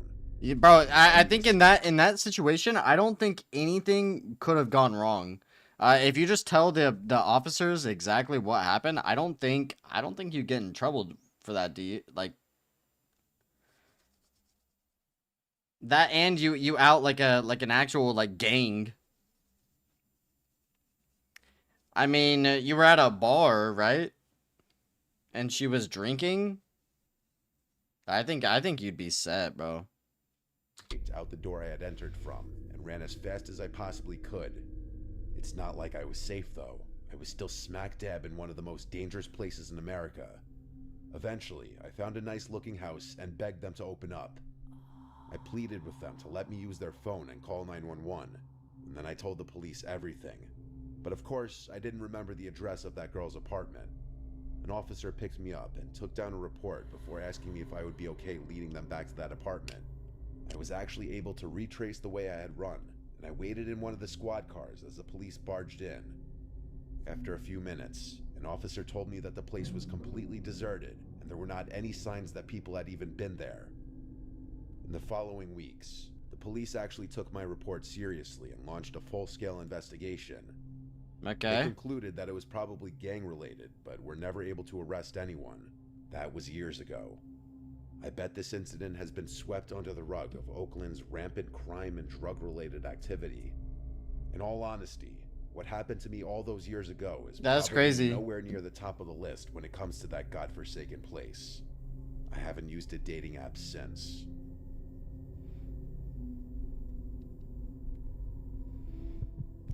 I mean, to be fair, that's kind of your own fault. Like, you show up to a bar, you're like drinking and everything, and Been smoking out cigarettes of nowhere, every day for years. she just Before you randomly question, starts sending let me like just titty say pics, that bro. I recently started seeing a therapist for my nicotine addiction. Unfortunately, it hasn't helped much. The only thing worse than my nicotine addiction is my sleep schedule. I don't know what it is. I find myself staying up hours past midnight and rarely get out of bed before noon. Yeah, While I'm trying to same. fix these parts of my life, they're extremely relevant to what I'm about to tell you. It began a few months ago. I was standing on my Same. balcony, like I do most nights, smoking a cigarette. I live in a really secluded neighborhood. It's not like the houses around here are right next to each other. Despite this, I have a neighbor whose fence I can see over if I'm standing on my balcony. I'm not nosy or anything, but this particular night, I was looking into his yard. I had never met the guy, but I assumed he lived alone since there was only ever a navy blue BMW parked in his driveway. But not this night, though. There was a black van I'd never seen before Welcome sitting outside his back. Welcome house. back. I didn't make anything of it, just noting the coincidence to myself. The next night, though, I made it a point to pay attention to his yard, and the same black van was parked there again. I didn't assume something sinister was going on. I was more intrigued than anything. The following morning, I went up to my balcony. and looked into Yeah. his I'm yard. playing some games The in a van little was bit. gone. For the remainder of the week, I made a game out of observing the van at night, theorizing its purpose. I said I wasn't nosy, but I sure am obsessive. It's actually the main reason most of my friends drifted out of my life. I wasn't going to do more than observe, though. It wasn't my business or place to poke around further. That is, until one night, when I saw something that completely changed my perspective of the situation. I was up later than usual. It was maybe 5 in the morning. The van was there, as it had been the past several nights. I was smoking my last cigarette when my neighbor actually walked outside, something I hadn't seen yet. I watched as he Interesting. made his way to the van, carrying what appeared to be a long black bag. It almost looked like a set of golf clubs, only much heavier. After opening the van's sliding door, he delicately placed the bag inside. He promptly got in the driver's seat and sped off. I was dumbfounded. I had absolutely no idea what he could have been carrying. I was exhausted though, so I figured I'd think about it more the next morning. The next day, I decided that I'd go out on my balcony a little earlier and wait for the van to arrive at his house. I brought my laptop up there so I could get some work done and wait. It was around 10 p.m. and the van wasn't in the driveway, but around 1 a.m. the van pulled in. I quickly shut my laptop and watched. Nothing happened for a good several minutes, like the van just sat there, engine running and all. After about 5 minutes, the driver door opened and there he was. I watched as he went around to the side of the van, then slid the door open and pulled out the same bag that he had put in the night before. He seemed to be struggling this time around, visibly trying not to crack under the weight of whatever was in there.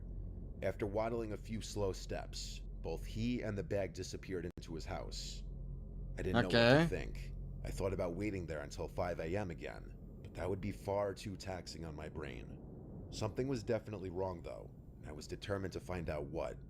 The next morning, I flipped a coin and ultimately decided to follow his van when he pulled out. Whoa, whoa, whoa, whoa, whoa, After a pretty whoa. unproductive day, I went up to my balcony around 4 a.m. and waited, cigarette in hand. As soon as I saw movement in his driveway, I rushed downstairs, grabbed my keys, and got in my car. I turned my headlights off and waited for the van to turn onto the main road. Once it did, I began tailing it. After 20 minutes of driving, he pulled onto a dirt path that looked like it led into the woods. It did.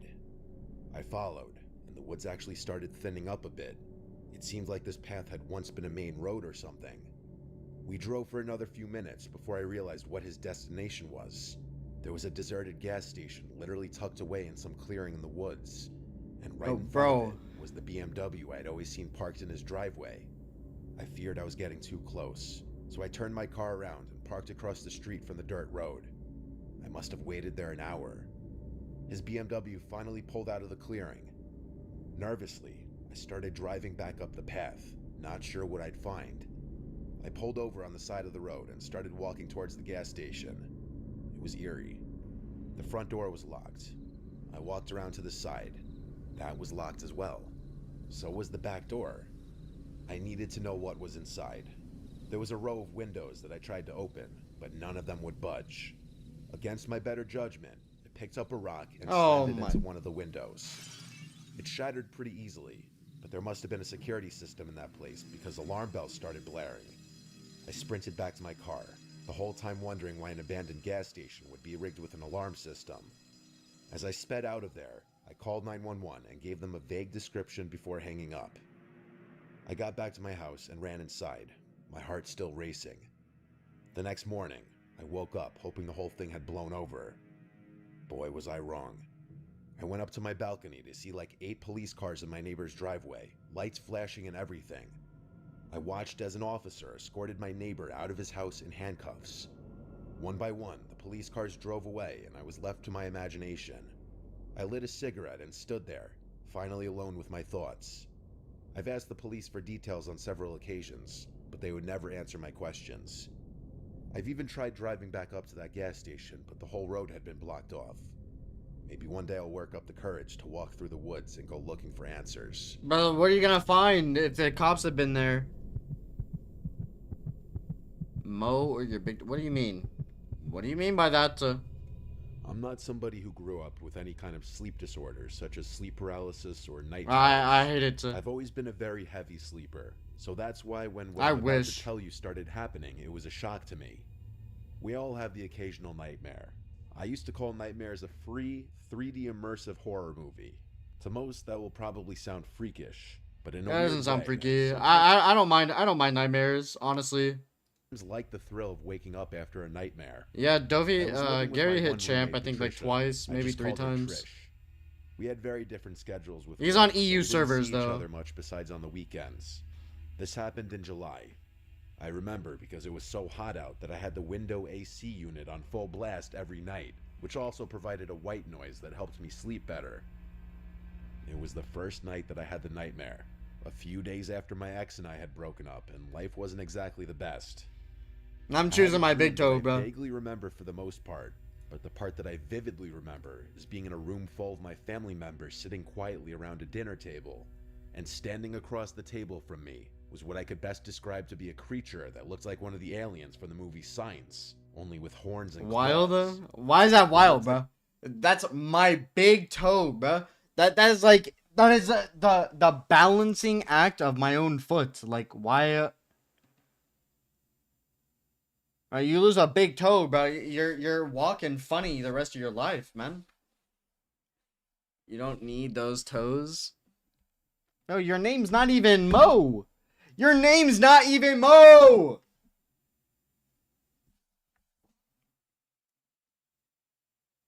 Sub, man. Yeah, you like those emotes, man? You like those? Look.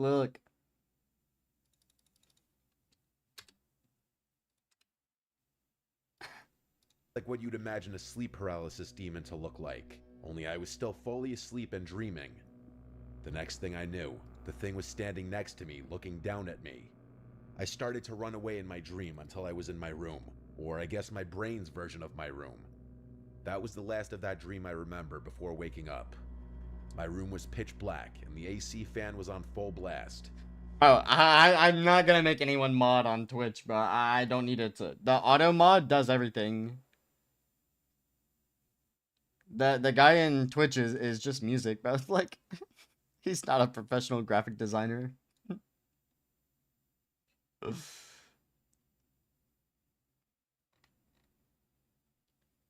Yeah, like it's literally always dead, bro. My Twitch, like, yeah, I have 110 followers, but that means literally jack all. Like, randomly people will come in and they want me to buy their shit. I don't even know why I stream on Twitch. I have it set up to every time I click go live on YouTube, it automatically goes live on Twitch. So, like, it just kind of happens. Until I plan on, like, recording, then I gotta close the Twitch. Make me mod so I can fell power? No, bruh. I don't need no mods, man. Twitch itself is my mod. It's so easy. I don't have to do anything. It does it all for me. My heart was racing a bit from the dream, and I sat there thinking, wow. For Twitch and YouTube. But, like, people on in the Discord are all from YouTube, bro. Like, they chose to watch a YouTube stream over a Twitch stream. So, like, I don't feel like putting both is going to matter. It was a creepy dream. I looked around the room naturally before laying back down and going to sleep. The following night, I woke up in the middle of the night to my bedroom door open, which I usually 99% of the time would leave shut unless I was drinking. My immediate thought was that it was Trish checking if I was home. I went up to go shut it and went back to sleep fairly quickly.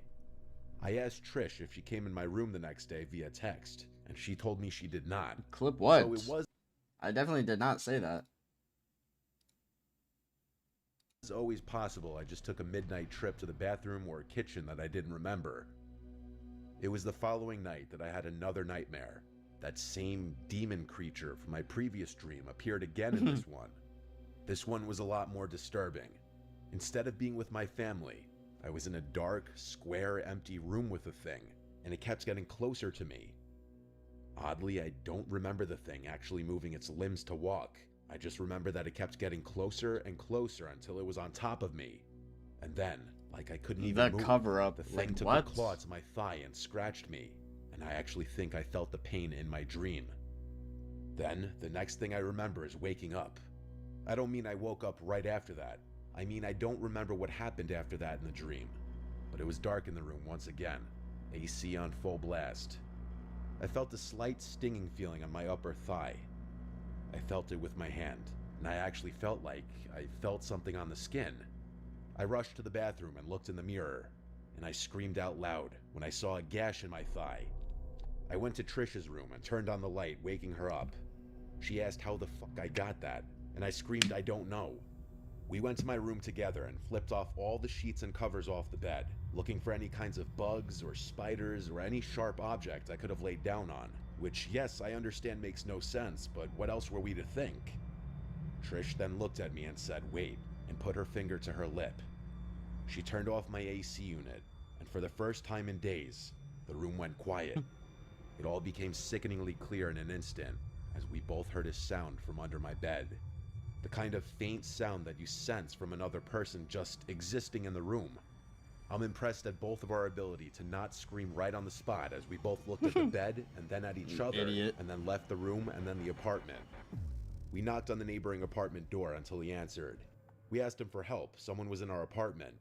He was an older guy, so I don't think we expected him to go fight some stranger in our apartment. He let us use his phone to call 911. At some point, I told you I don't need mods. Police, we heard a door outside slam shut. It sounded like our door. None of us could look out the window in time to see who it was. When the police got there, we confirmed the intruder was gone.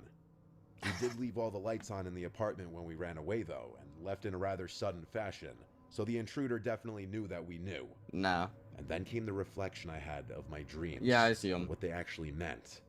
That demon in my dreams was supposed to be him, even in the first dream. And with my door being open that night, that means he or she may have been roaming around our apartment at night, possibly eating our food. And to think this person actually scratched my thigh so hard it left a mark, it's actually really disturbing to think about. This forever changed my outlook on dreams and nightmares.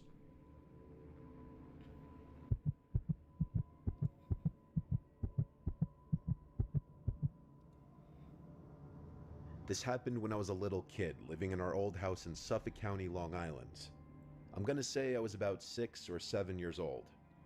My older brother and I shared a bedroom on the top floor that used to be a separate apartment that my dad rented out to an old lady, but she moved out, and so the upstairs was mainly for my older brother and I at that point. The layout was as follows. At the top of the stairs, on the left was our bedroom, which used to be the old woman's living room. Straight ahead was the bathroom, and to the right was an extra It's kitchen not an L, and a bro. small bedroom. We had a million toys in our room, as the room itself was huge, and it also had 2 parallel crawl-in closets on opposite sides of the room where we stored a million other toys and board games and stuff like that. There was one toy though, a race car with a bunch What of is this? buttons on it. Reddit stories. The buttons would make the car's lights turn on momentarily and play varying sound effects such as honking, revving, and driving sounds, and a little rock song. It was a toy we had for like ever, because it was originally a gift from my brother when he was a little younger. It was a random night. My brother and I were both in bed, not yet asleep, when suddenly, like a jump scare from a scary movie, the loud revving sound of that car toy suddenly activated, along with the lights of the car in the middle of the room. I looked at the car and instantly got scared and accused my brother Luke of doing that to scare me. He was laughing hysterically, saying he didn't do it. I was completely terrified. The toy then stopped making noises and went quiet.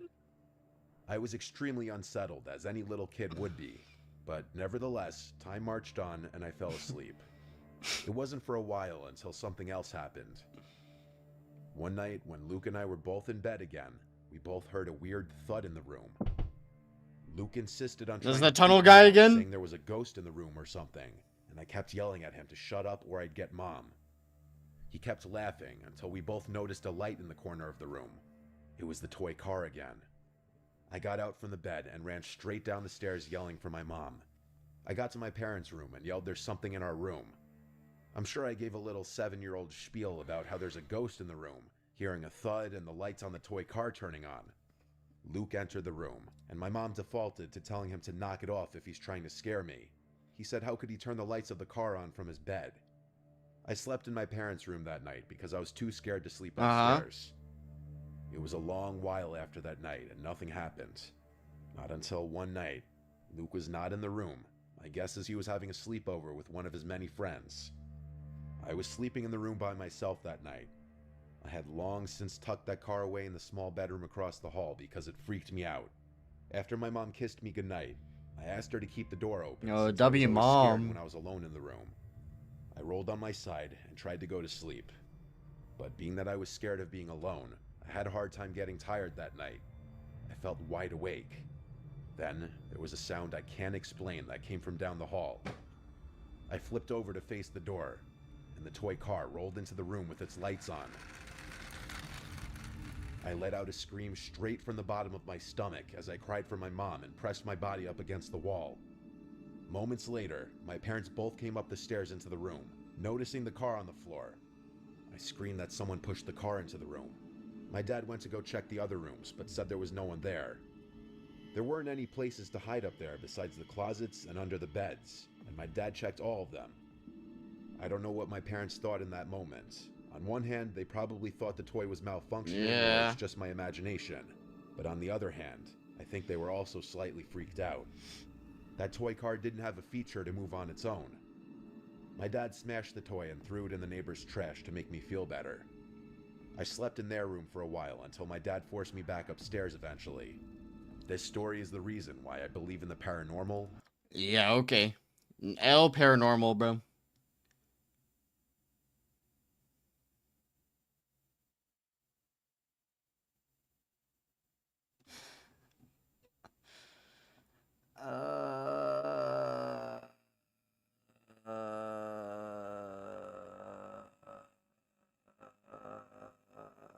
Just do another 10, okay.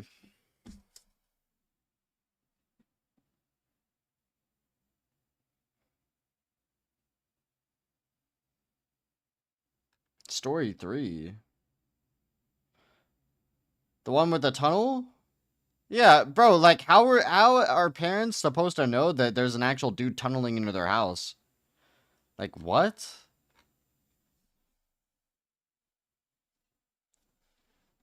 Huh?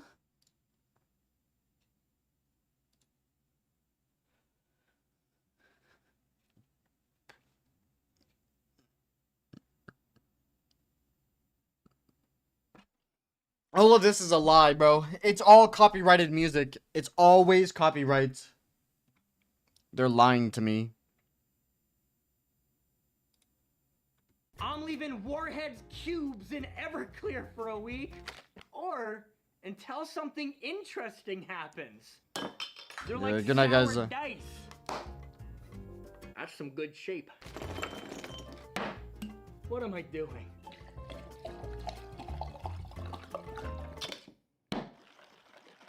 And now, we wait. Well, it's been over a week, and welcome to the final Everclear! There's a piece of plastic floating in there. Cube apple teeth. That was not good. You just take that many. Either it's okay, or I'm just so under the influence I don't even know anymore. It's time for a shot. Diboja. No. Whoa. Everclear week sucks. I can feel my organs boiling. Yeah. So this is fine. -4 out of 10. Okay. I mean, like, you're using Everclear. Everclear is just disgusting. I mean, Everclear is nasty.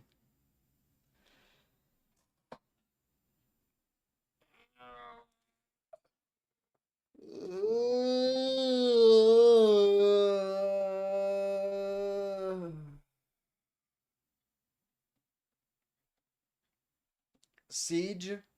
Why, bro? Why, man?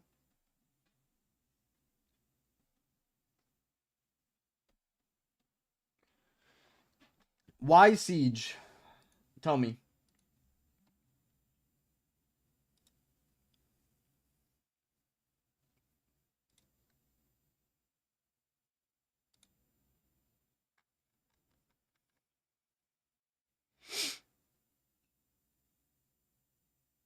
Being a lazy shit to listen, bro. It's not lazy, okay? You think being a streamer is so easy, huh? You think it's so easy to make sure I'm entertaining the masses at all times, alright? People are bored. I do something completely different than whenever I was doing it, alright? But, to be fair, not labor-wise. Mentally, yeah.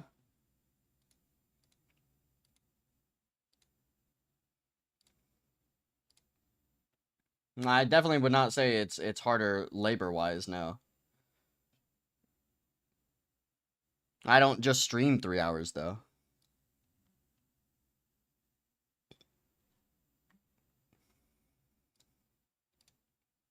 The people that do only stream, like, 3 to 4 hours, they have no room to talk, bruh. They have no room to talk, they're just not entertaining people.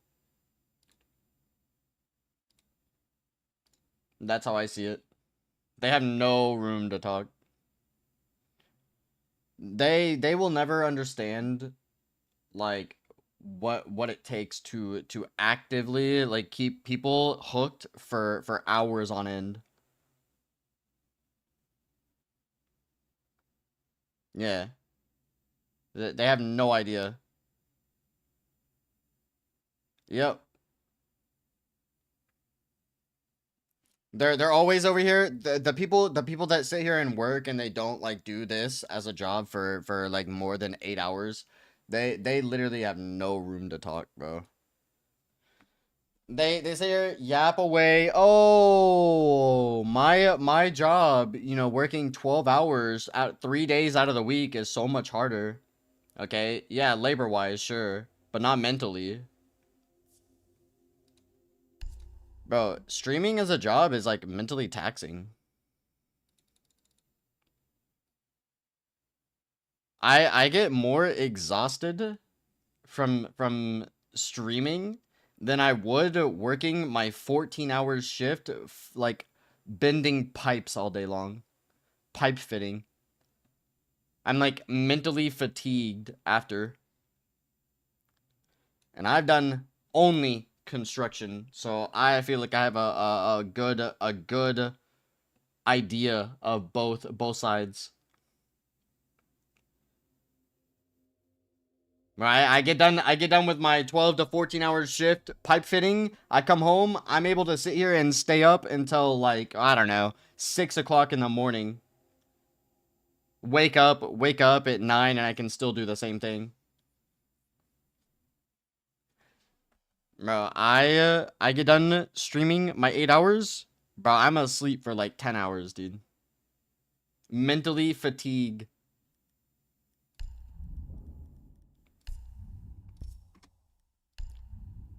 That's just how it is. Just the way the cookie crumbles, man.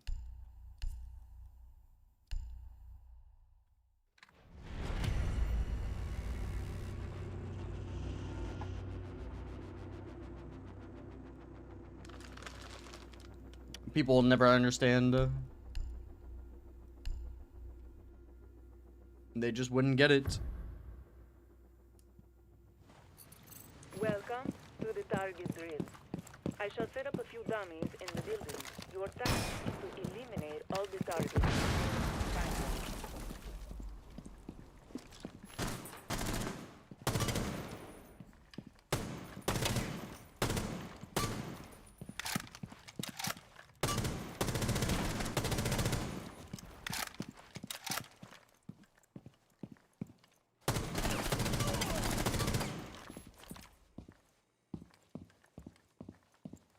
Why is it? Oh, what the hell?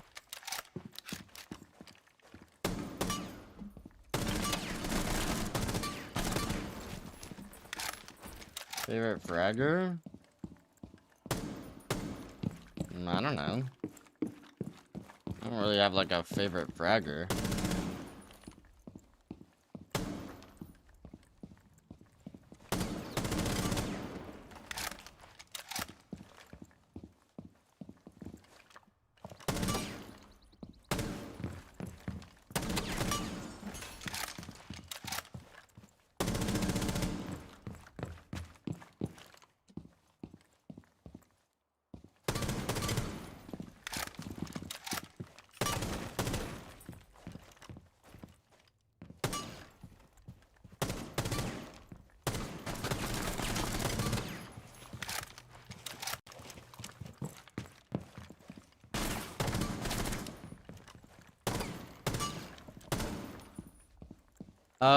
I think a good rule of thumb is like 1 or 2.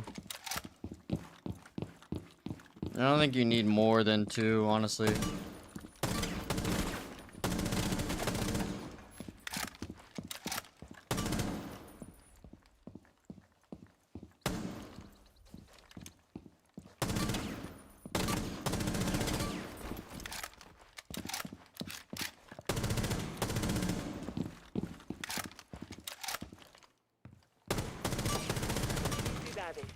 You have completed the target drill. And you will reach success.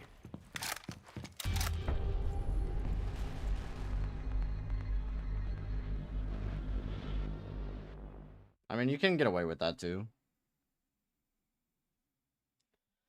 You can definitely get away with that.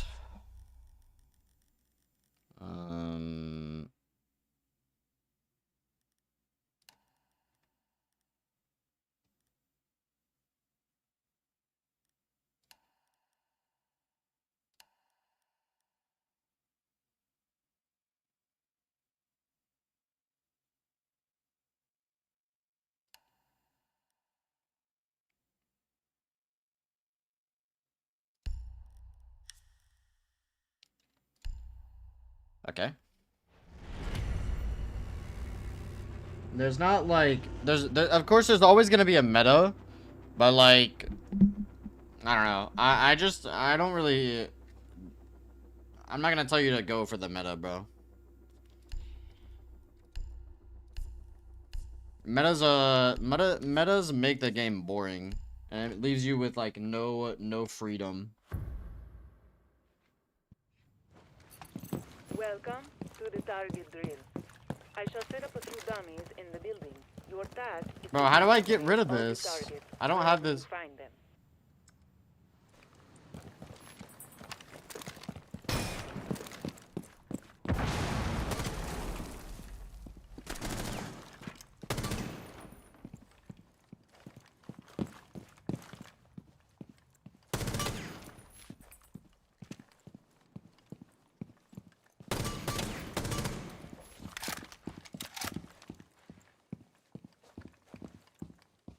At least I figured out that out.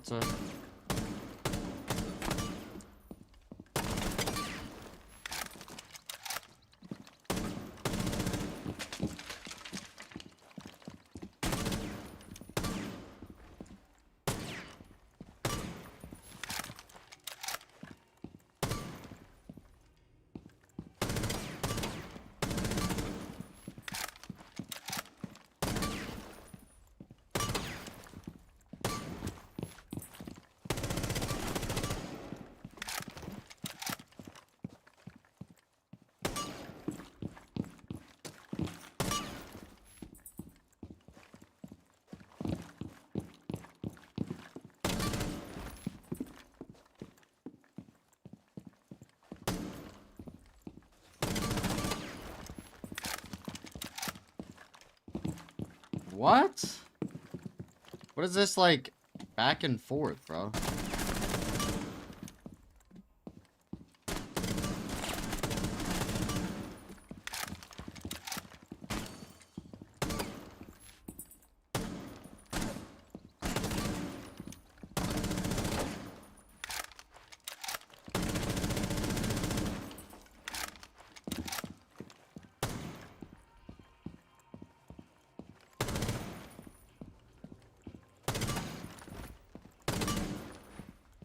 Cidades, you have completed the target drill. Stay committed to learning, and you will reach success. Bro, how do I turn her off, bruh? I don't want to hear her.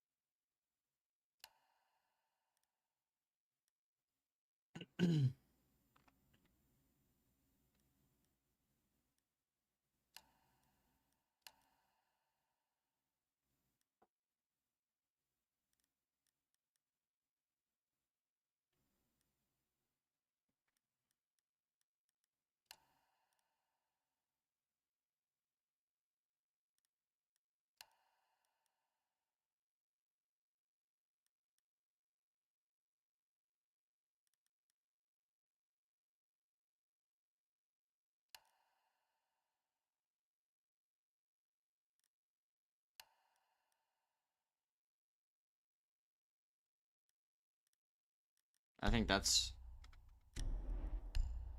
Is that what it is? I don't remember my own settings.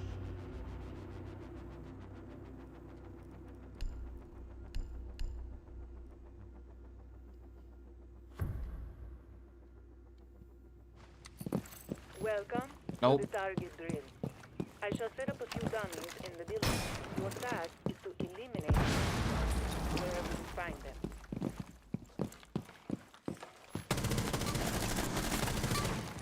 What the hell is going on?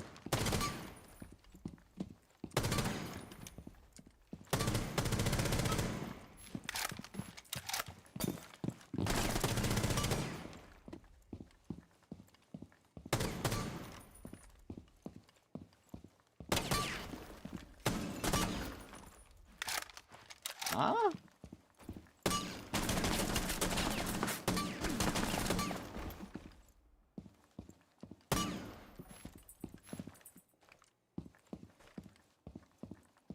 I don't know. I just got on it. Why?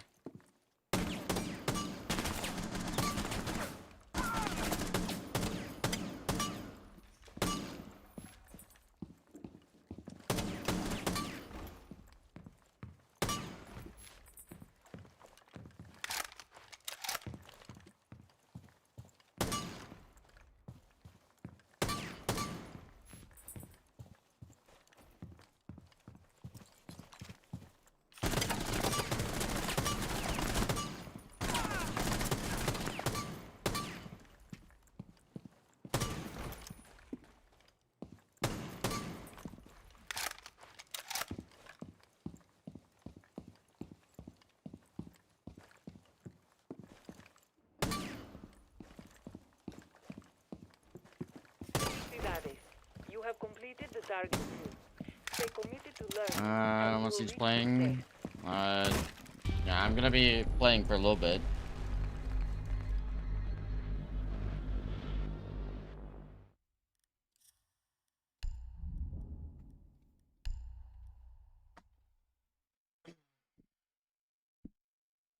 Yo, wait, that's a sick skin. Yo, a little Pokemon card. Yo, wait, this is actually sick.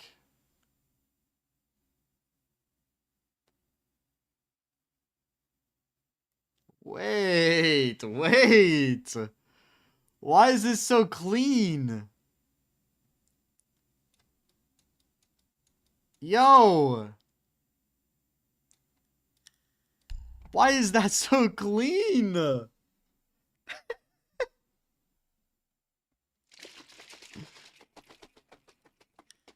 How much? How much is it? 720? Not even bad. Yeah, that looks clean, man.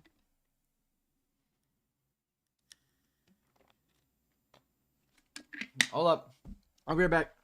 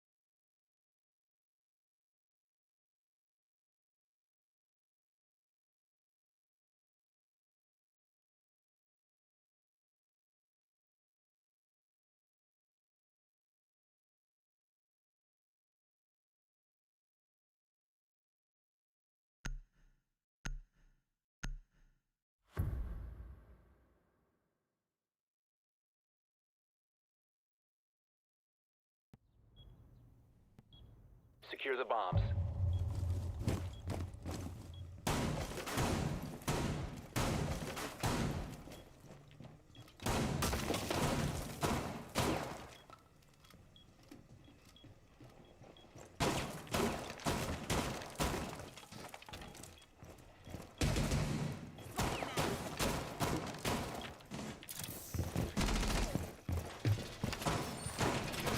Op 4 is located. Plan your defenses accordingly. Setting needles! 10 seconds to insertion.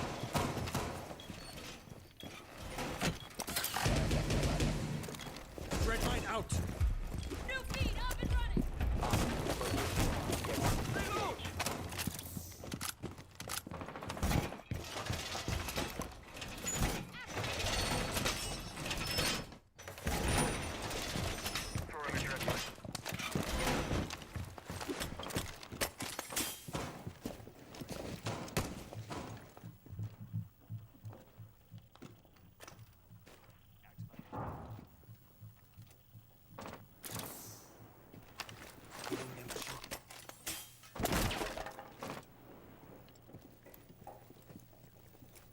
Loading new mag!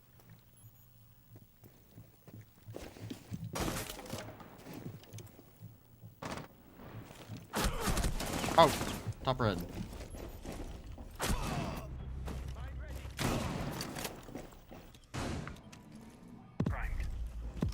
Bottom red.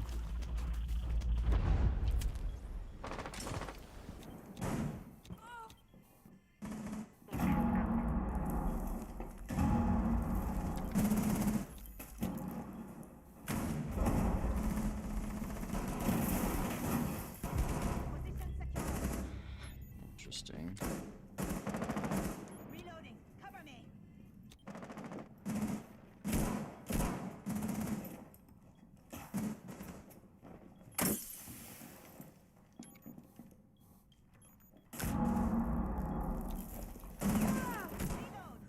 Dread mine on. Logi.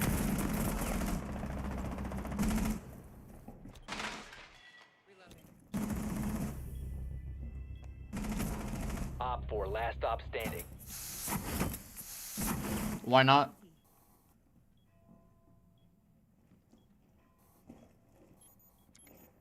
He's on highway. He's on the comm window.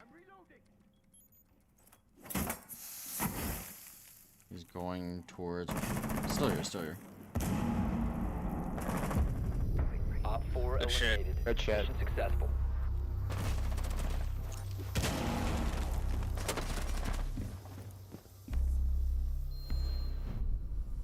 If I have a higher win percentage on my ult, then I'll just play my ult.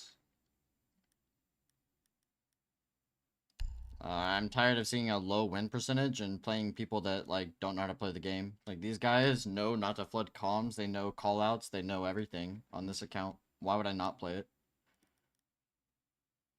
Yeah, like what's the point of losing, bro? What is the point of losing, bro? Actually, I'm gonna play Mira. Oh, that's not good. Wait, that's not good. Yo. Secure the area. Bomb protected. It could be worse.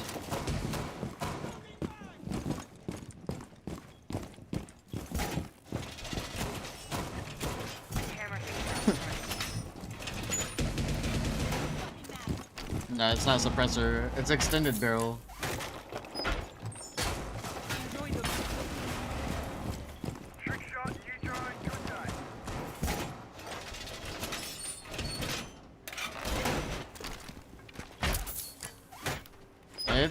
It's bad at long range, which is what. Oh, god damn it! Why did I do that? 5 seconds to insertion. I guess I don't need to play the stairs, but that's fine. Op 4 attempting to defuse your bomb. I don't know why I did that. It's supposed to be here, so I can see this. Reload.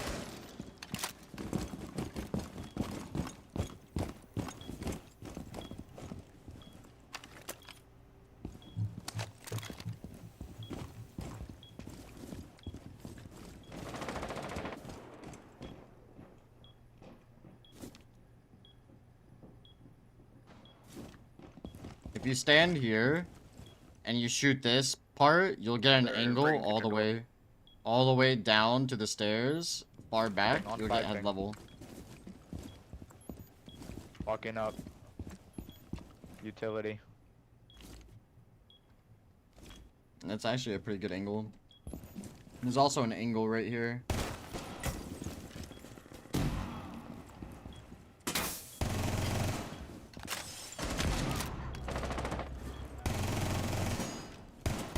Op 4 located a bomb. Protect it.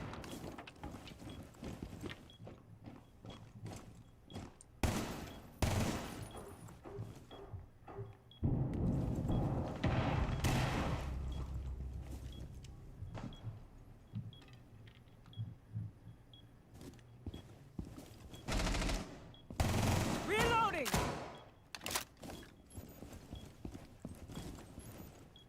There's two in blue. Heard. Ash is running in. Door in. He's in sight. Ozzy, you got a good flank. Ash still on one. One to your left and right. Coming down blue. I couldn't shoot. Left, left. Two right, two right. One friendly operator remaining. She's one shot. Bottom box. They're planting, one pink. Not sure. Mission failed. All friendlies were eliminated.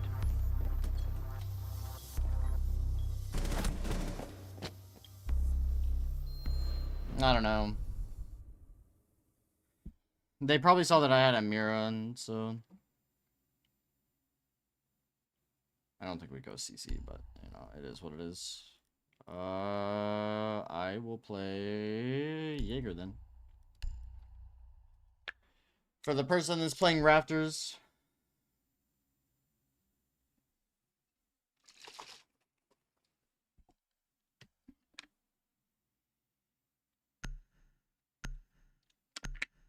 I'm planting in Geisha. It's on Skyscraper, bro. Protect the bombs.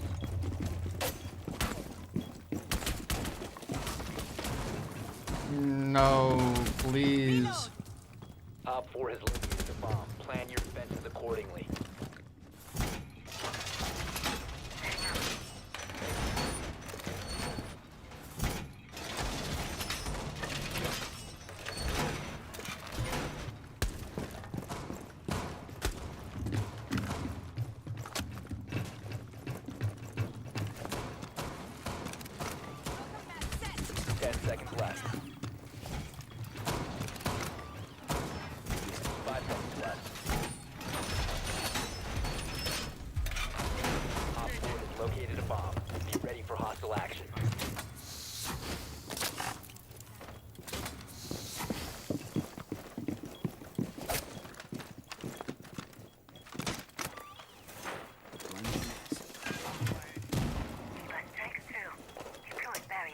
No, Callie, tricking Callie is the easiest thing in the world, bro. Pick that thing up, bro. Yeah. Now put it on that wall, bro. Oh, we're not. Yo, bro. He's below and Reinforcements in place. Loading back.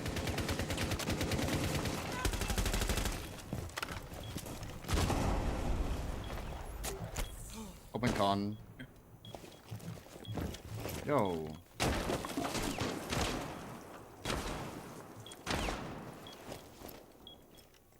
One highway.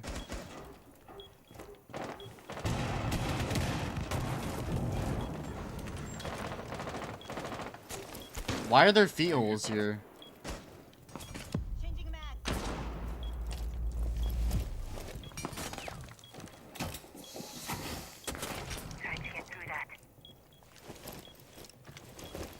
Bro, like, honestly, why are there feet holes?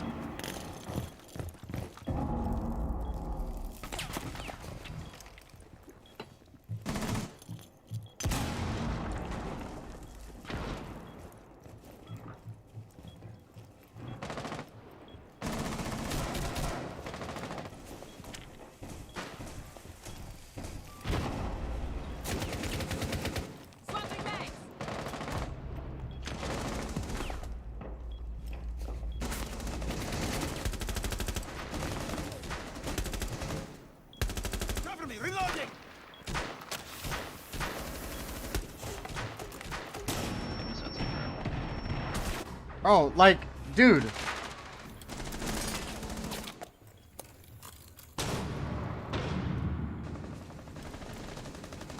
Oh, there's 2 con, 1 on flat, bro. Why is there a shield in the door? We have a garage key. Doesn't matter. No one was on it, bro. On rafters. One friendly operator remaining. 15 seconds left. Mission failed. All friendlies have been neutralized. Why is there a shield in the doorway, bro?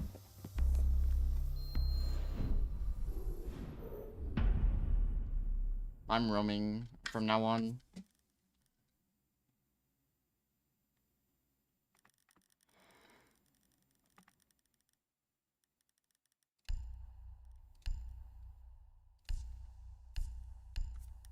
I'm gonna play Oryx.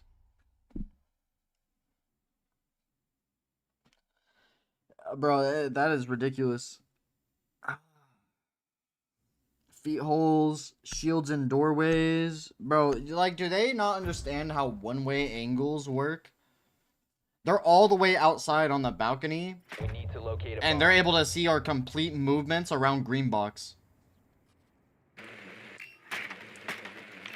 Like, they don't understand one-way angles.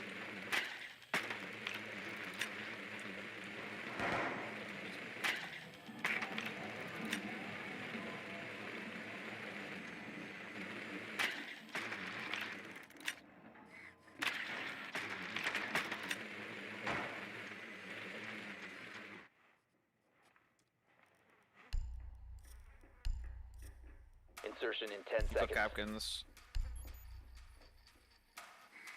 5 seconds to insertion. You must locate and defuse a bomb. 2 Hopkins here. Reinforced what?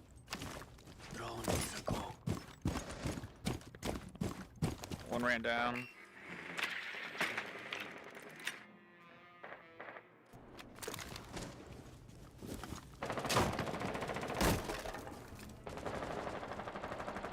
One more still upstairs. On ping. He's main door. He's going towards blue. He's going towards blue. Blue stairs. Bottom garage. Hopkin.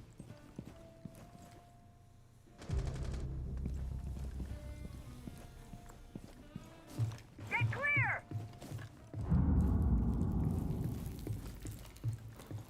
Boogie's prepped. Boogie, go! Boogie's out. Smoke is playing utility.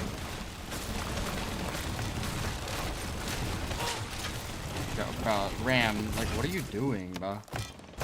2 canisters down. That's 3.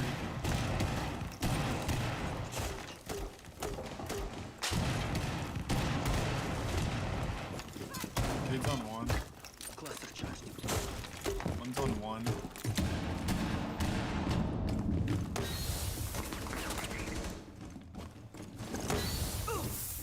One a moto.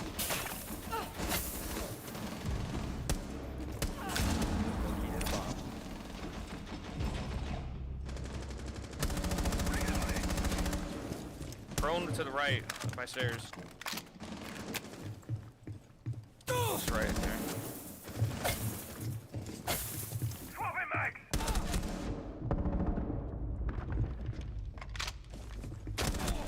He was just pushed up, okay.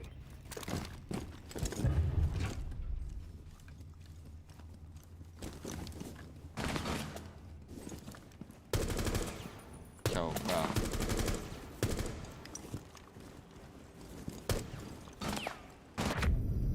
We have been eliminated.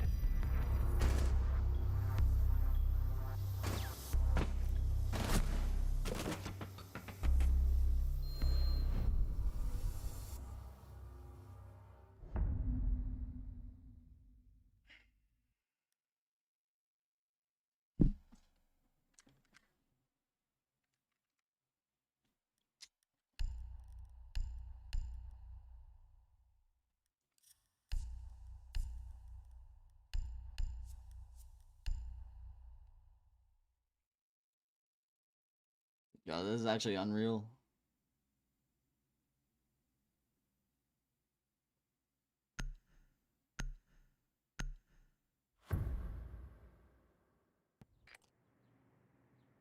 We need to locate a bomb. Yeah.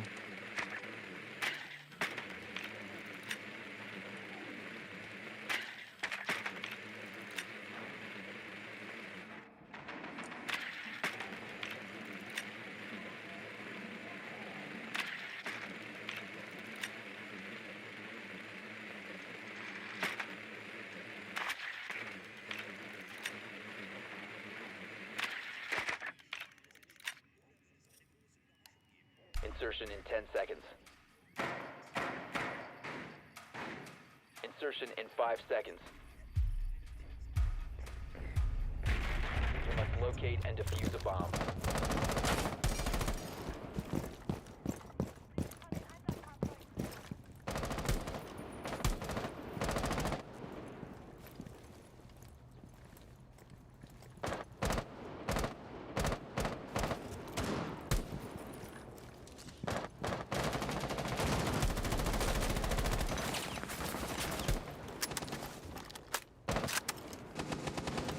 You located a bomb.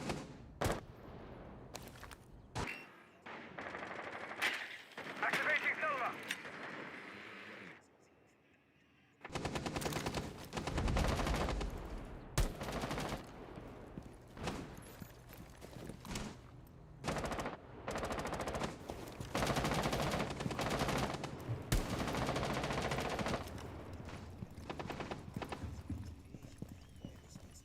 Sequential breaching activated.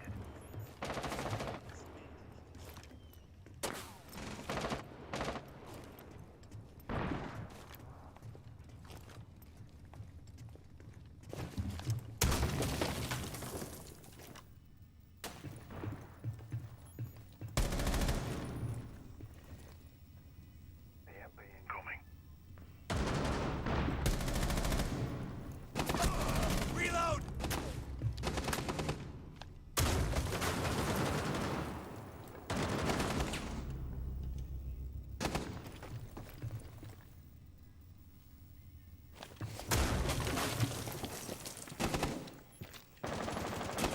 It's on water. That's on 2 I King. don't care. That's okay. Cash It's A. your last Mutes. scene bathroom. You got A. Light set. One lodgy. Just standing there. Just standing there.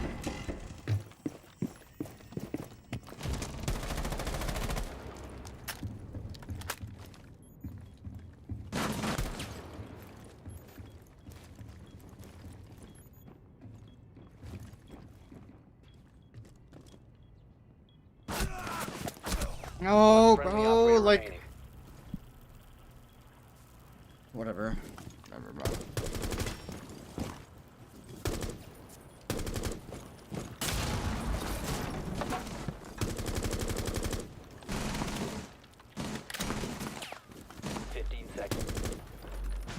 You have dropped the diffuser.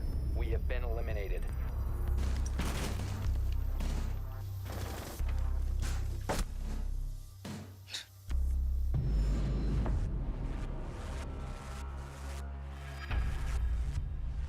That adds up. That adds up.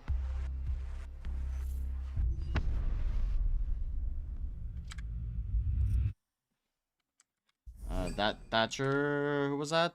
Super Diddy? Bronze, yeah.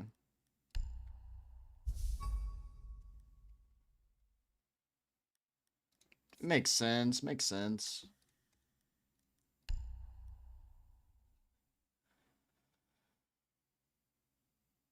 Nothing he could have done in that 1v3? No, I'm not saying because of that round.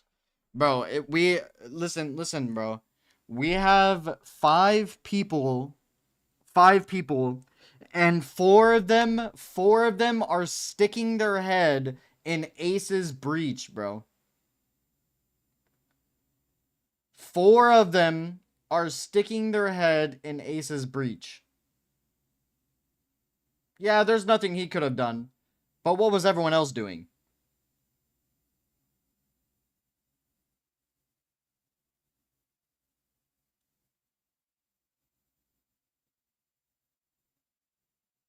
Like, bro, there's highway. There's underneath. Bro, there's literally, you could have, anyone could have came with me and it would have been a free round. Anyone could have came with me, it would have been a free round, bro. And like, look at this, bro. Look at this, man. Like, I get it. I get it. The game thinks that I'm definitely diamond, okay? But like, why am I having to make up for 3 players?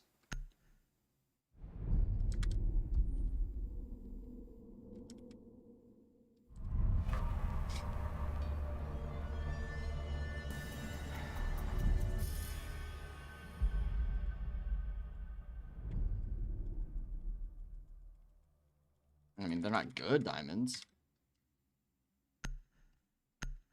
Yeah, bank's not bad.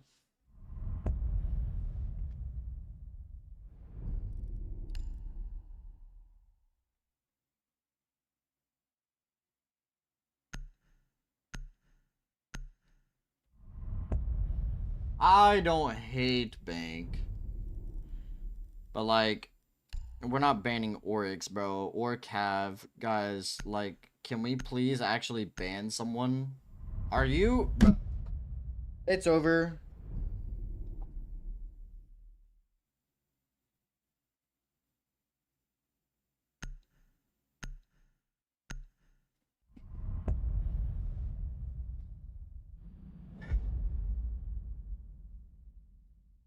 Like this, you can't make it up.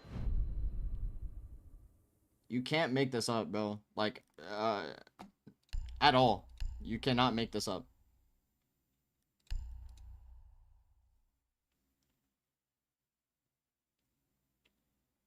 It's actually a joke.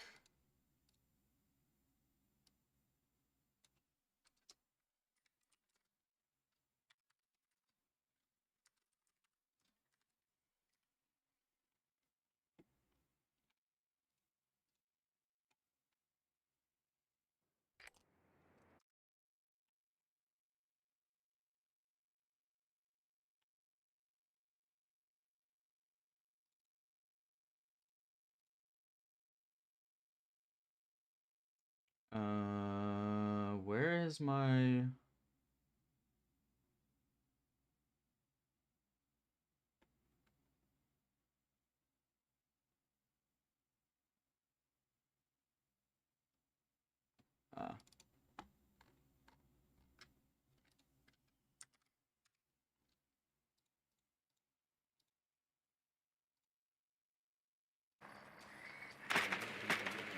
Someone's Kubarao, because he's pretty important, I'm not gonna lie. Kubarao is pretty goated.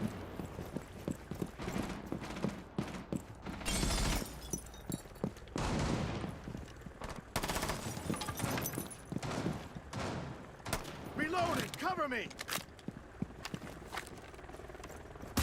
I've got my eye on you.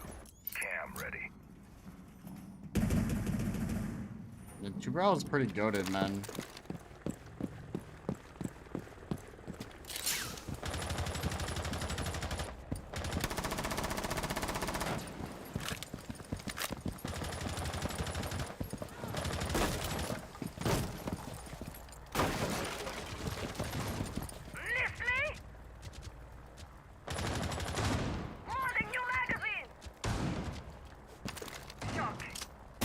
Cam in position. There's a guy in the mirror.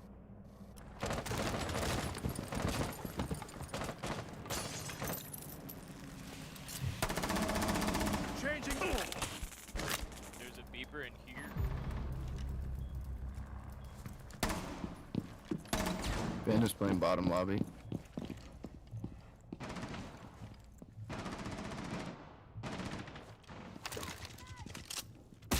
August ready.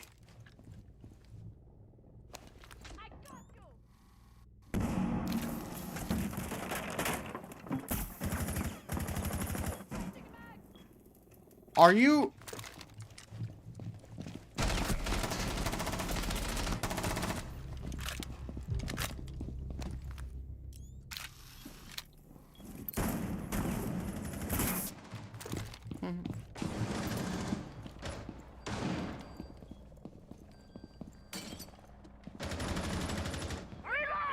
what's his name is really weak. Bandit, in the wall. Bandit's in the elevator. Dead. You've been exposed. He's in the fucking, like, little side hallway.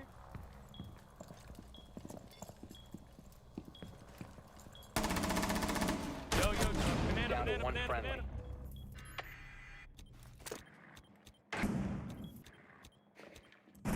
Op 4 last stop standing.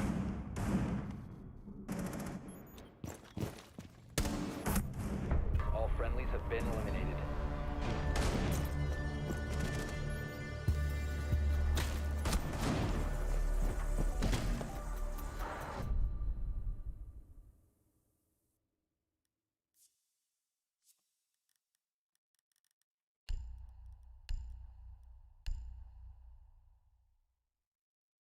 Yo, I had some W cams though. I ain't even gonna hold you. I got some W cams. They were able to kill the dude on banana because of me. I cleared the mirror. I got my kill. All flank was covered. Bro, what more can I do? What more can I do, man?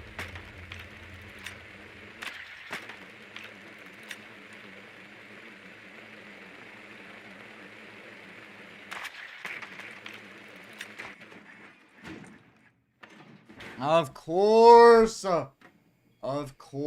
man. Drone has located a bomb.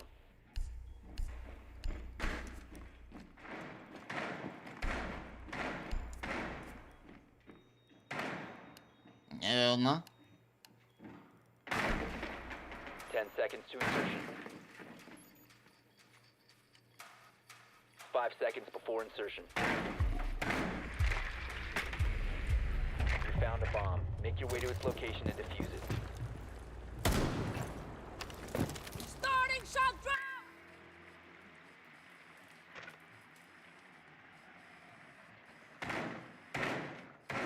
Where are they?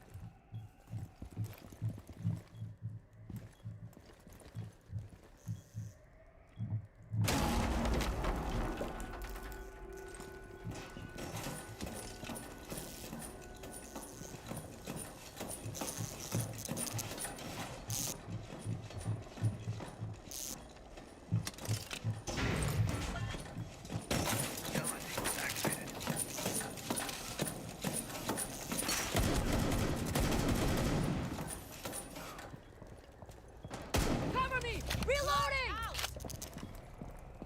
Hard breaching.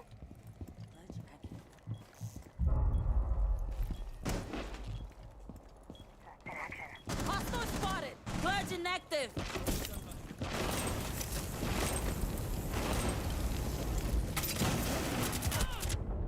Yo, bro, like, can you not pre-fire stuff that doesn't need to be pre-fired? Bro, like, that's what I'm saying. Why? Why are you pre-firing that?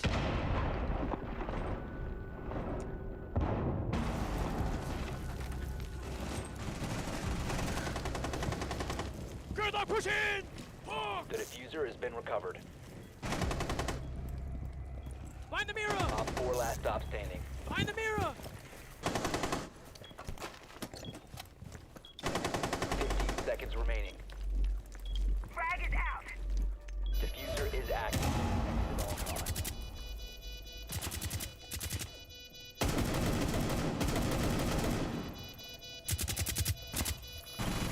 Vault.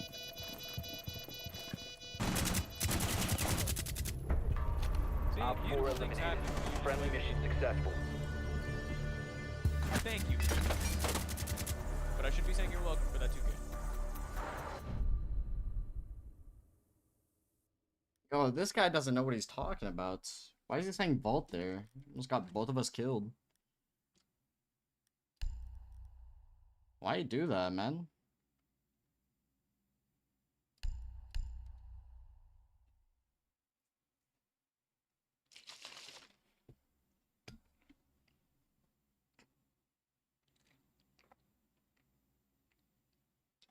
Elite Gorilla.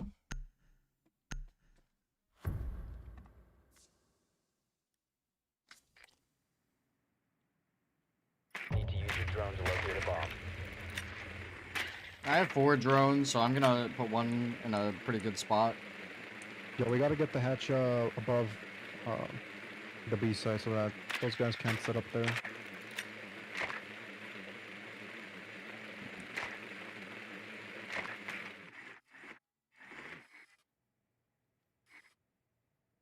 They're not basements. They are. Be advised your drone has What? located a bomb. Insertion in 10 seconds. CC. 5 seconds to insertion. You've located a bomb. Make your way to its location and defuse it. Shotgun going live.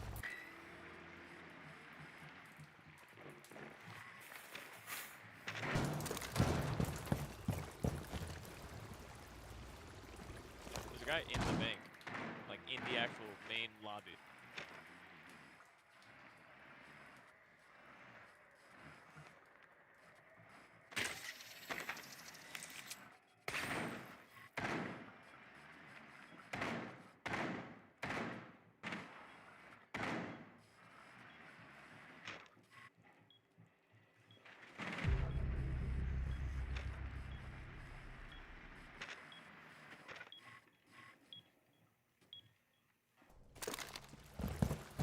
Server's clear. I'm trying to get Mira. Hold up. I heard somebody with a Japanese pistol, bro. Yo, bruh, like, why are you trying to be extra?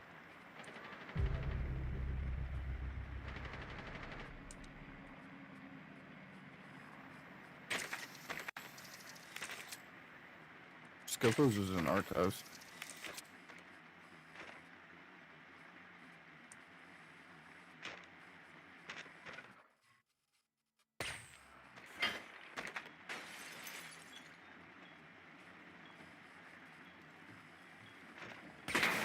Yes! Both mirrors! Changing max.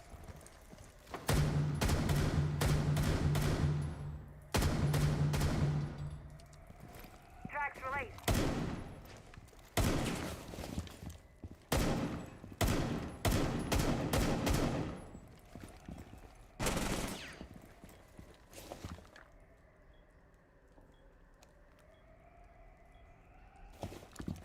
Archives is clear.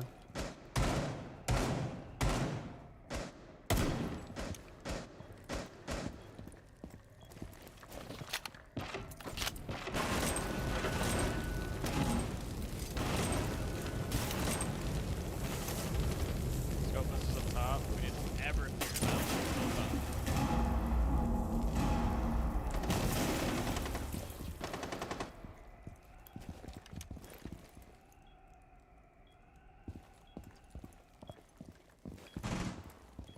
One vault, one behind the shield.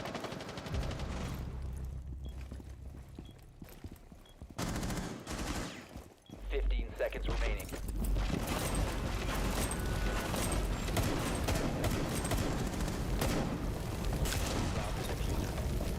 Five seconds.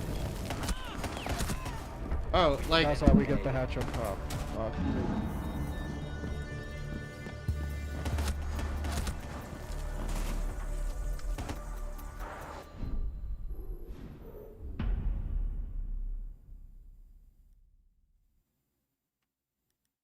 Are my teammates lost? I think they're lost. They gotta be, right? They just gotta be lost. Why is Ace running in? Why is Ace running into plants knowing that Cade was involved?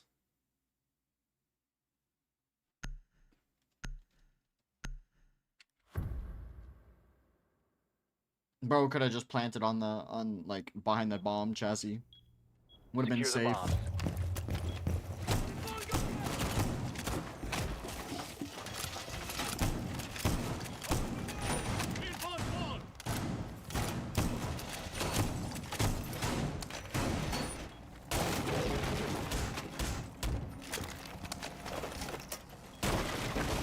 I guess. Located a bomb. Plan your defenses accordingly.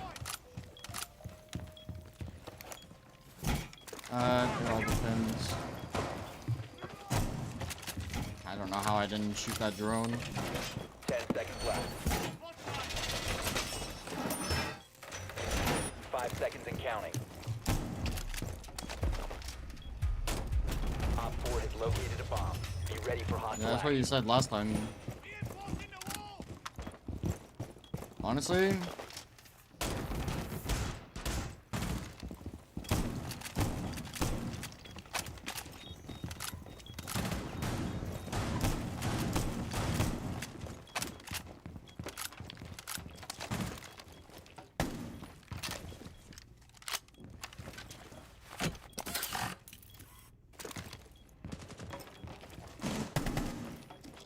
Reload! never twitch.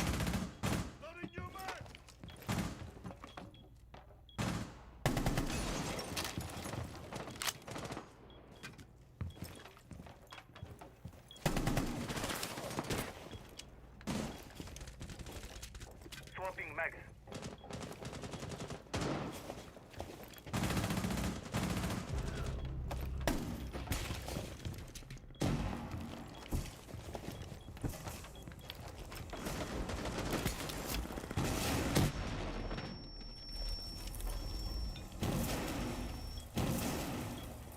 A nest of beauty.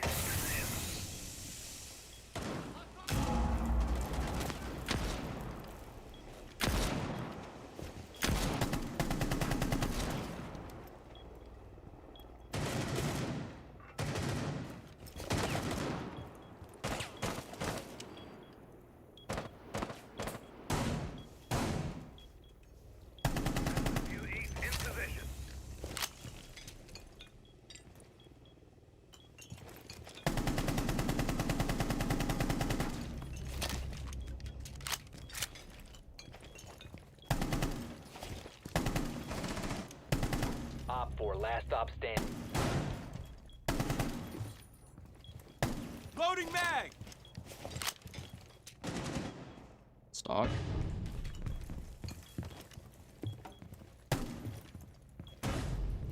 Op 4 eliminated.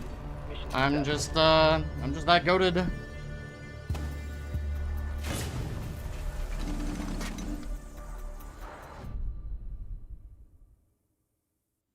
I'm just him.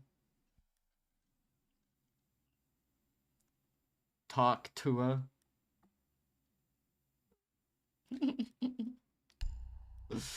I'll talk to you later.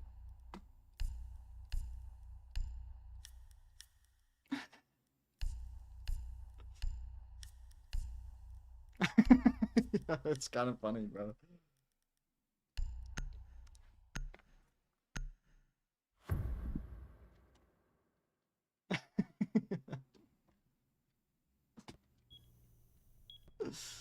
Protect the bombs.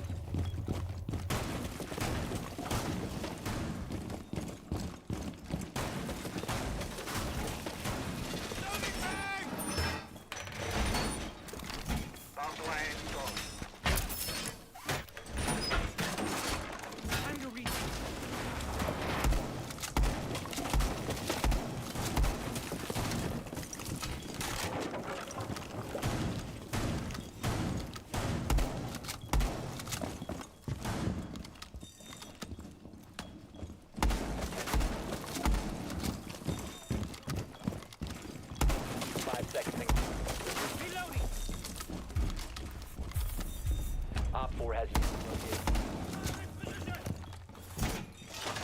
No.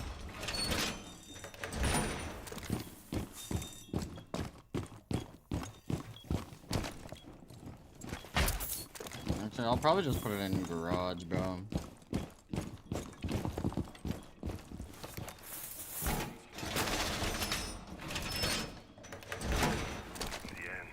I hear him coming garage.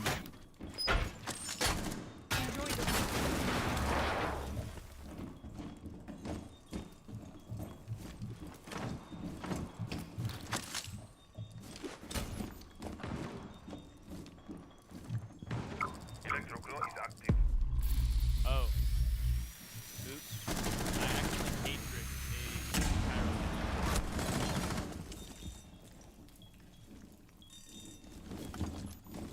On hatch. For that reason, I heard them, and I'm not gonna put it in an area that they can just literally get it. So, I'm about to drop hatch. No.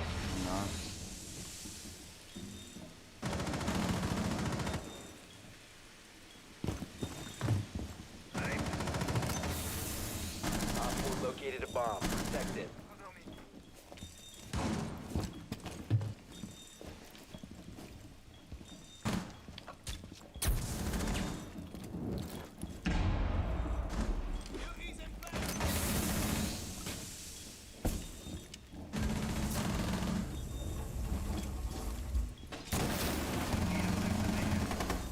Garage. Placing server.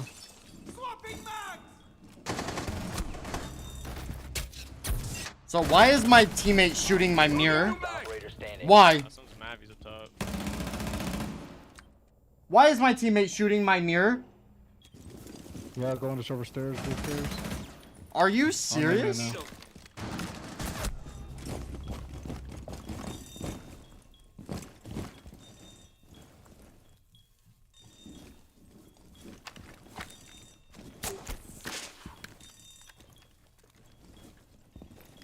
Legion. Terrible angle. Okay.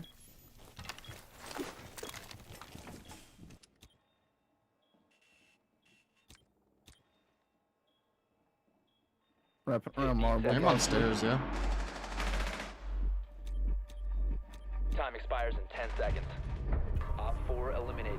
Mission successful. Bro, I wish I could say I'm like that, but that Iman just got a So before you guys like bow to my Good night, guys. aid God for K-tricking those fucking pellets, like I'm just not like that. What? Bro, what are you yapping about?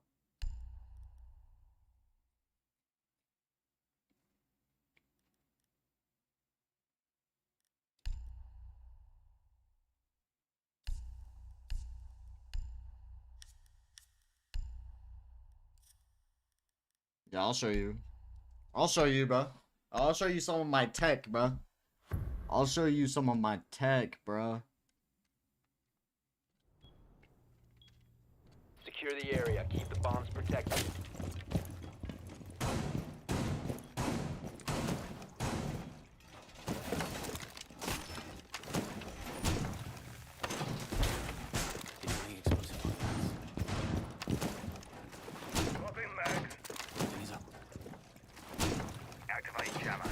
Op 4 has located a bomb. Be ready for assault. Reinforce the wall! Vulcan is ready. Use it if you have to. Camera ready. Down to 10 seconds. 5 seconds left. Bomb located by Op 4. Jammer ready to activate.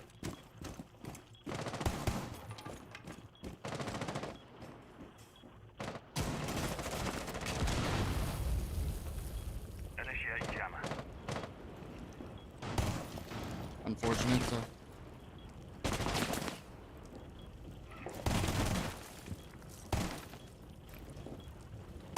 Changing mags!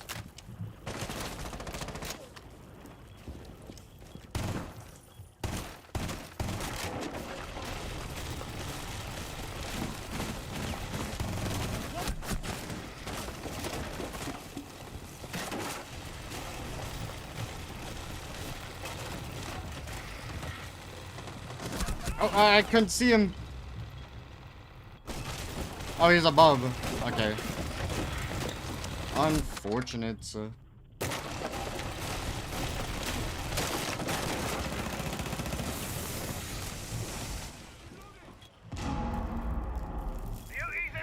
Yeah, I mean, like, what can I do? Holy, bruh.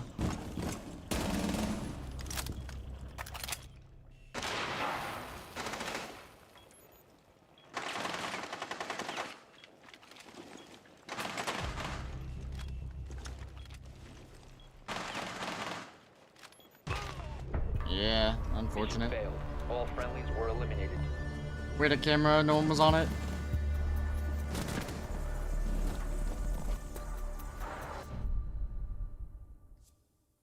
I mean, they just took all vert, bro. Took all vert.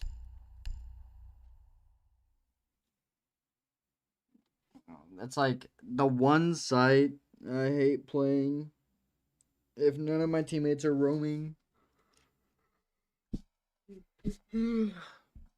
But it is what it is. It is what it is.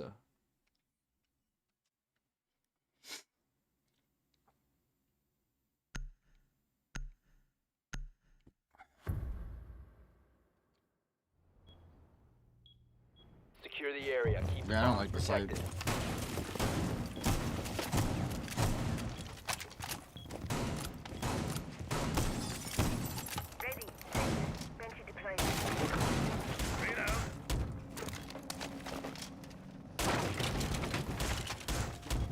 It's just garbage.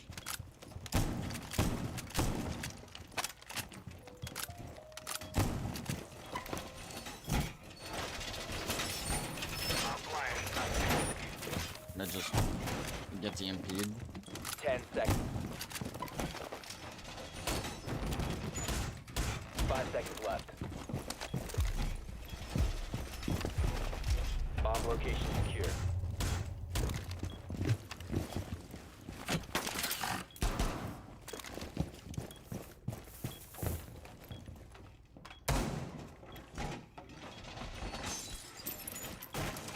Op 4 has located a bomb. Oh, hello?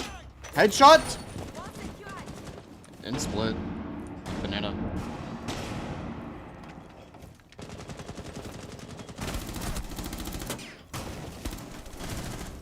Where's my headshot, bro? I'm in stock, Bro, dude, we're just selling. One repel site. One banana. Heal! Heal! I'm on the camera.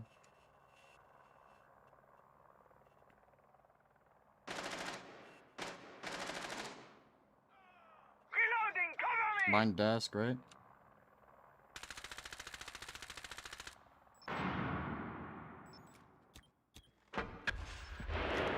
He's outside on rappel. One friendly remaining. He's hopping in. On breach. Pushing up. Let's try. Mission failed. All friendlies have been neutralized.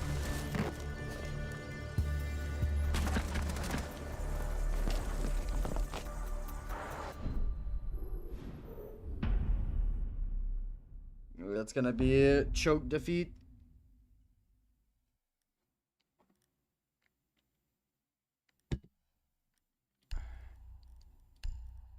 Would make sense.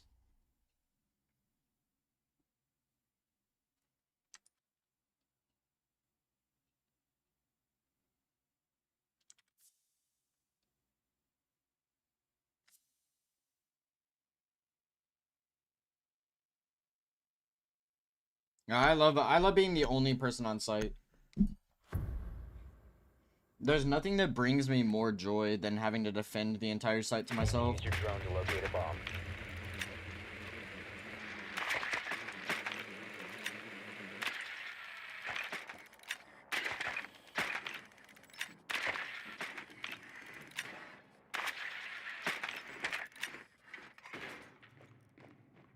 Okay, so they're just basement again? Bro, Your drone has found a bomb. I'm getting tired of Twitch, bro.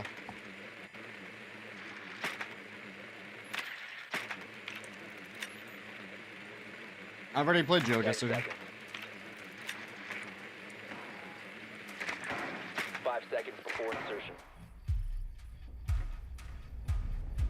You found a bomb. Make your way to its location and defuse it.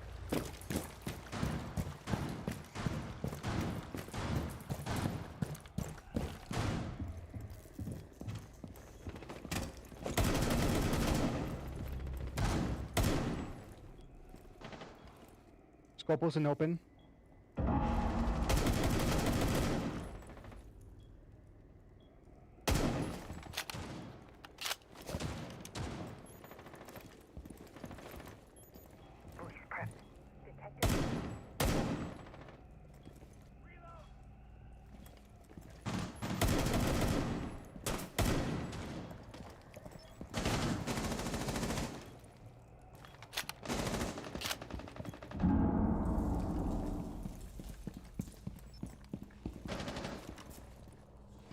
Ripping with Scopus.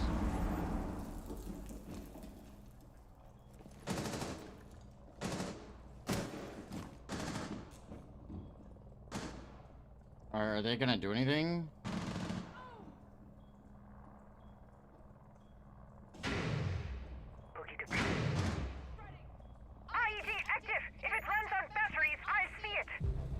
I'm getting annoyed by like their inability to do anything, bro.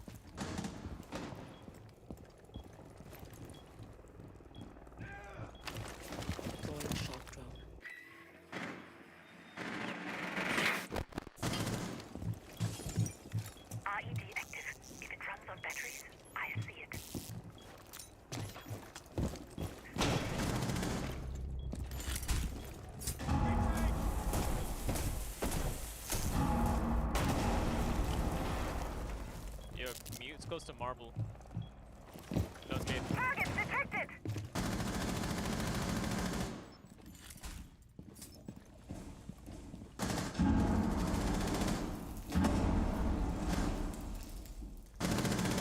Planting.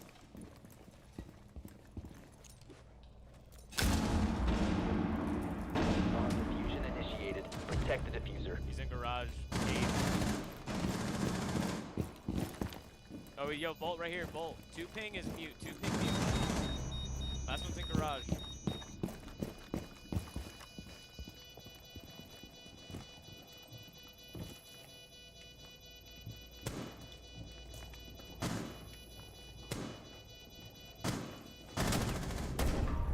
Op 4 eliminated. No, it's not me, did I?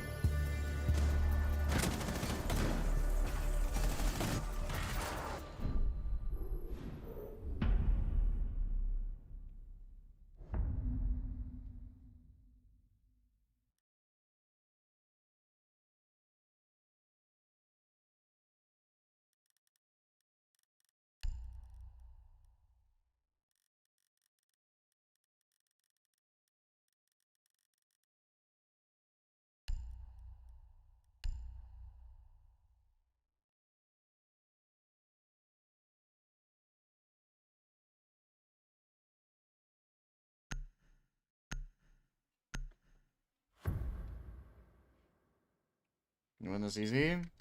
I mean... Secure the area. Keep the bombs protected. They rush? We're not bringing like shields or anything? I'll help.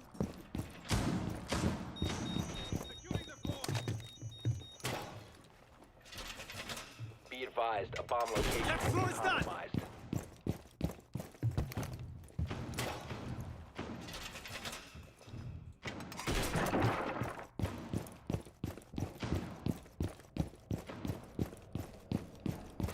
Left. 5 seconds to insertion. Deploying razor wire. Op 4 has located a bomb. Be ready for hostile action. Needle set.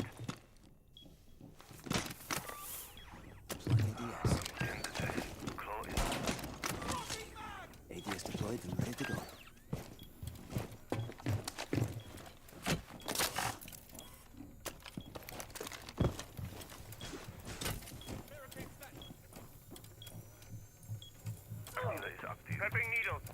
On edge.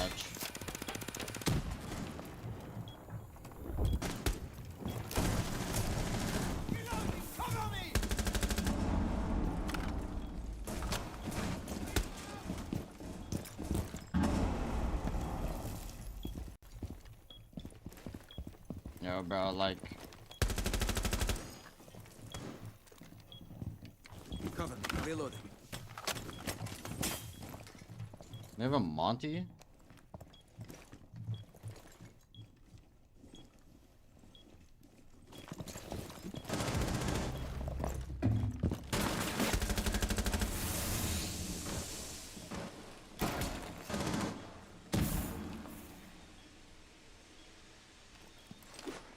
One in garage. Reloading. Bro, like. Oh. Unreal, bro. I gave the call out so long ago. One bottom main. One in the server, planting. Planting on 5. Op 4 is included. You need to destroy it. Diffuser located. Protect the bombs. On stairs. The diffuser. Jade. Friendly, last operator standing.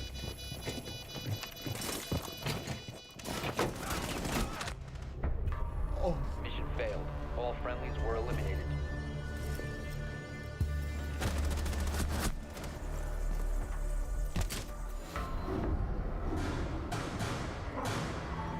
Like, bro, you can't, you just can't make it up. You can't make this up. You can't make this up. You can't make this up, bro. You just can't make this up, bro. It speaks for itself, man. It really does. All the comms in the world and the people still don't know how to play the game. Like, it's actually a joke at this point. It's just like everyone's pointing and laughing because my rank never goes up and it only goes down. Like, bro, no matter what I do, I'm on a brand new account pretty much. That's like given the same rank, but I'm still playing against diamonds and I'm getting silvers and plats on my team, bro. Like I don't know what to do. Like, it's just not fun. It's not fun playing with people that are not in my rank.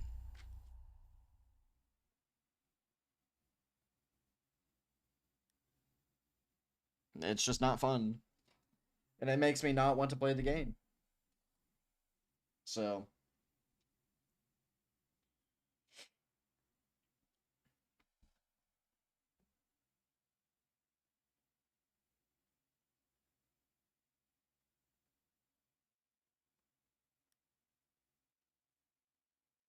I don't know what they did, but they made it like 100 times worse than last season. I'd rather play cheaters. Yeah, it's my last game. I'm not playing again. Not after this. I'd rather play cheaters.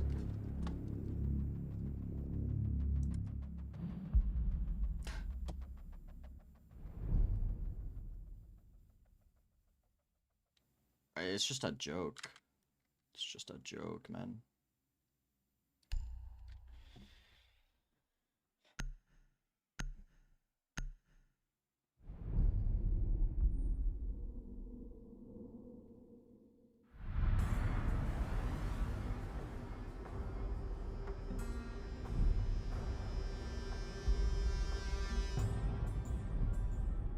Bro, that is the same silver that was their top frag last game. I'm playing against the same people, bro.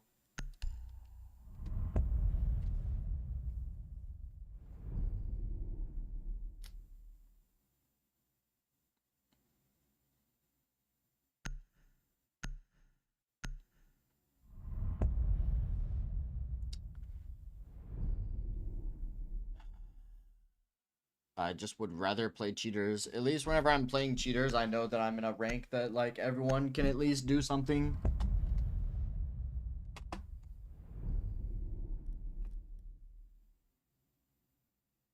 I just don't want to play, man.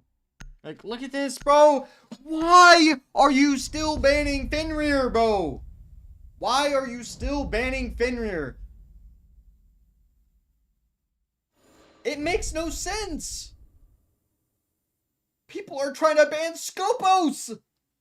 Scopos.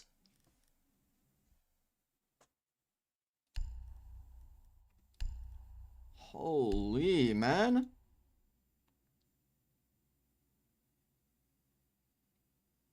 Yeah.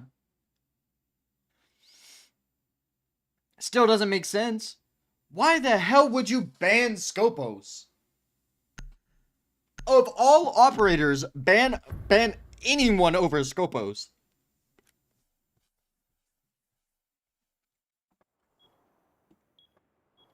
Secure the area. Keep the bombs protected.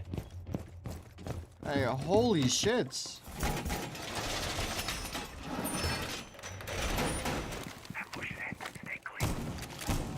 Loading new magazine.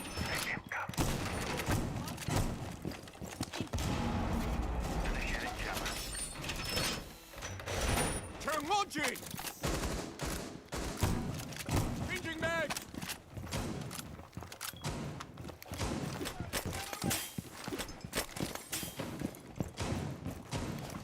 Seconds. Barrier 5 seconds. Like, people like that should be banned from playing Azami. Op 4 has yet to locate a bomb. Like, people who throw the Azamis in doorways, bro, should be banned from always playing Azami.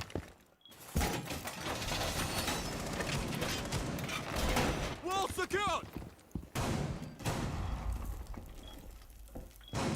Careful picnic. I just got an entrance now.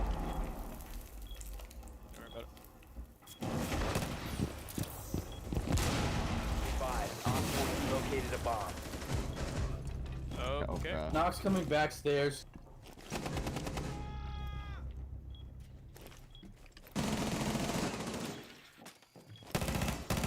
Swapping mags.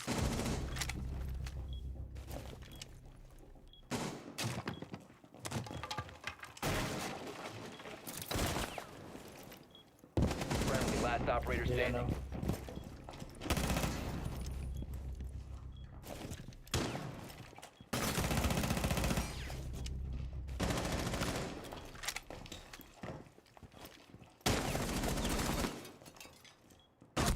Of course. Mission failed. All friendlies have been neutralized.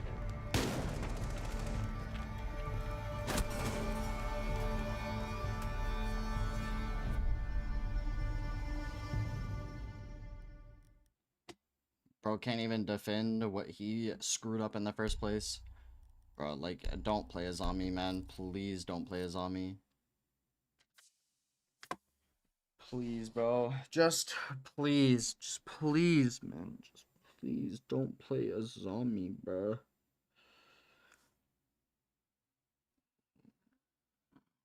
Thank you. Thank you, man.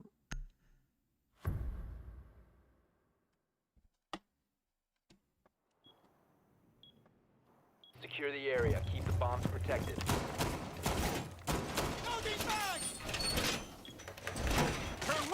I don't care if anyone is better than Azami. If he's just gonna waste them throwing them in doorways. Op 4 located a bomb. Protected.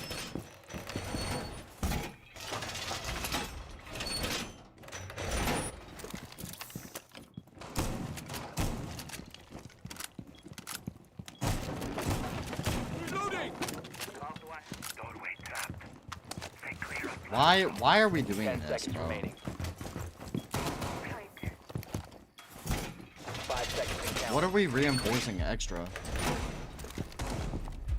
Op 4 has located the bomb. Get ready for hostile action. What did we reinforce, bro? This? Okay.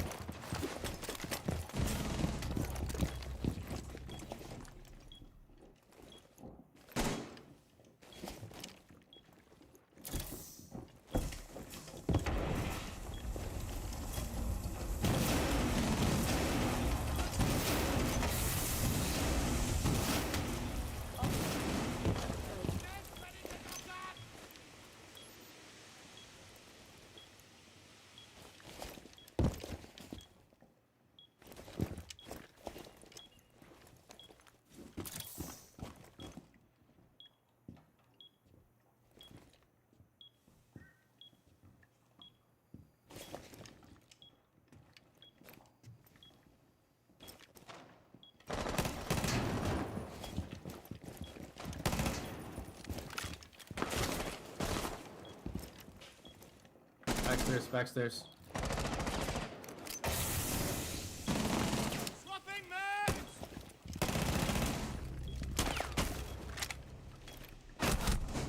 Right in. He's down. In dorms, I think. Yeah.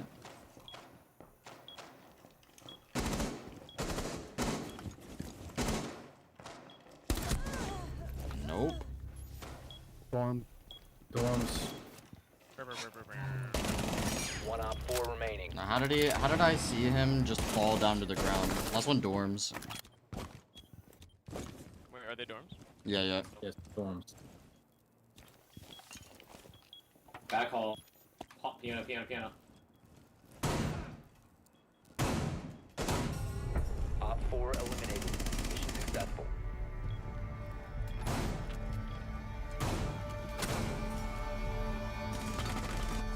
Bro said bad call, like he didn't just shoot at him in dorms. What?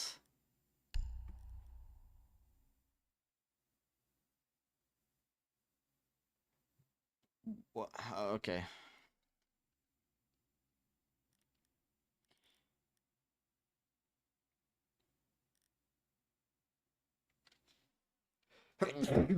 I must be losing it, I guess. Like, I just saw Buck shooting at him in dorms, but okay.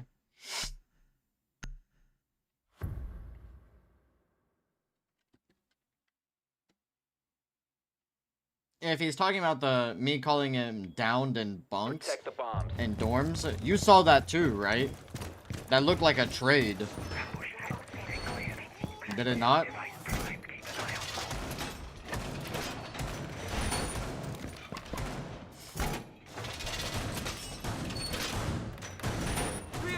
Like, bro, I could have sworn he was dead.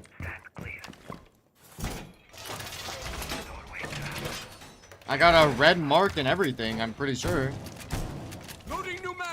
Regardless, he's still in dorms, so, like, can't be that bad of a call. 10 seconds left.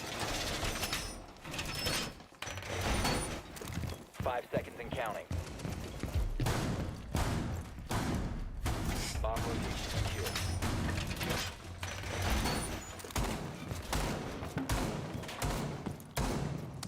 Planting toxin. Op 4 has located a bomb. You know what to do. Mad call, mad call. Mad call, mad call. Hitting wall. Bridge. Why are we wasting smokes?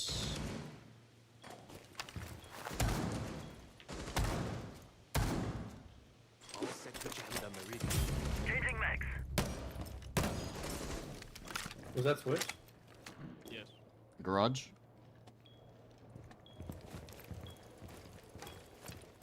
Repelling That outside is breach. Terrible. Two in garage. Shield there. Nest ready to knock up.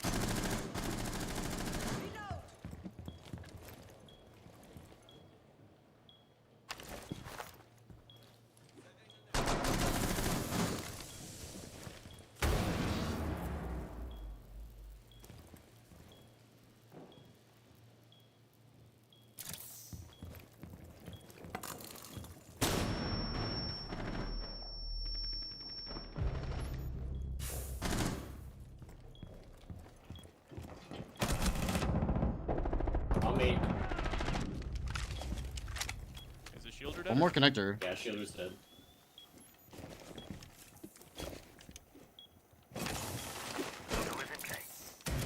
Op 4, last op standing. He's tagged once. He's weak as fuck. Op 4 eliminated. Mission successful.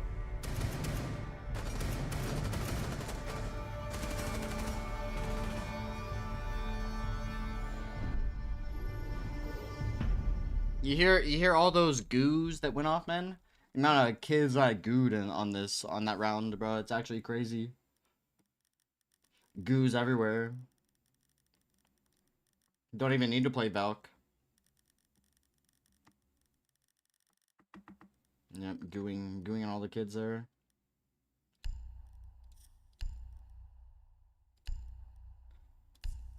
Just my pastime. So it brings me joy.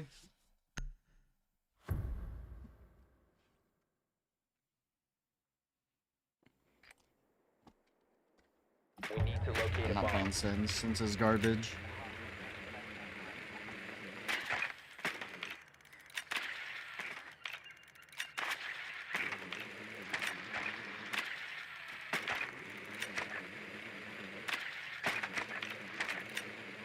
Them. Don't have them. Your drone has found a bomb.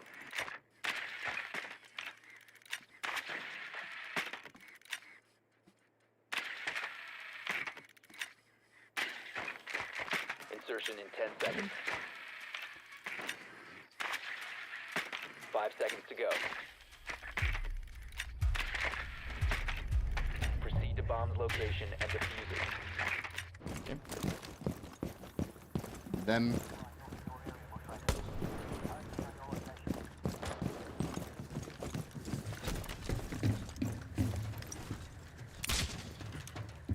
Air jab in position.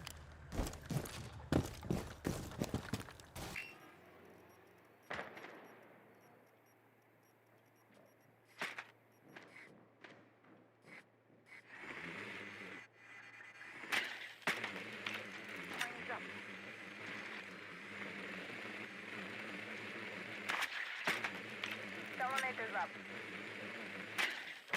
Setting up a sequential breach.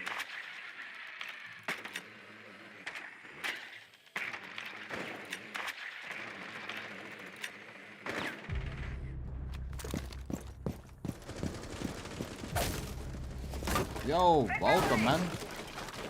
One bathroom. Bro, where does he come from? My entire team pushes through here. Where does he come from?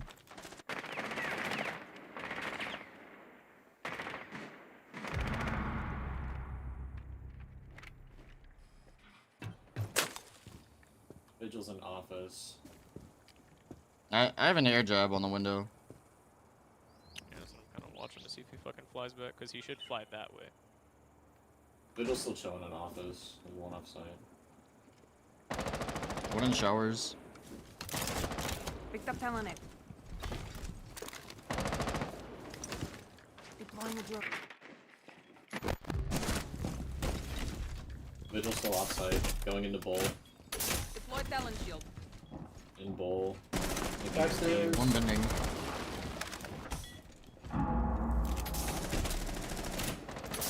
You have dropped the diffuser.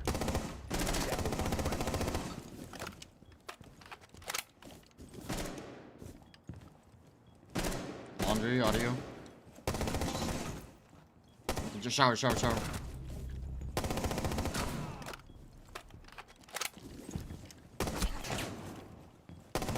remaining. Last one, laundry.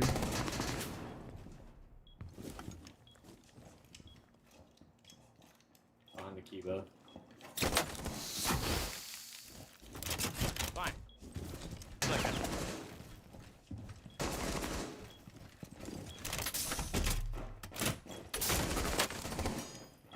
Seconds left. No shower. Fine, be like that. You're fucking Be like that. Mission successful. Fine, I'll just move my shit for you. I'll move my shit to you.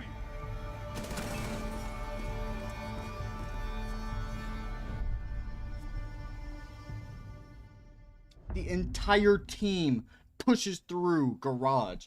How is Vigil still there, bruh? How is Vigil still there? How? I gotta quit droning up for my team, I guess.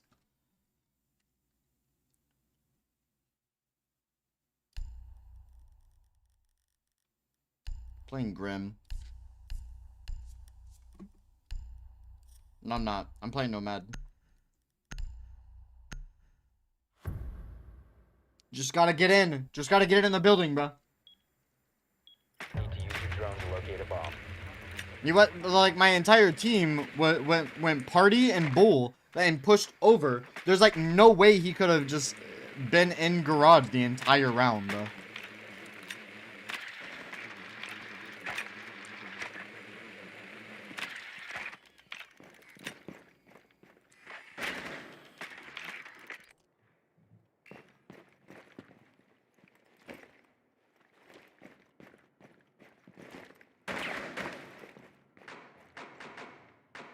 10 seconds to go. Yeah. 5 seconds before insertion. No, I was pushing underneath. Locate and defuse a bomb.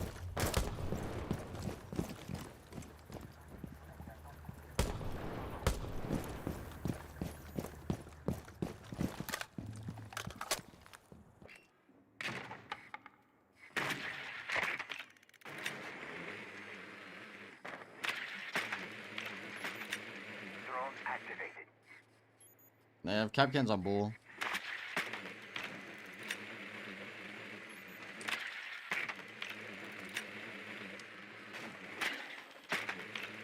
No one party. No one was bull. 3 Capcans, yeah. And the other 2 are on bull door to office. Throwing Selma. Get ready for the breach.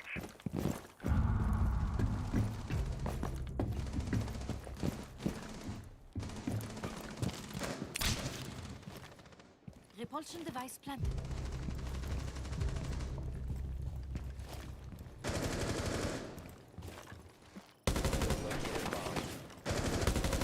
We've infiltrated site. Ace by himself and he needs help immediately.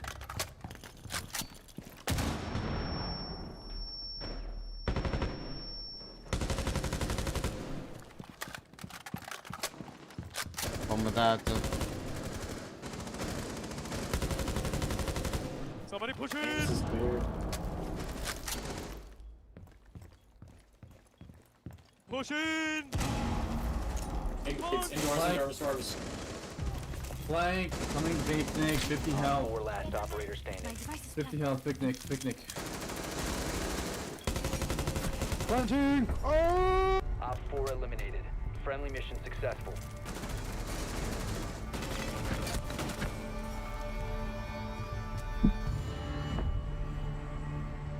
Not good aim, but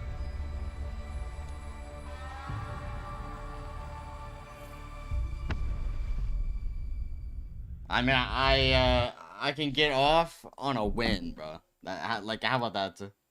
I can definitely get off on a win.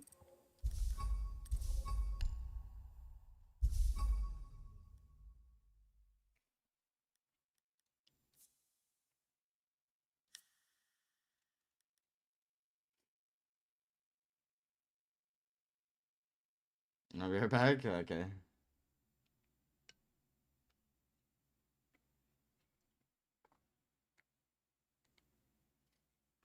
I didn't lose, bro. No. I can get off on whatever I want, bro.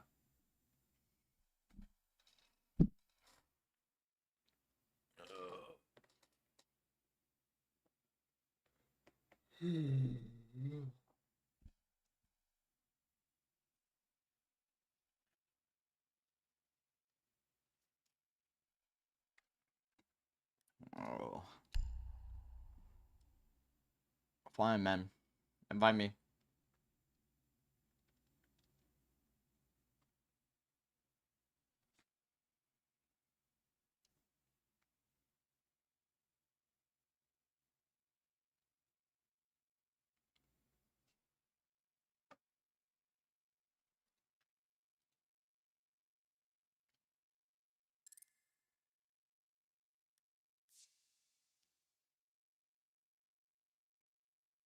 I got aura. Okay. Alright, bro.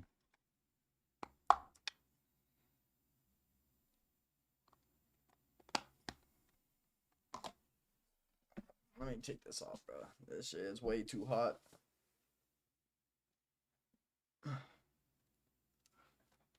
My body is breaking down from all the McDonald's, bro. My body does not want the McDonald's, dude.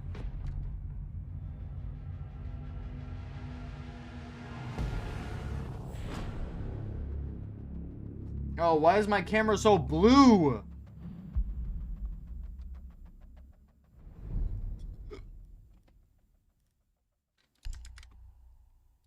I can't. You have streamer mode on.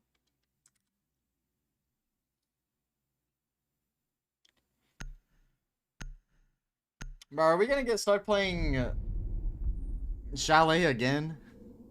Okay.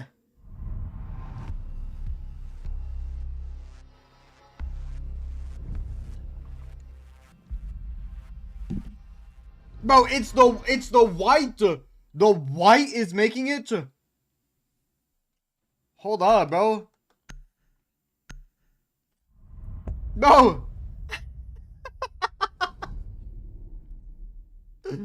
Yo, what is that?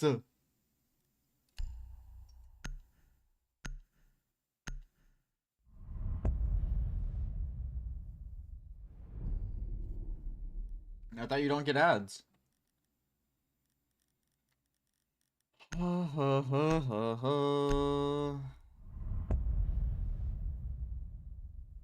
Bro, now it's so blue, bro. Why is it so blue? Oh. There. We can make it like this. That'll be good. That'll be fine. Flash ban? Yeah, these guys are trolling, bro. These guys are trolling. They do be trolling.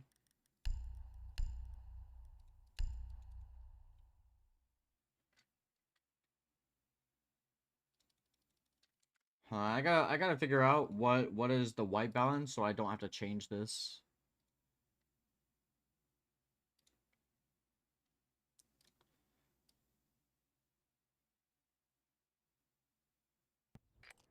Hello?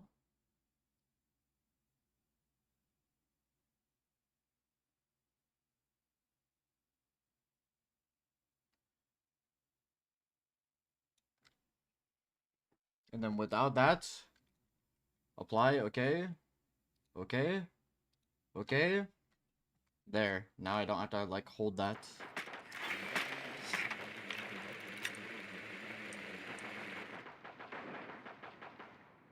Ow. Almost yanked out my hair, bro. 10 seconds. 5 seconds.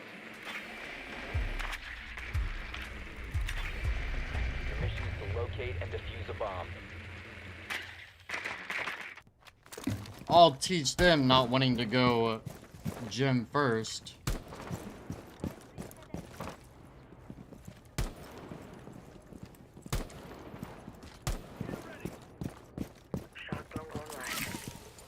Bomb has been located.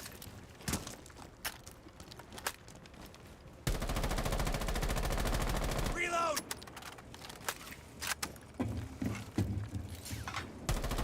Hey, bud. Come back, brother. Can you get this, Yeah, I got it. That's where I'm going anyways.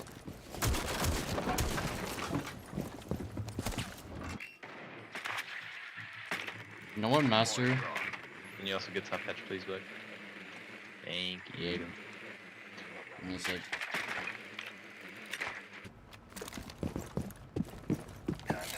Oh, why is this guy yapping, bro? Here we go. Reload!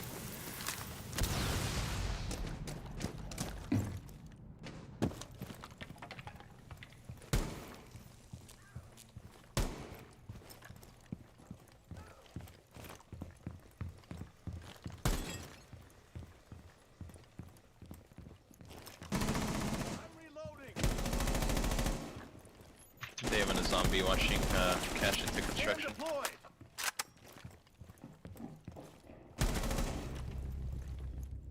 One red. I shot him red, bro. So it might be Logi, unless that's one of you guys dropped. No, definitely Logi. You have a zero cam you can put in there?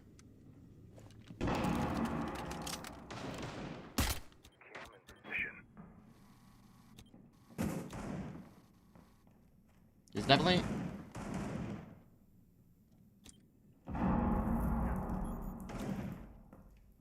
Yeah, he's like stuck on the double wall. On ping zero, He's coming out, he's coming out. Shot. Cade was top red. Last scene. There's an angle all the way down red. Yeah.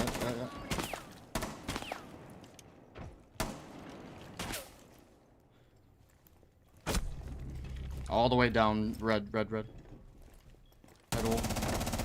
Oh my god.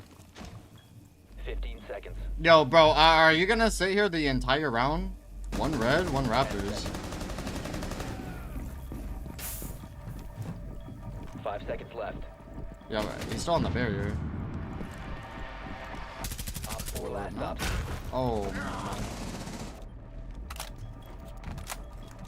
Bomb diffusion initiated. Protect the diffuser. Red. On diffuser.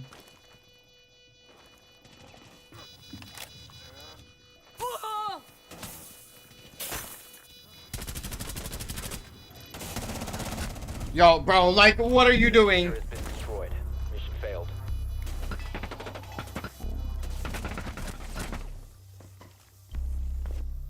I'm gonna lose it to... I'm gonna lose it, bro.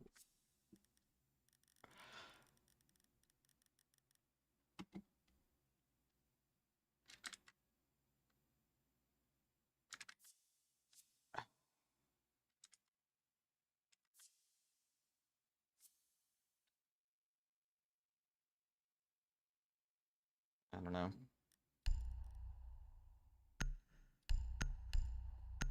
Oh, about to start tweaking, man. About to start tweaking.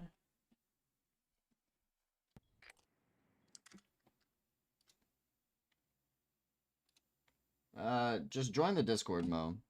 So I don't have to, like...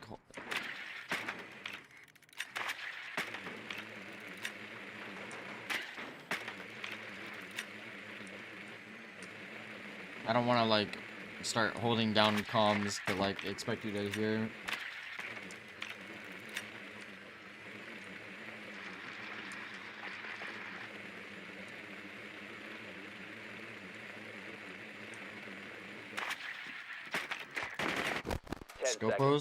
Scopus was top red, probably gonna play near rafters. 5 seconds to insertion.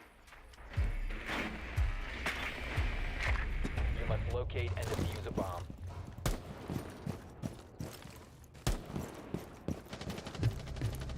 Yeah.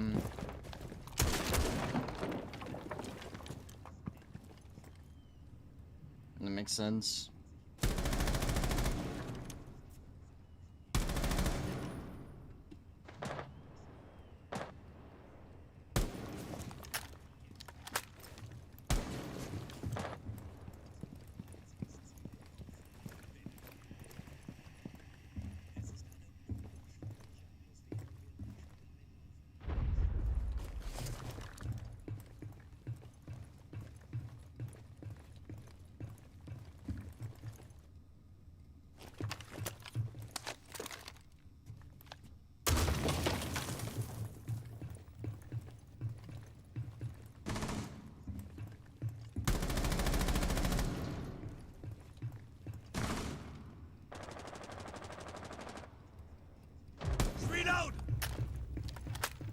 Thank you.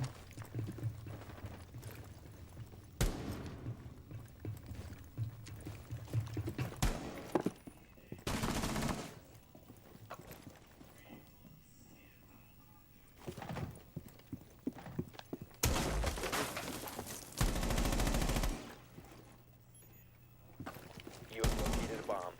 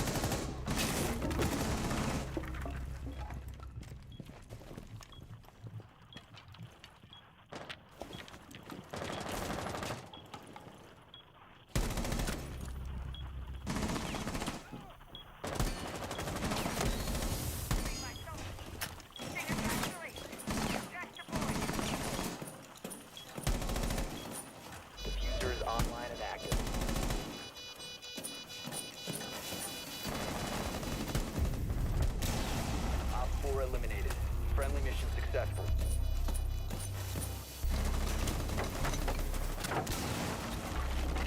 Okay.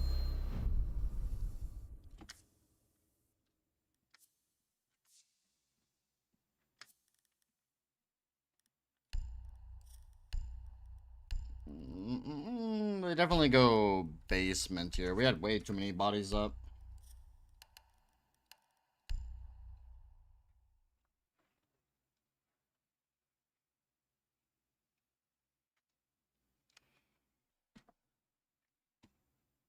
Yeah, it's just, it happens sometimes, bro. It happens.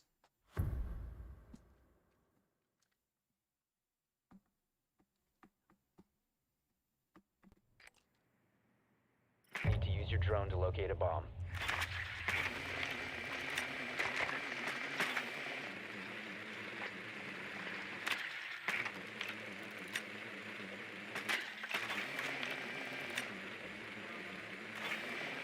No way he steals my drone spot, bro.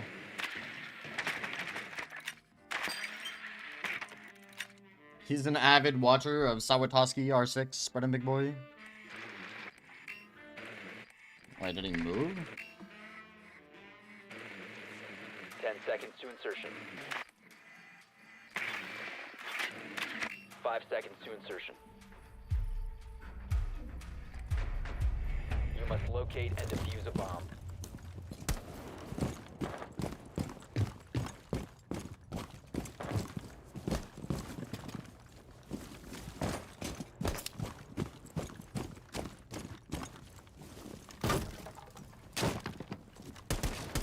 Cav is in bar. Cav. Watch out, don't be a snitch.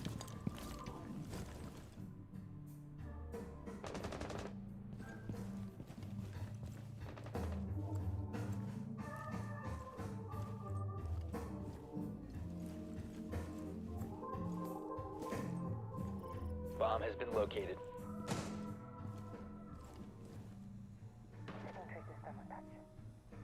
Clearing the way. Changing mag!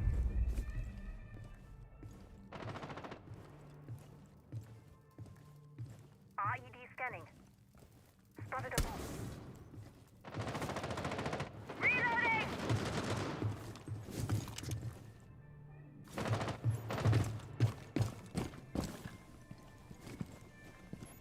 Located a bomb.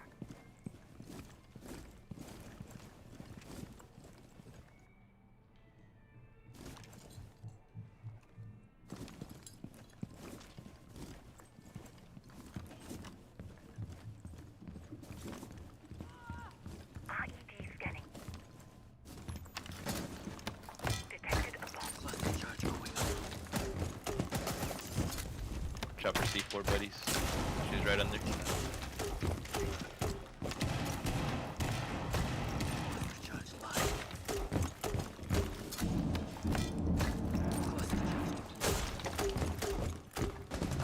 Oh, enter. Why are you knifing? Why are you knifing, bro? Why did you knife, Mo? Oh my god.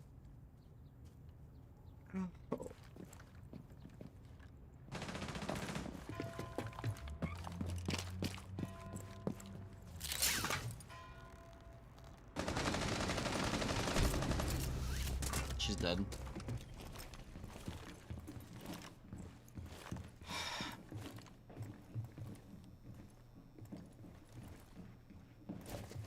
Moto.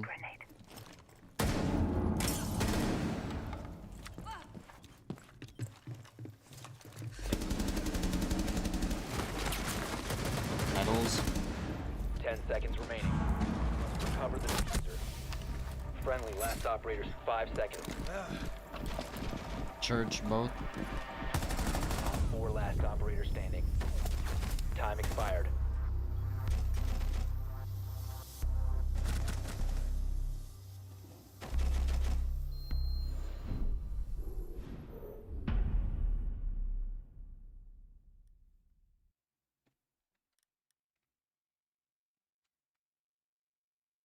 No, bro, like you don't knife in that scenario. If you would have just ADS'd and killed her, like even just wall banging her, bro, that Intero would have never went off. I wouldn't even care if you TK'd me, bro.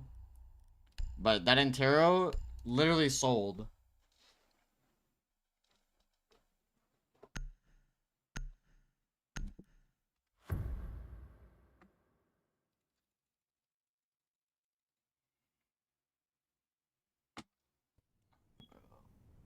Secure the bombs.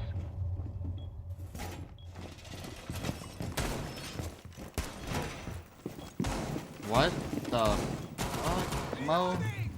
Mo, bruh.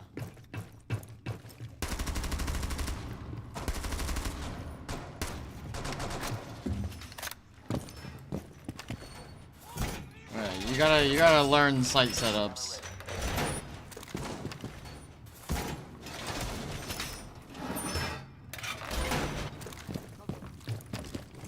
I'm not even gonna bother with it. 10 seconds remaining. 5 seconds. Bomb location secure. We have some time. Radioactive place device. Yeah, that is so bad, bro. Device activated. Be advised, Op 4 has located a bomb. Device positioned. Bomb wire is up.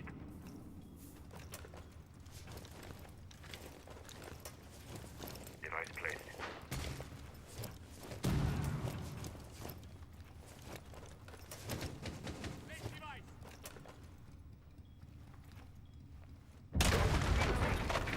Bottom garage. Device set.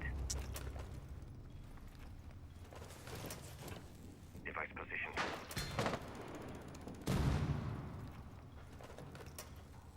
Device placed.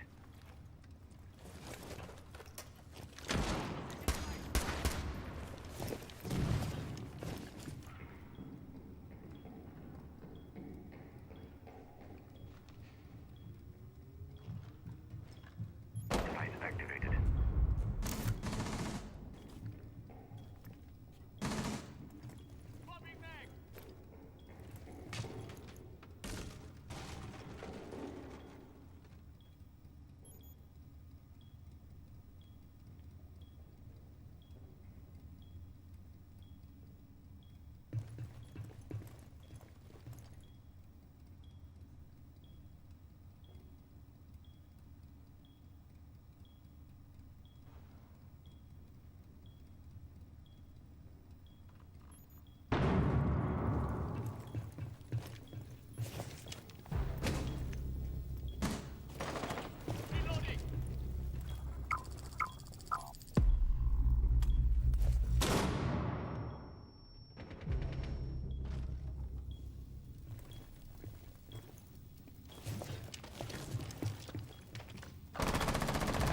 Op 4, last stop standing.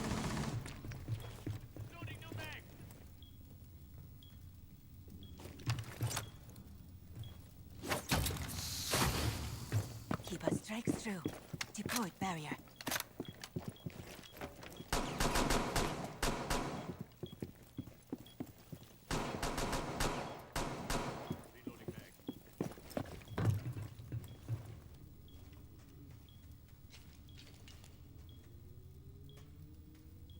Down to 15 seconds. Time expires in 10 seconds. 5 seconds remaining. Op 4 eliminated. Mission successful. Oh, dude. It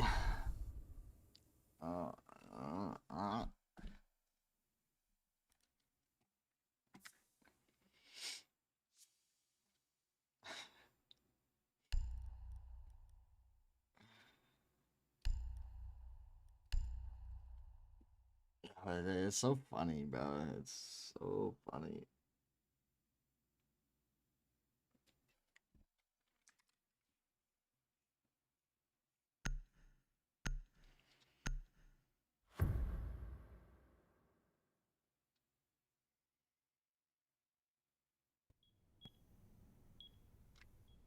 bombs.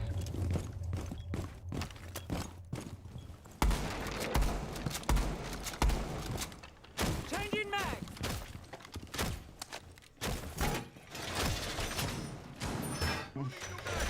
Wall secured. Right side is where head holes go.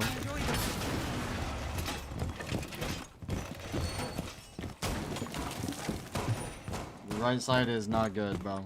No. Reinforce the wall. It makes it to where they have an angle all the way deep rafters from the breach, bro. It's not good. Bomb locations are secure. Deploying jammer.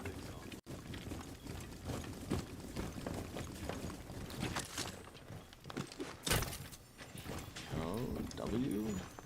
You put it wrong. They can just shoot that, but...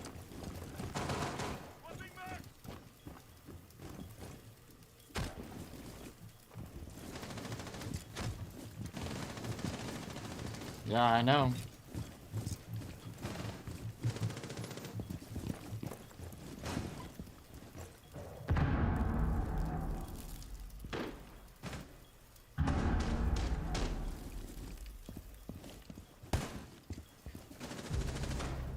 I don't know what you're doing.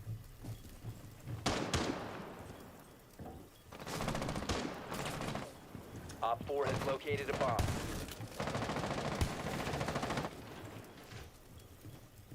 Gym window.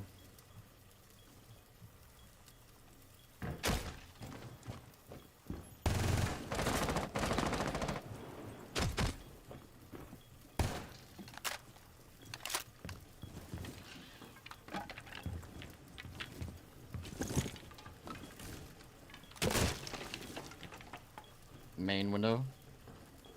On rappel.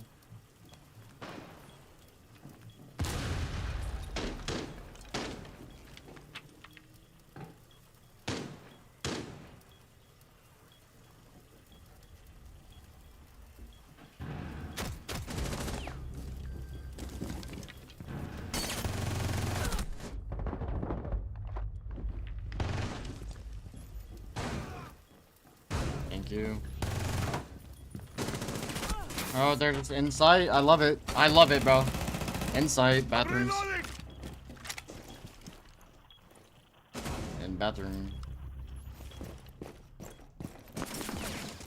Your location has And been bathroom. compromised. Reload!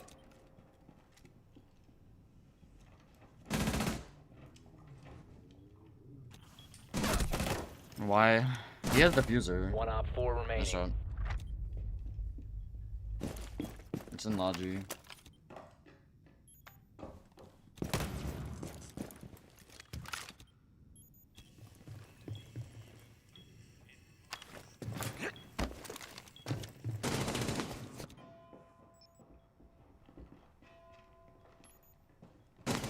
Down to 15 seconds.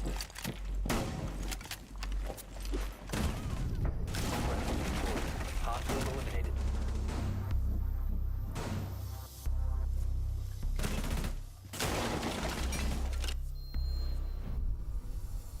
Oh, they're just walking in. It's astonishing. It's actually astonishing how the enemies are just walking into sight. It blows my mind.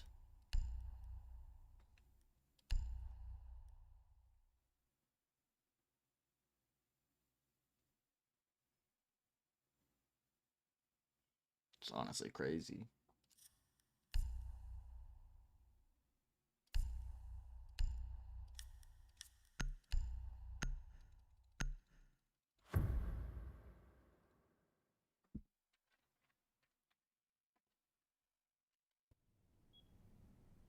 Secure the bombs.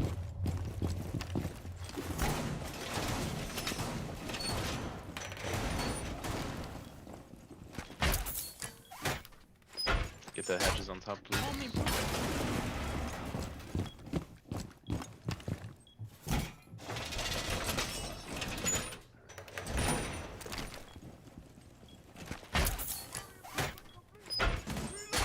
Calibrating. All set.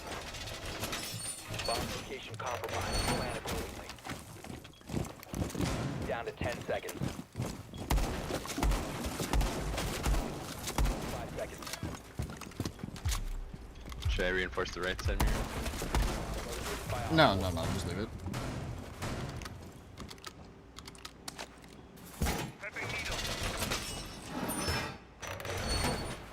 I take it we didn't get dirt. Are you serious?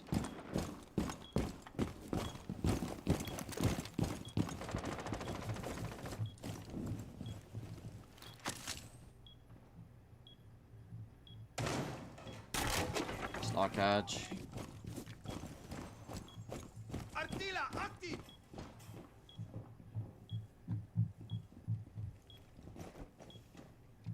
Getting stock hatch. Nice shot. Someone exposed you.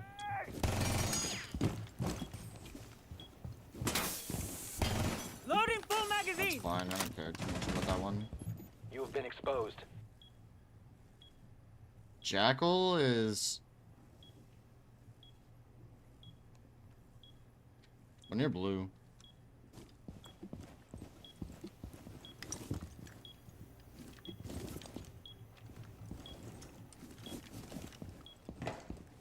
Drop blue. Dead. Jackal.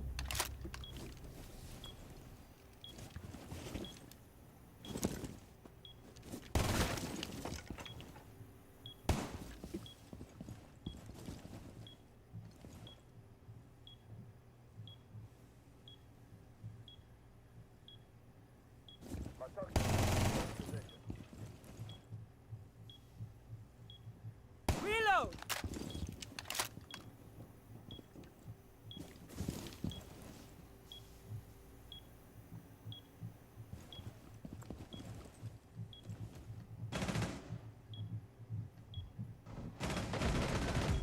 Op 4, last stop standing.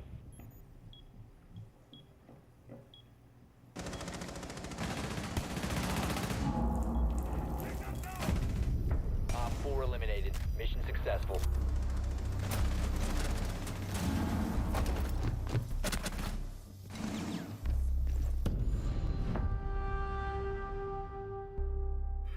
Unreal.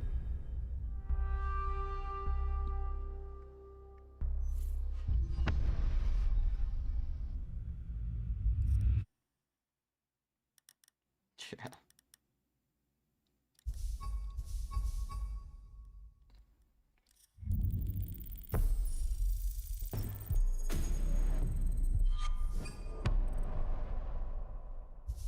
If you're close, we can play another one.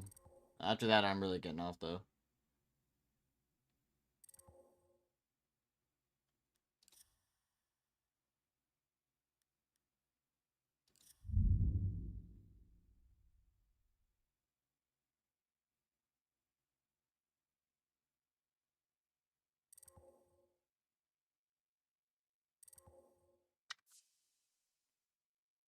Are you...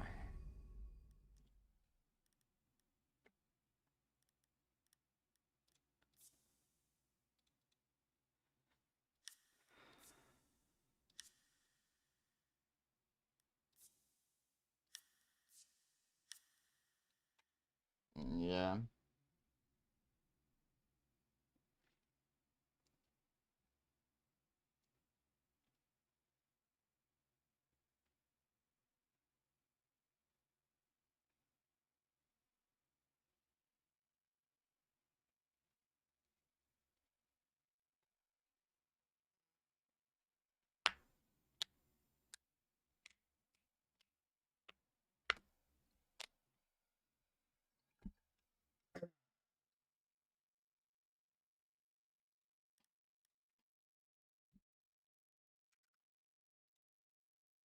Bro, I told you, man, the views just disappear, bro. The views disappear like little rats, man. They scatter. They see Siege loading up.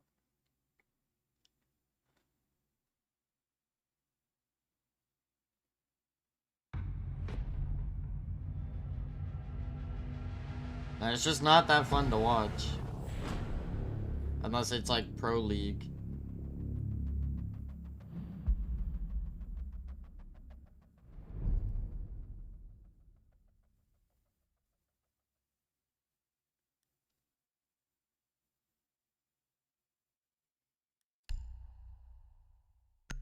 Champ guy cheating?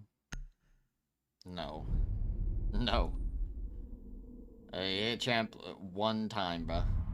And he has a daily 0.5.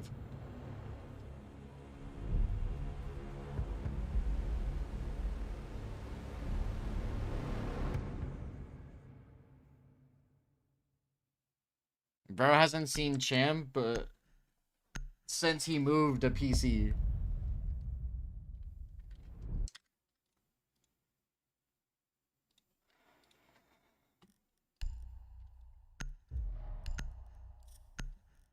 I just realized I've been playing on 5.3 this whole time, bro.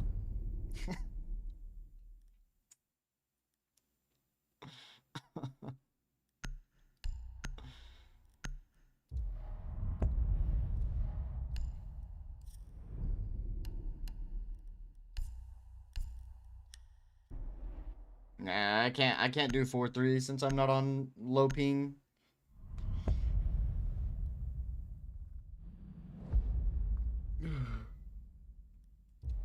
Actually, with the array of players, I mean, they have an actual bronze.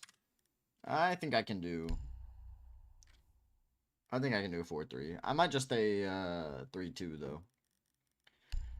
Graham with Claymore.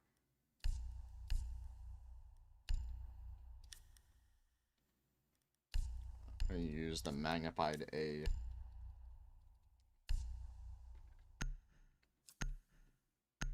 Bro, I'm not here to tell you how to play the game, bro. Need to use your drone to locate a bomb. No, I'm not. I ain't telling you shit, bro. I'll give you call-outs.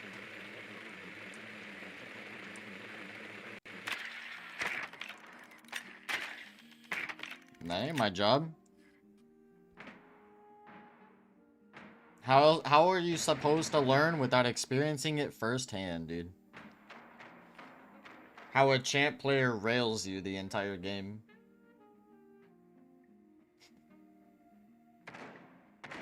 Drone has located a bomb. 10 seconds to go. 5 seconds before insertion. You found a bomb. Make your way to its location and defuse it.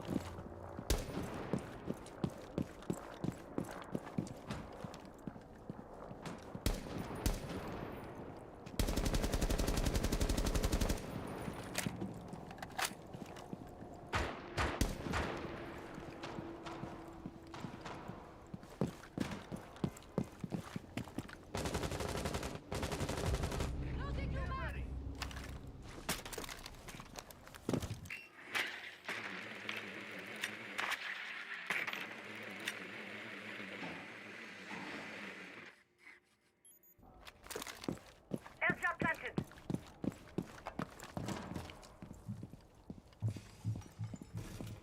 Track stingers in play. Swapping!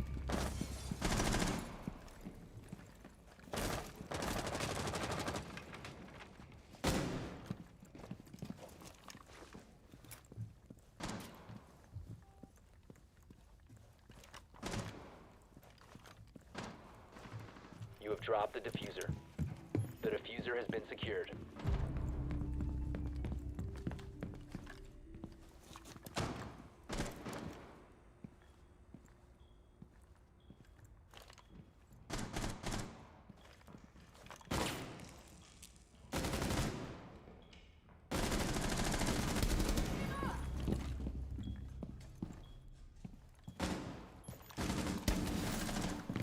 Op 4 last stop standing.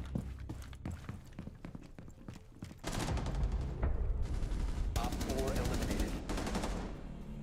Nice shot.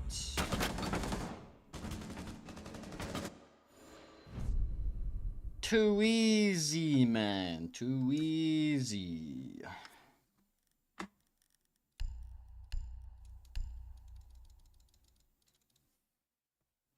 Yeah, I think you play your play style is that of like a butt plug, bro. You gotta, dude. You gotta quit, bro.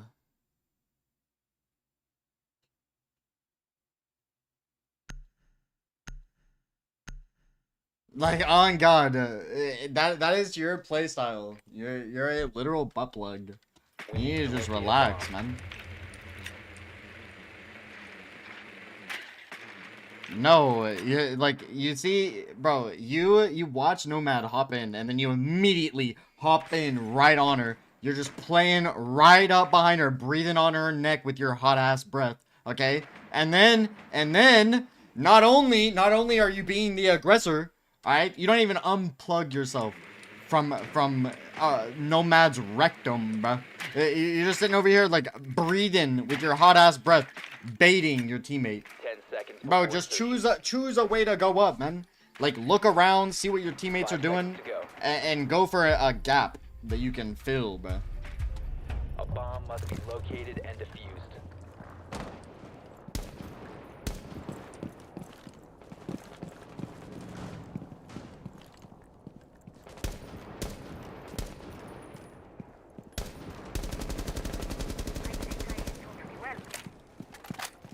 You located a bomb. Deploying the drone.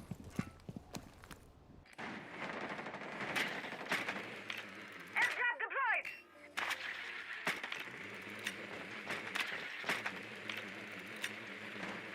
Going for a drag.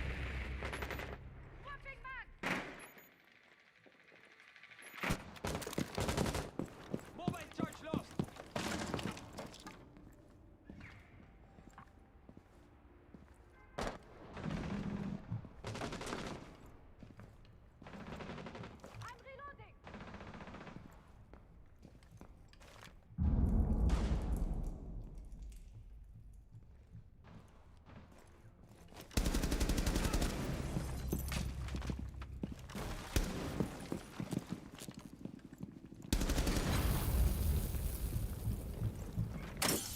Changing mag.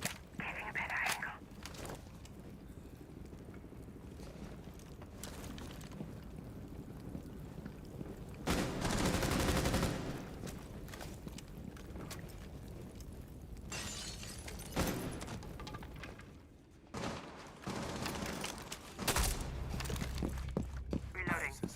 Reloading. Bro thinks alt walking is gonna save him, bro.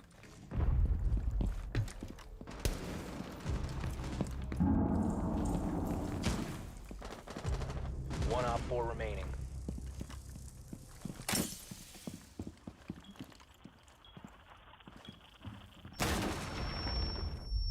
Oh, okay.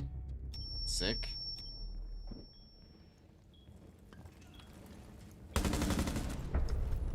Op 4 eliminated.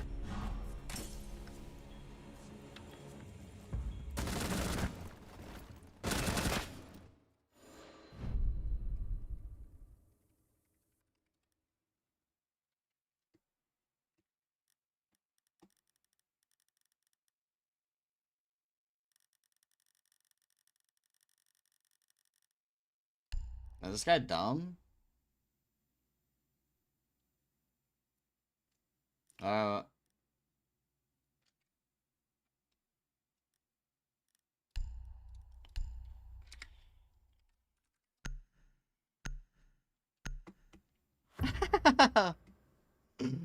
Yo, bro.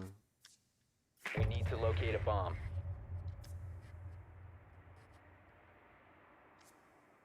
Yeah. Nah, he's definitely trolling. Drone has located a bomb.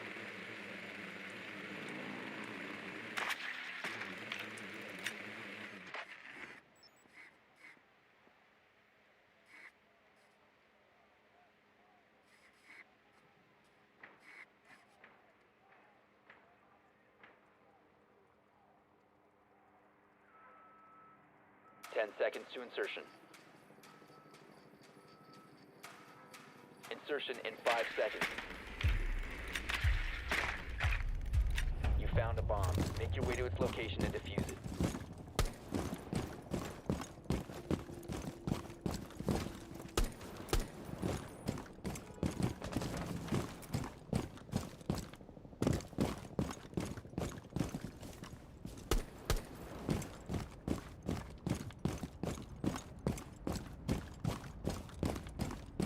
Thatcher. Yeah, hold up. Come here. Come here. Come here.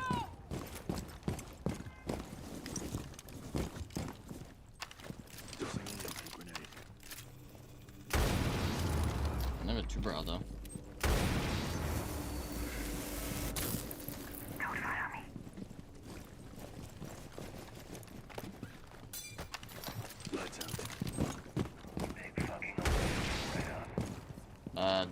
Mo, bro, your Twitch. Can't do bitch.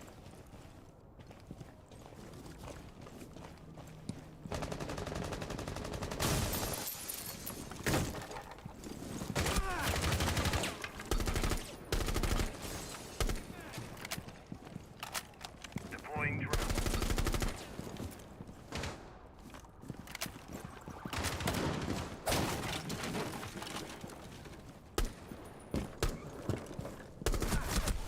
Okay.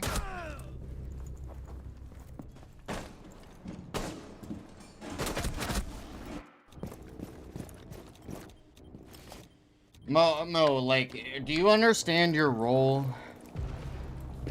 2 Twitch drones, why are they not acting?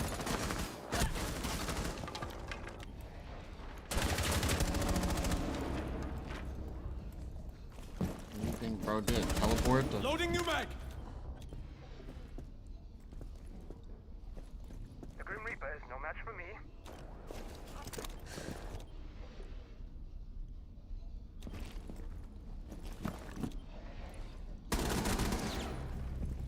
Push down yellow, guys. Yeah. No, bro. The butt plug mentality does not work, bro.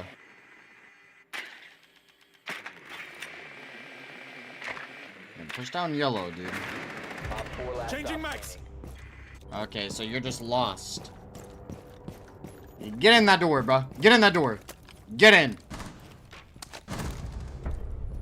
Op 4 eliminated.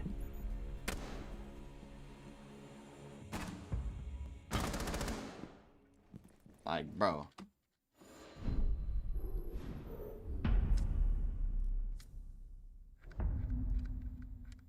I'm telling you, man. You're literally a butt plug. You're sitting here. Nah, bro. Your entire role is playing Twitch is to help get the wall, bro.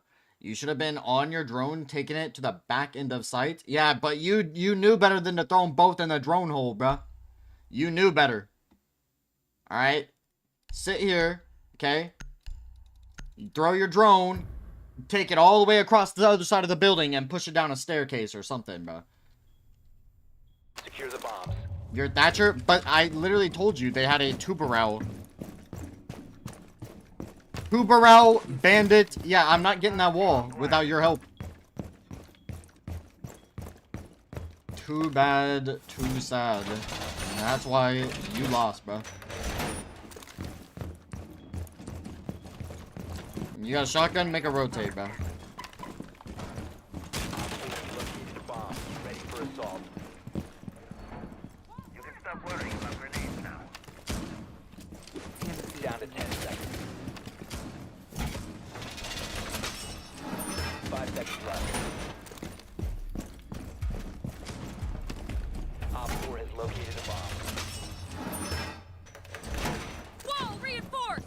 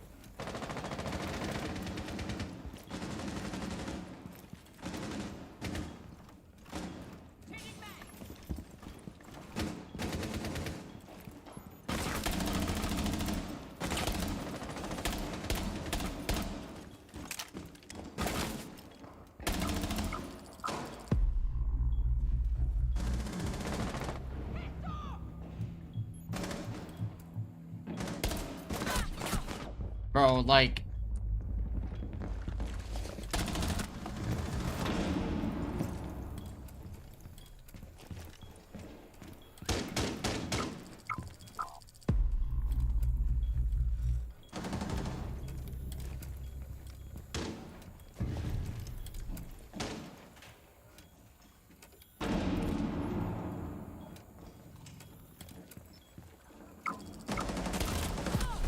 Oh, can we please, bro?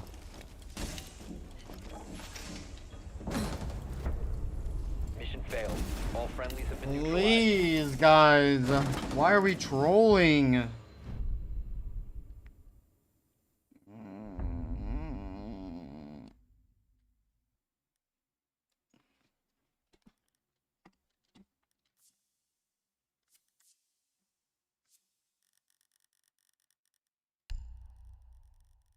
Why are we trolling, man?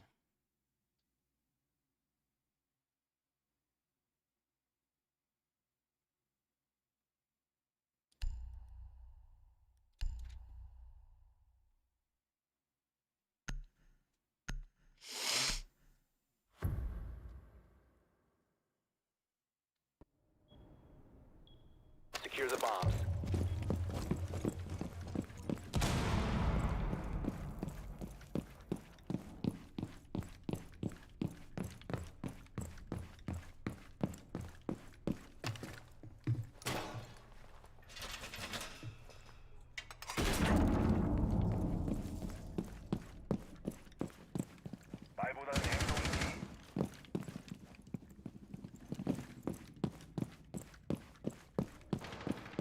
Op 4 has located a bomb. Plan your defenses accordingly. 10 seconds remaining. Wall fortified! 5 seconds. Op 4 has located a bomb. Be ready for hostile action. Device placed. Device placed.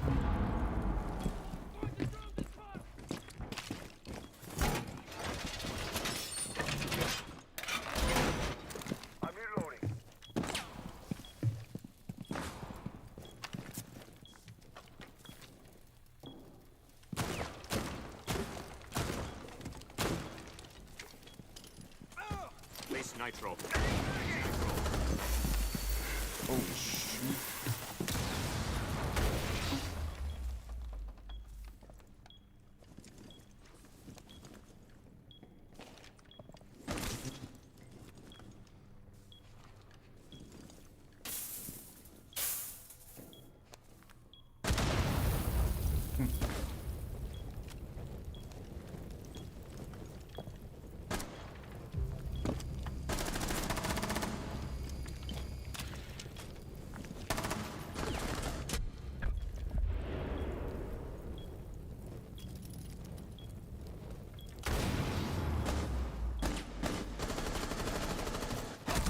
Bro, can, like, again, I get nothing, bro.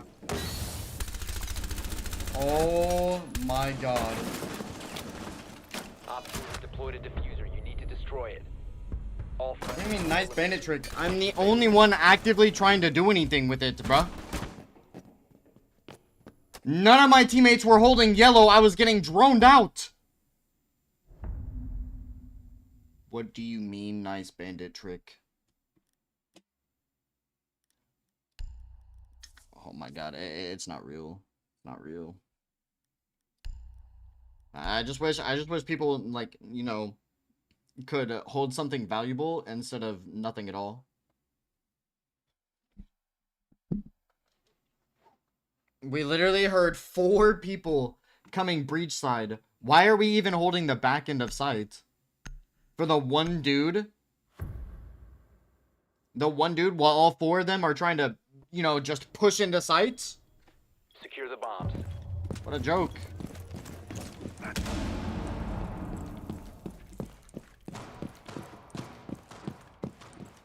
to armor up. And again, we're not bringing, like, useful people, bro. We have a Rook. And Goyo's not really useful on this site. Fortified floor! Barbed wire installed.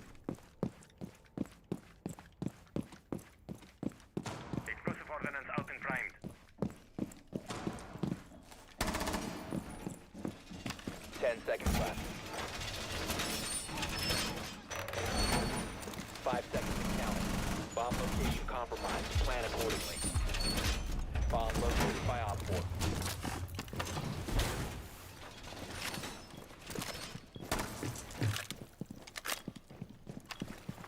Alright, bro, I swear. Move this now. Move it.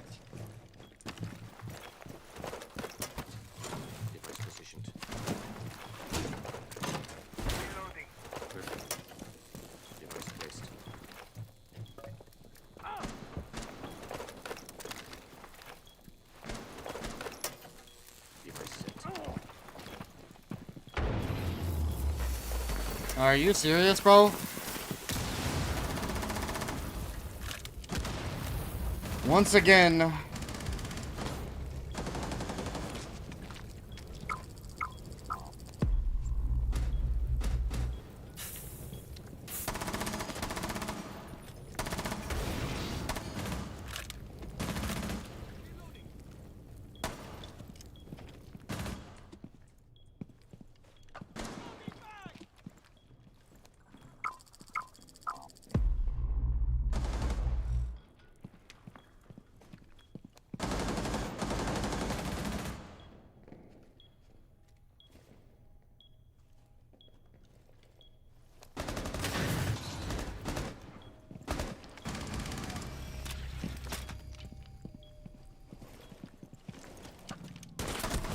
Bro, like, oh my god.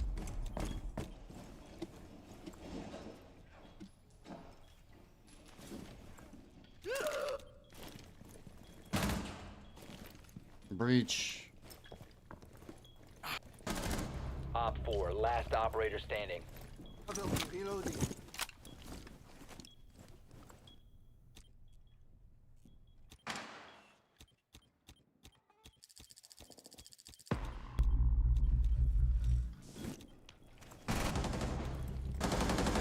Breach. Why are we peeking? Why did he have 20 goos?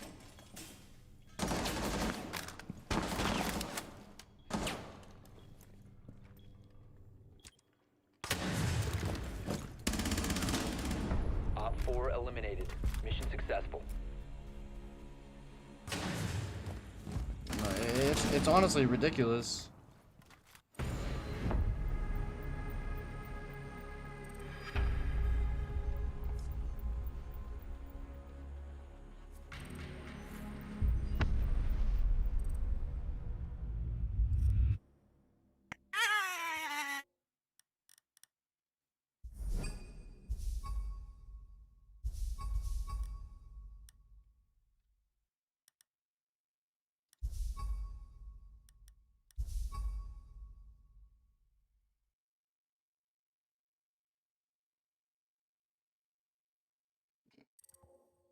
One v one me.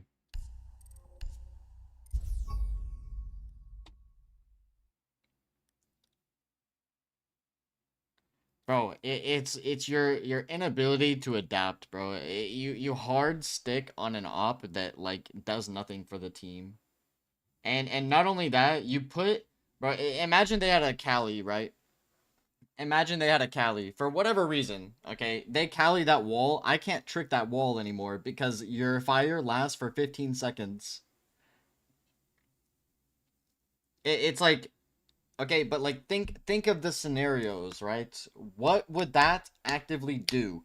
Who opens a breach and stands on the breach that they open? All you've done is put down a piece of equipment that does nothing.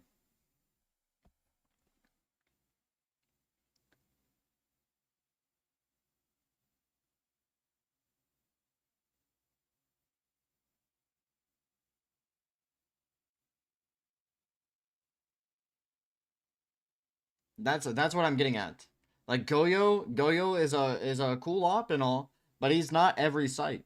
Every site you don't need a Goyo, bro. It's very situational that you even need Goyo. And your butt plug attack style needs to change. Bro, like just like observe like everyone what they're doing. Just play back a little bit. Just sit there and watch as your teammates push in, and then figure out, hey, you know, we have this big open area over here that if all my teammates are attacking from one side of the building, well, they're all the enemies are gonna be pressuring over there. Let me just go backdoor them real quick, okay? And then get a free pick, or if you die, now they're split up, okay? So now they're gonna end up thinking, hey, this guy pushed over to here, let's throw some people over this way because I want to get a kill, right? And then they throw 2 or 3 of them over there, while your entire team is getting kills, pushing up, because now they're scattered.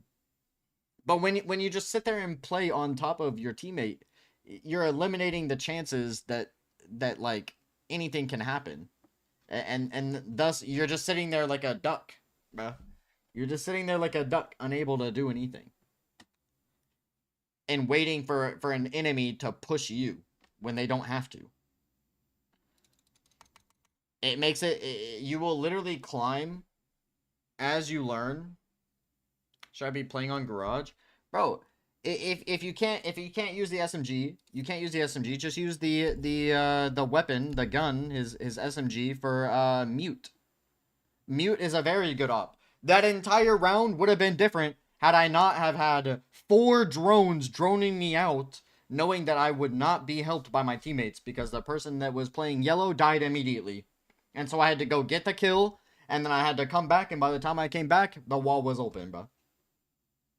Because I know for a fact I'm going to get swung off yellow because no one's watching it. They'd rather watch the back end of the site where no one's at. Just playing Mute. Play Mute. Mute's very solid. Castle's perfectly fine. You're cutting off angles, making them work for it. Jaeger's perfectly fine. Tuberal would have been perfect there, because all of our team wanted to play useless ops. And if you wanna be a roamer, bro, just hard insta lock Legion, bro. Or Capcan. Capcan would have been good there. Just like any other op, but like Goyo, Wamai would have been perfect. Goyo is just like, bro, there's no point. There's no point. Unless you're playing an aggressive extending hold. Like someone with a shield, right? Frost would have been cool. Like, you just throw your traps wherever, it doesn't really matter. Like, you're not expected to get kills anyways. But you're bringing a shield. Like Thorn. You know, it's just like Tachanka. Tachanka would have been more valuable. It's just like, I don't know. Smoke? Yeah, Smoke, but he only has Barb or proxies. So I would personally play Tachanka over Smoke, bro. Unless you have a teammate that is willing to dedicate their shield to you, then just go Tachanka, bro. Pretty much the same loadout. Pretty much the same loadout, dude. He has rotates, and then he has the SMG pistol, bro. And he can fire off locations. Vigil good for roaming? That's all he's good for, yeah. What else are you gonna do? His whole kit is like about not being seen.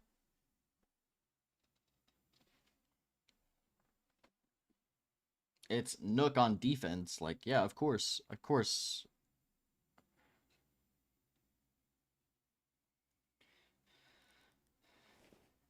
It's just those things you gotta pick up and learn, and just like whenever you're playing the game. That's why I'm not gonna sit here and tell you what to do word for word. I want you to like experience the game, but you can't really experience the game by being someone's butt plug, bro. They're not good for most sites. Legion for any site. Azami for any site. It all depends on playstyle, but like Melusi's not bad. Valk is good every single round, every game.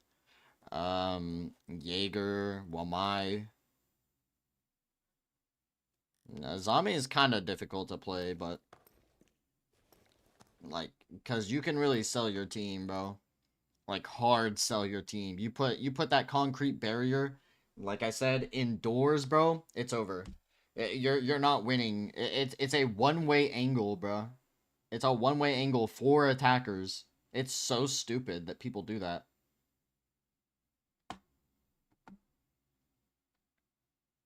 I mean, Valkyrie is a good all-arounder. Just play Valk, bro. Mira's good for that site, yes, but she was banned. Otherwise, I would have been playing her. Mira's very good on that site. But, like, again, Mute is always good. Mute is always good. I'm not gonna say Tachanka is always good. Melusi, Legion, always good. Like, I mean, like, yeah, realistically, the ops that are, like, not hard taken every single time, but I wouldn't say Solus is that good. Solus lost her whole, like, kit. Like, proxies instead of impacts is kind of dumb. But I mean, her shotgun's good. It's alright. The SMG is very strong. The P90 is good. It's just like, she lost her capability of doing rotates and having a solid kit. Like, her ability doesn't really matter, bro. But, like, her loadout is what mattered. Would Cat? No. Bro, no. No, bro. It might work in your rank, but in the higher ranks, bro, it's just, like, it's not a good idea. You're trolling, bro. You're trolling if you pick Cav. Unless that is literally your one trick op that you only play and you got, like, 900 hours on one operator, and that's Cav. Most people see a downed person and immediately go in for the interrogation, knowing that what I told you, hey, I'm getting interrogated right before it even started. It gave you time to push over. Given you didn't shoot, you decided you wanted to knife instead, which makes no sense because the animation's like, you know, 3-4 seconds.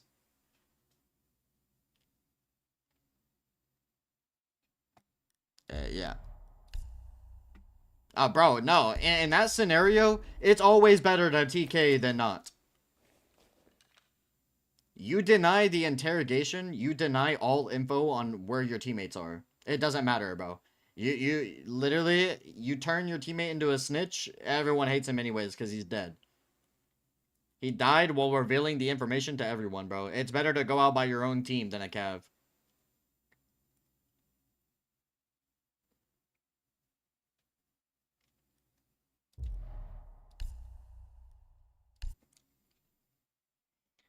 Always TK. Always TK if you have to, bro.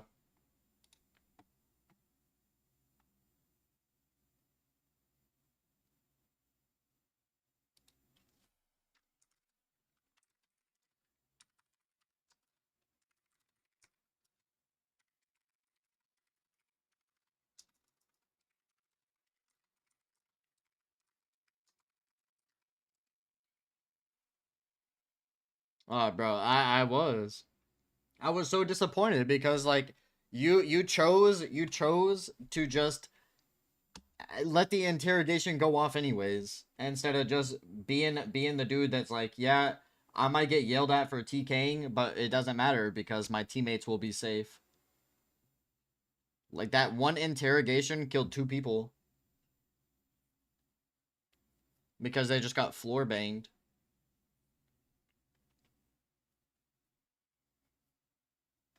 Like, bro, like, I'm not saying you force the TK, but if you're in a situation to where obviously you can't just kill the Cav and you're spraying through a wall or something, bro, go for it, man.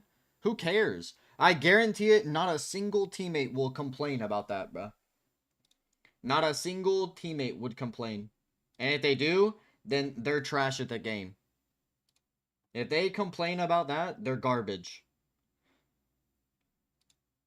It's a 1-for-1 trade. It does not matter. 1-for-1 and there's no information for the enemies. Like, it's completely fine.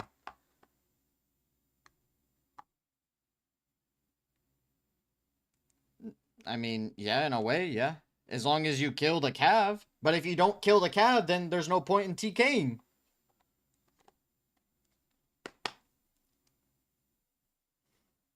That's not a you want to at minimum get a refrag, bro. At minimum.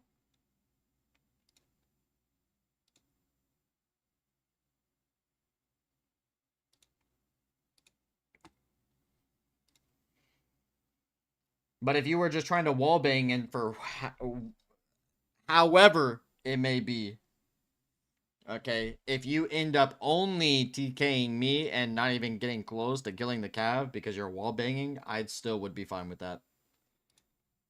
I don't know how that would happen, but I'd be fine with it.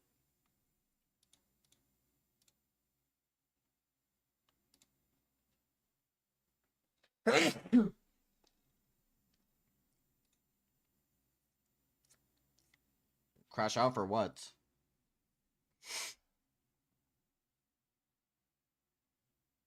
Wall hanging? Are you setting up your new apartment, bro?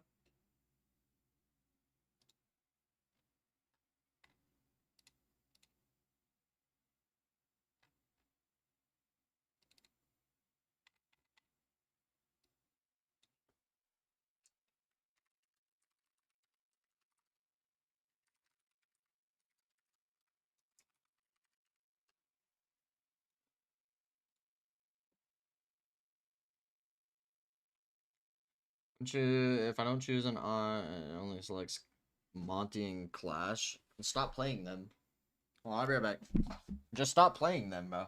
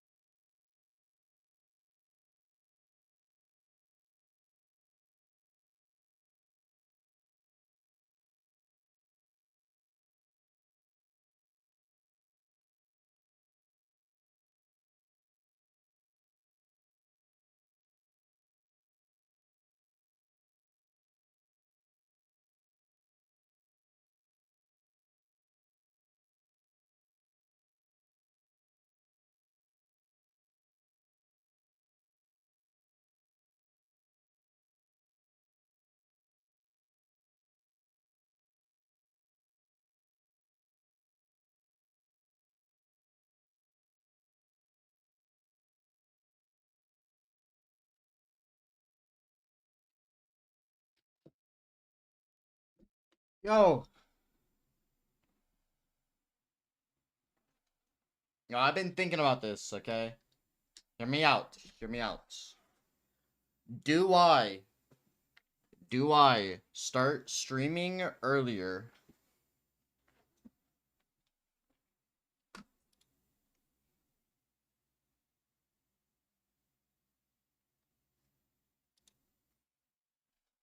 Just so, like, everyone can actually hop in and start chatting. Obviously, the weekends are gonna be where, like, the most of my viewership comes from. Like, weekdays is kind of like, yeah, bro, like, who wants to watch a live stream on a weekday? But, should I start streaming earlier than 6 p.m.?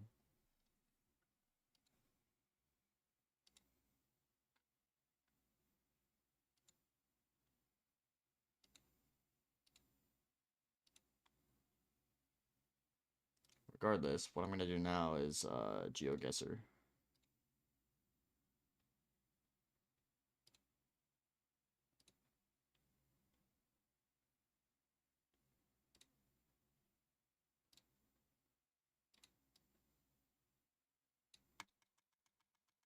Bro.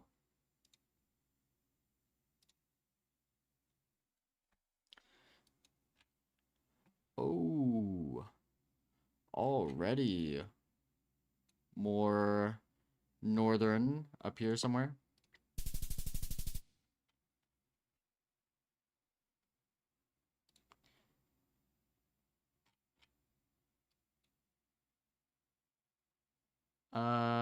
This is not Tokyo because there's a vertical or a horizontal plate, so it's probably gonna be still up here.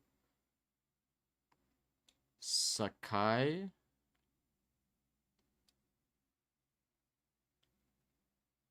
The 26.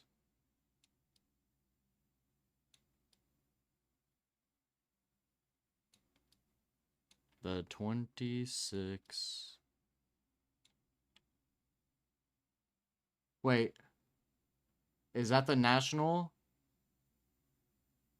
Wait, that's the red sticker. Is that not just down here?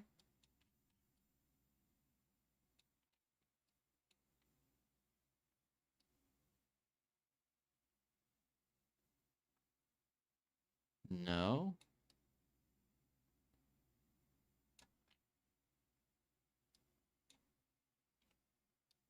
Why can't we ban the cheater now? Shit. Yeah, if only. Wait, hold on. Is it? It's gotta be like this region then. Where's the 26? Good luck. Alright, good night, bro. Oh, right here, okay. So we're at... Yeah, the red band is like here, but never along here. So it's probably like, what, right here? Saitama. It was that far away from Sakai? There's a stretch of road, the 26th, leading all the way. It was just Tokyo, though. And I can't see my poles, man! I can't see my poles, dude. But this feels like northern. I don't think it's Hokkaido. Feels northern. Away from mountains. Mountains are to our northeast. So what? Somewhere over here? Close. Not bad. Not bad. Not bad. Once again, very mountainous, but also relatively flat. Mountains are to our south. So we're probably up here. And Niigata? Or we're just down, okay. I couldn't really tell. I couldn't see anything. Like, so. Guy rails. Don't know my guy rail metas. However,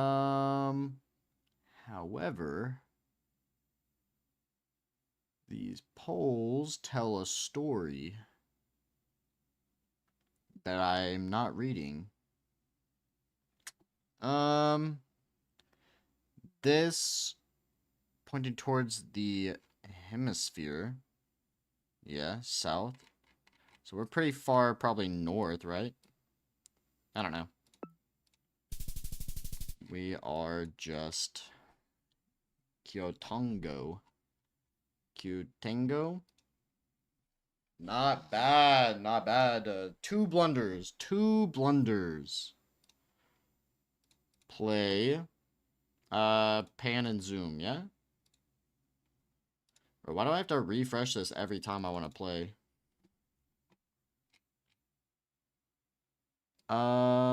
This, with it being on the right side, letters goes down to the right side.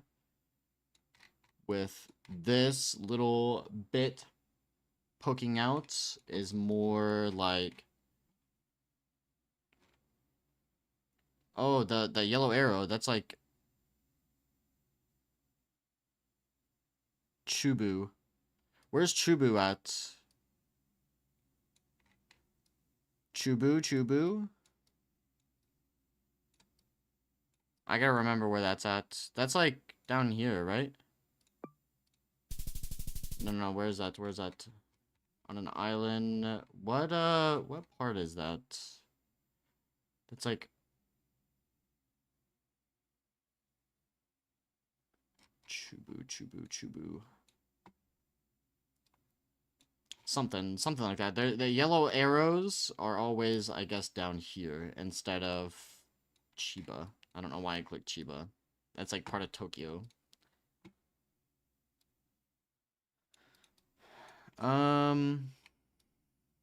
We have, it looks like small.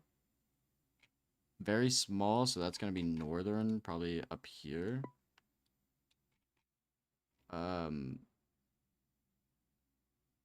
I see orange tape, so that's probably going to be Akita, or it's just not. Orange stripe. Okay. 2 verts. Could be anywhere. Guy rails, like I said, don't know them. 2 stacked up. Not very nice roofs, so probably down here somewhere. Could be Kyushu. It's just up here. Okay.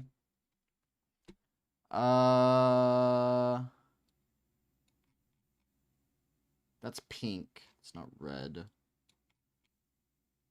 These bollards tell a story that I'm also not reading.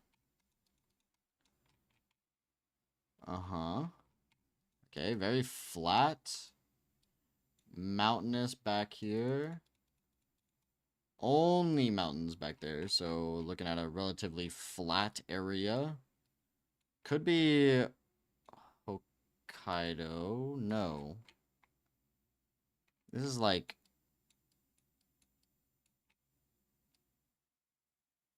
This is like down here, right? Okay, yeah. Makes sense. Any rails? This is very specific, okay? I don't know, I don't remember where, but that's a very specific tale. Yeah, I just wish I remembered the 2. E2. Where is this yellow sticker? Isn't that like middle? Let me rack my brain a little bit here.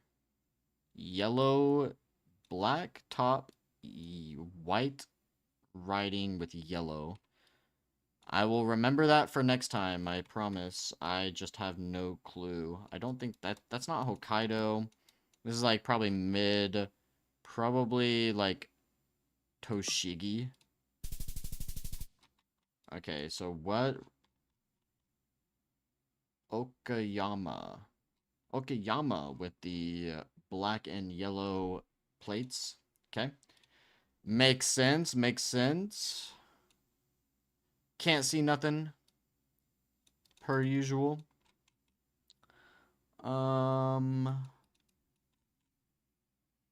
Leaning poles. This singular top piece, probably northern again. Or it's Fukuya. Okay. I thought I knew Japan a little bit better than that, but horizontal. But I don't see stacked. I don't see them stacking. S. Wait, I know where that's at. That's down here.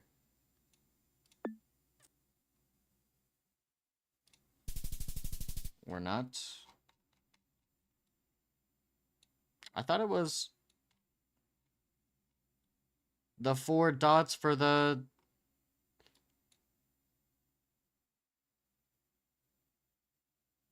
the 1, 2, 3, 4.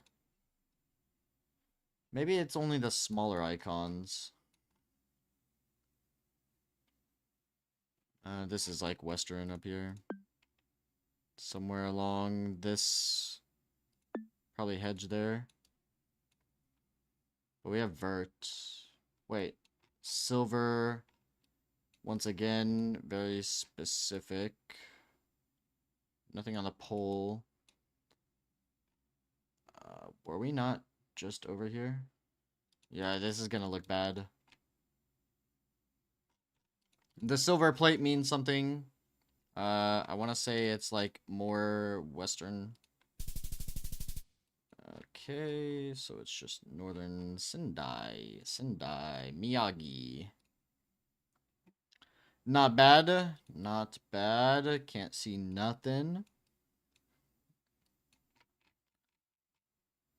Actually can't see nothing, but we're probably northern again.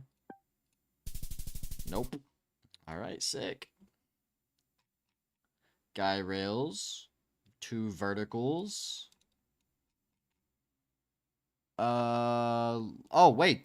This is Hokkaido. Nice. Metas, metas.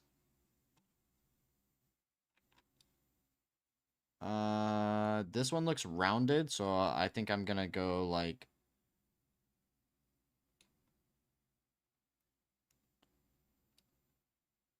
it looks rounded. Where do they do rounded?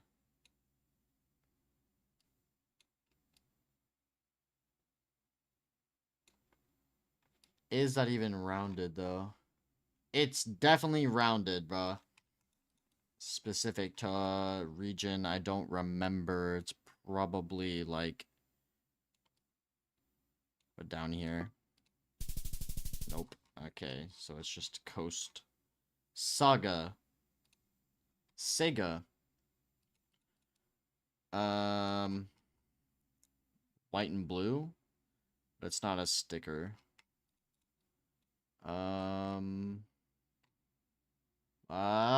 Right here again.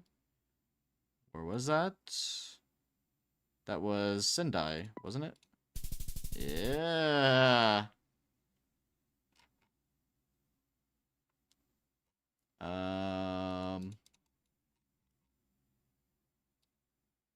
Can't really see anything, but this makes me feel. What's the vibe? What's the vibe? Very, very nice roofs. This could be like. Does this feel like Tokyo though? No, this kind of feels like Western, like up here. Okay. Alright. Small, once again, we're probably... This, I think these are stacked. And then it's like... Up here, maybe?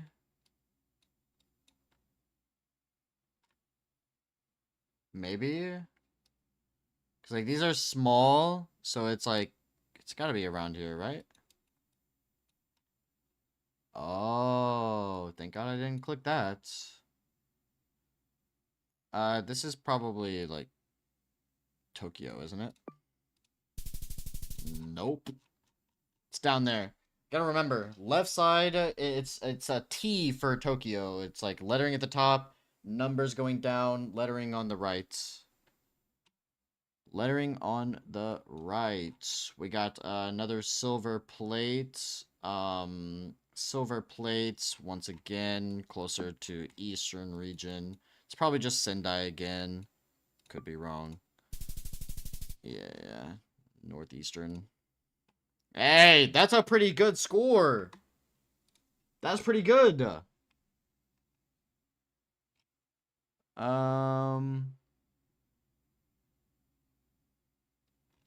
This looks very nice. Sort of kind of nice roofing. We have nothing other than that is a different color. I don't think this is probably not Hokkaido, but probably like more down. Okay, Nagasaki. Okay, can I get an Osaka? Definitely not in Osaka. Which one? This definitely feels like Sendai again. Or it could just be...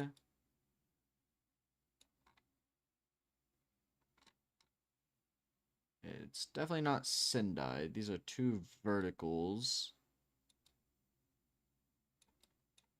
You know what? Actually, I'm gonna do something crazy here. Definitely doesn't look northern Tokyo. I'm gonna go down here. I do something crazy, man. Something crazy. Fukuya. Nope. It was just Osaka. But I didn't see any, white and blue stickers. Why not, man? I mean, that, but like... Where are my stickers at, bro?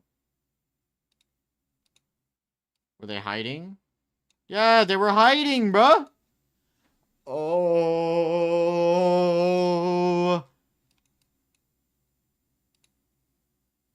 Why didn't they have any on this one? It was there! It was there! Yo, L game, bro. Not Tokyo. This is the national plate. Wait, this is Tokyo. Area, region, whatever. I'm not gonna get lied to again, am I?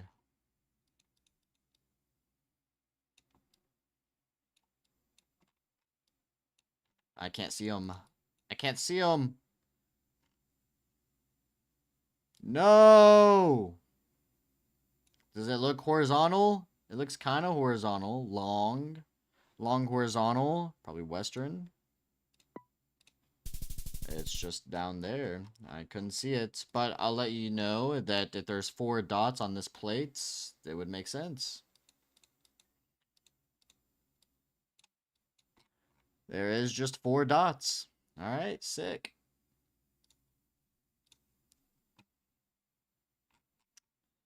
Verts. No stickers. I should probably learn guy rails. We got a colored sticker here. Does not look blue, so I'm not thinking Osaka. We have mid roofs, rice fields. This makes me think southern. But I mean, on God, it could just be Hokkaido. Alright, it was just southern, okay. Alright, well, you know, can't win them all. Can't win them all. Can't win them all. Oh, nice. Yo, W plates, bruh. Oh, wait, is it always like this? It's probably always this then. Would make sense. And then the small vert plates. What is that? What happened there? This is a national. I don't see a lightning bolt. I don't see anything, bruh. What happened with that plate, man?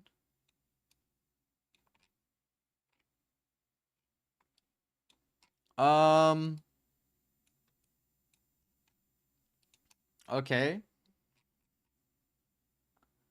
Don't really see a lot to go off of. I see one dot. I don't see four, so I can eliminate this region. I can eliminate this region. Yeah,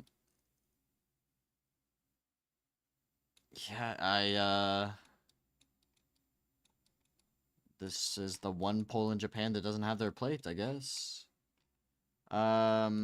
Okay, so I can eliminate pretty much this area. I don't see any blue and white stickers.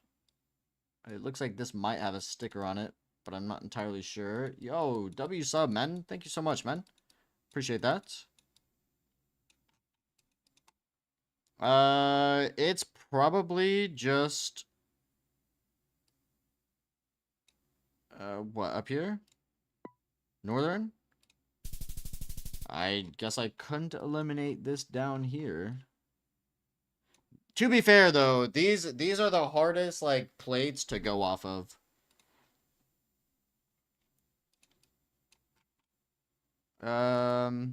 Flags.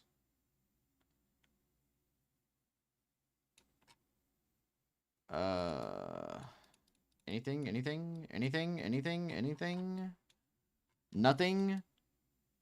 It's definitely, you know, a bigger city, mid-roofing. Now, of course, it's hidden behind here, so I'm not going to be able to see it. Yo, welcome! I want to say it's northern. I don't know meta cars. I'm only learning plates, bro, like, and it's putting me in every location that doesn't have a plate.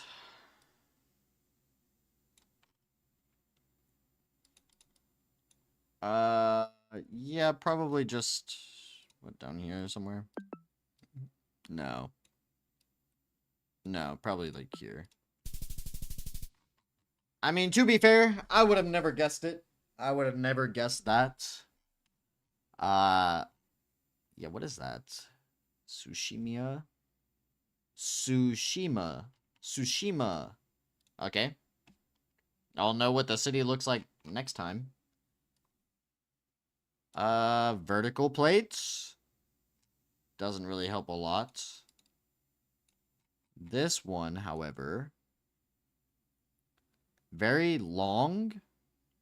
Tall, I guess. This could be Hokkaido.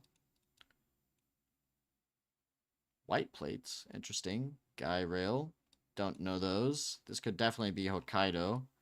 Or it could be any other region because they all use vertical plates besides a few select others. Yellow tape. Yeah, I don't know. There's not a whole lot to go on here. As a beginner, besides the vertical plates. That can eliminate... Looks like there's a lot of writing. I'm gonna shoot Hokkaido. Probably, like, not middle. Probably over here. Does it look coastal? North It's probably closer up here. I don't know. Yeah, so like there's a bridge. I'm not going for a 5K. I'm going for the region guess. I'll remember these guy rails, man. I should probably like start learning those. But I mean, like they're so separated, man. Like you have some of these, and then you have some solid yellow ones over here. Cement truck. The vertical plates. Looks like a lot of jumbling of a bunch of lettering, so that's why I think Hokkaido. Okay. It's just Sapporo. Interesting. We got lots. There's gotta be a lot of plates on this, bro. So I'm already thinking it's like... Wait, this is a different color. Is this not just up here? It's not, it's a different color, but it's tall, so it's not like short, wide.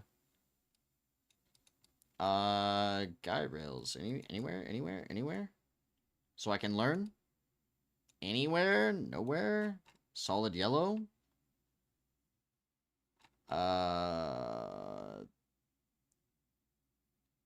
Bro, this could be Osaka, man. I don't know. Actually, I don't think it can. There is lots of white and blues.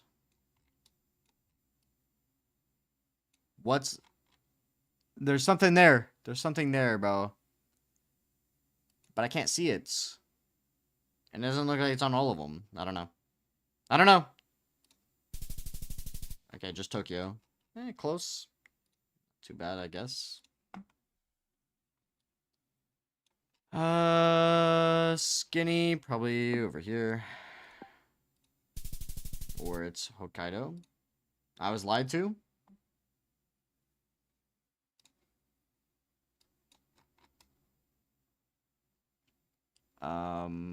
Yeah, I was lied to. You just never go Hokkaido here, right? Yeah, you do, actually. Yep. Okay. My blunder.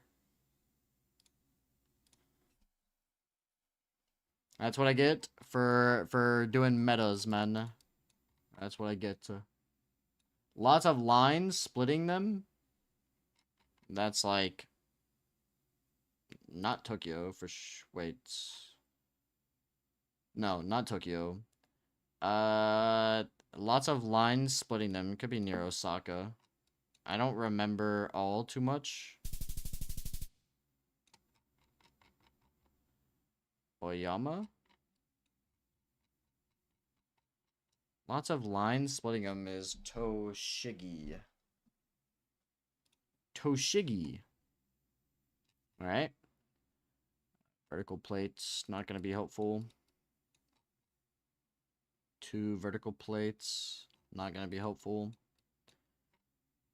That is very interesting. Okay. Interesting. Never seen that before. Solid black, then yellow. So we know it's not Hokkaido. We know it's not, I think, northern. So I'm gonna assume it's further down here. So it's Hamamatsu. Okay. Interesting, man. I love it. This looks like it's got a lot of plates, bro. 1, 2, 3. Is this not just Northwestern? Like, right around here? Nope, it is Fukuya.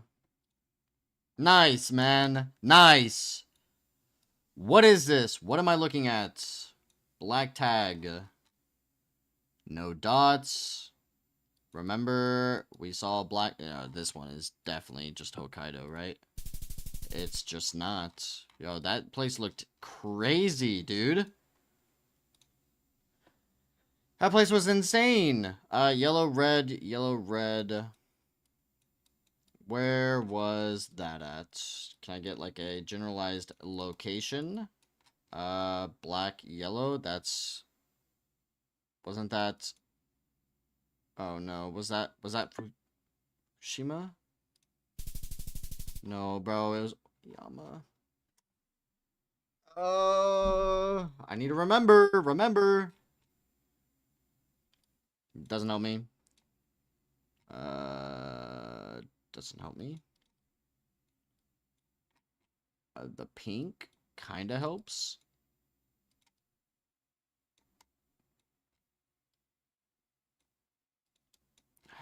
Bro, landscape. Hold up. Pink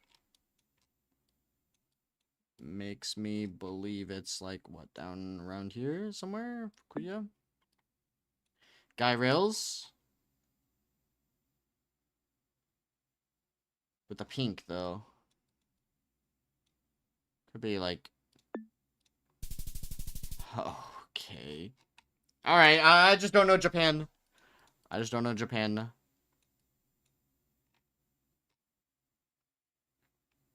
That looks like a lot of nonsense. Could this ever be Hokkaido? It could. 45 minutes. I'm about to end. I've been live for almost 8 hours. But yeah, I normally do start off with like a lot of react and whatnot. I'm just doing this in my downtime.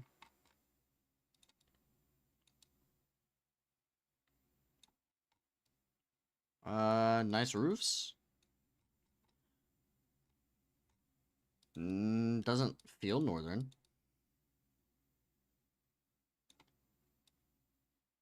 Very flat. Could very well be up here. Hiroshima. Interesting. If you join back tomorrow, you will definitely see react, and I would not hate to do reactions to Queso, as long as he's not reacting to a video. Bro, none of this helps me. I think the only thing that would ever help is this. Lots of slashes. Are those slashes? Is this Osaka? Nope. Okinawa. Okinawa! What a cool location. It looked like, what, relatively flat. I wish I could see it instead of it being a black screen, but yeah, thanks. Okay. Not bad, not bad. This place looks pretty cool. Very mountainous in the background. Lots of cabling. Let's explore here a little bit. Interesting. It's not as cool going further in. What are their what are their signs look like? Yeah, look, okay. Lots of splitting, I guess, is just island. I didn't get island vibes from that. But I'm wrong, and Google is right. Lots of splitting, okay. So I'll just go islands whenever I see an insane amount of splitting and readable numbers, I guess. Ooh.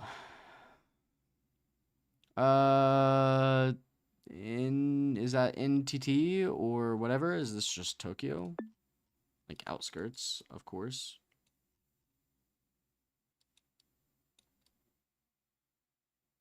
NTT.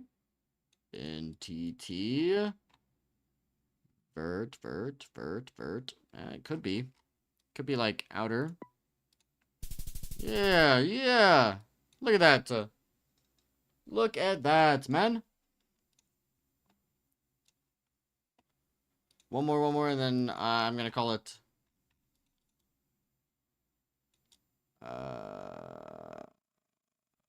Okay, I'm actually lost here.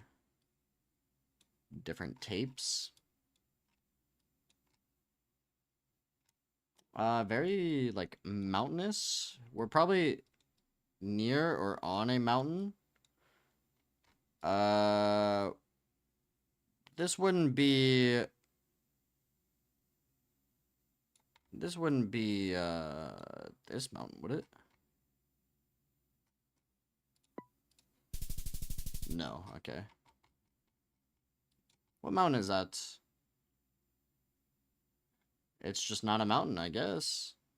It's a shrine? Shrine path? Okay.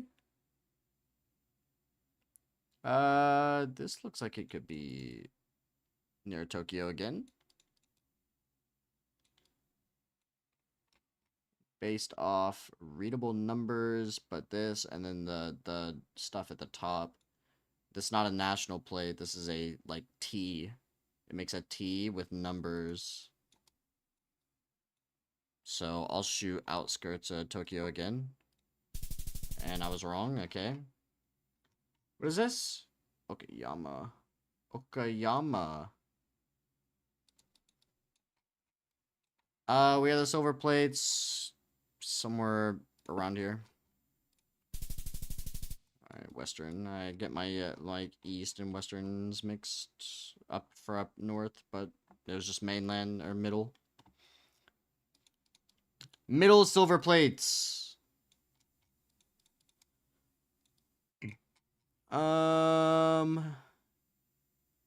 I feel like I see dots, bro. Is this? There's a yellow and black sticker. I don't remember where that was. It's probably like here. It was a sticker with dots, okay. No, bruh. That's an old clip. Everyone's already seen that. Very mountainous. Mountainous. Mid-roofing. I don't know. Probably somewhere around here. Or not. I'm getting worse. I'm getting worse. Are you scared? Scared of what? Scared of what, man? What is that? Circle.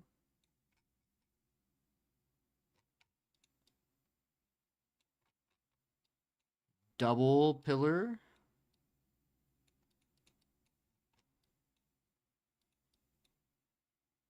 Yellow and red. This is just like close. Kyoto. Scared of what, man?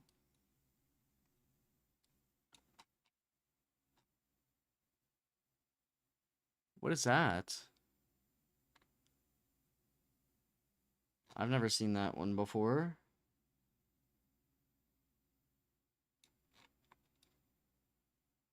Okay. Yeah, I'm clueless. This is probably an island. We're probably down here, Okinawa. Further down, okay.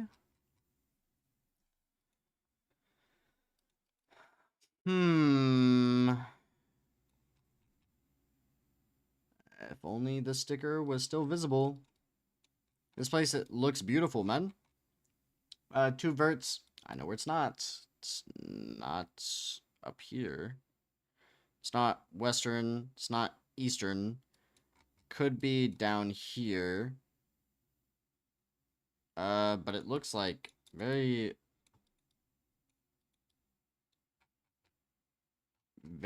like, I don't know, man. I don't know what I'm feeling here. Near a mountain somewhere? Could easily be just somewhere down here. Nagasaki. Okay.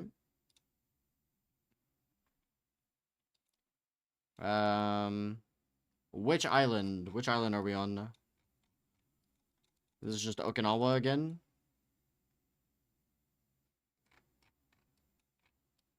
Every island is just Okinawa. We're just not on an island. Okay. My poles, man. Skinny yellow, thick yellow. Vertical.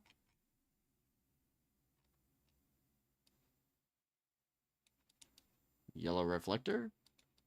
This place is cool. I don't know.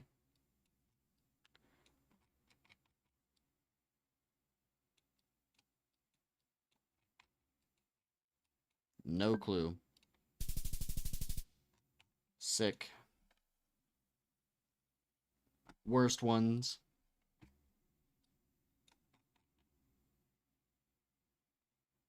Okay. Probably. I know I keep saying it's gonna be my last one, man. Is that? That's gotta be Mount Fuji, right? To our south?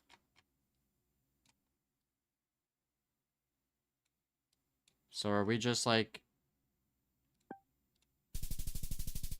That was Mount Fuji, bruh.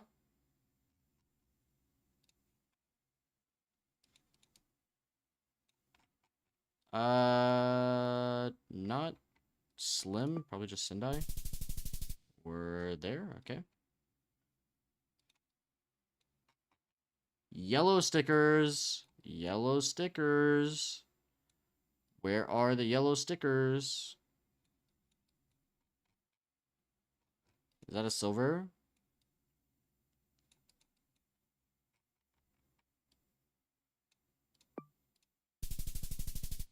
Tokyo. Not bad, I guess.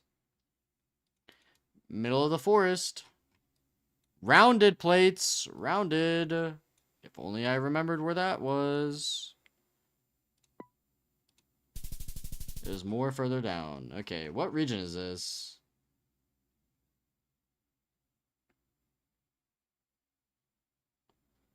Okay. Shizuoka. Shizuoka. Okay. I'll remember that. Yeah, this place looks awful, bruh. What is that? This place looks so bad.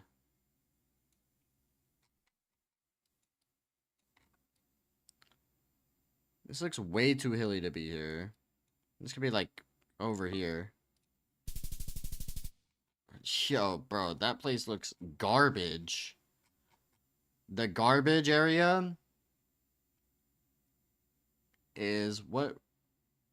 Ibaraki? Oh, I just wanna get a good score. Red, yellow tape. Only one plate. That's the national. It's probably somewhere like over here. Okay.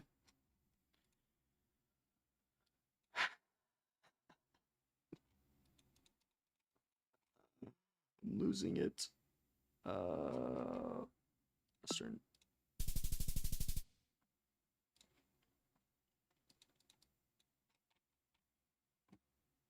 Yellow, but I don't think it's black on top. Still probably around this area as well. Not bad, not bad.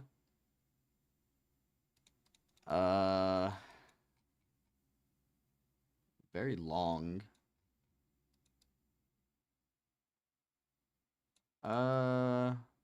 Who does these guardrails?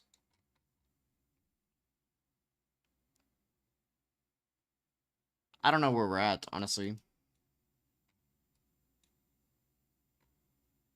I'm not seeing the double pole. I see the single, so we're probably somewhere like up here.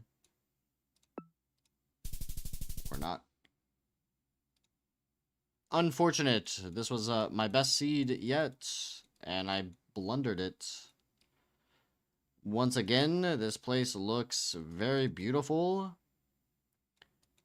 Bro, like, holy dude. This has gotta be...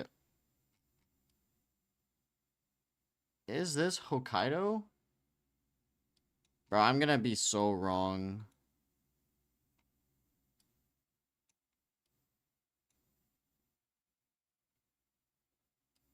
Are we just, like, down here? Oh, my seed! Okay.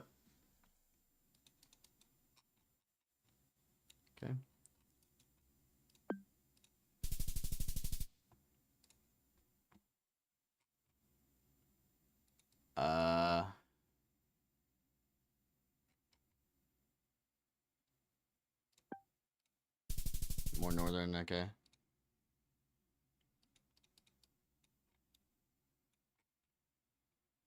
What is that?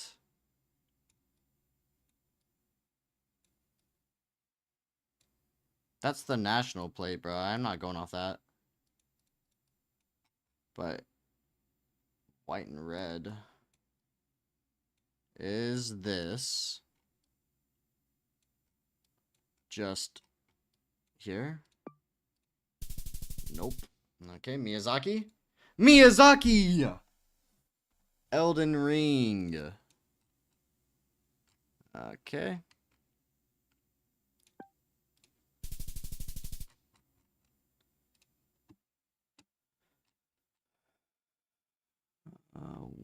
Once again, is it just... this one would be more northern, right? No. No, I'm wrong. Don't listen to me. Don't go off that pole. That pole will sell you. Yellow tape. That pole definitely sells, because this is nowhere close to around here. This is probably just down here. Kyoto? Hyogo. Okay. Not bad! Not bad! One more, one more. That's tiny, bro.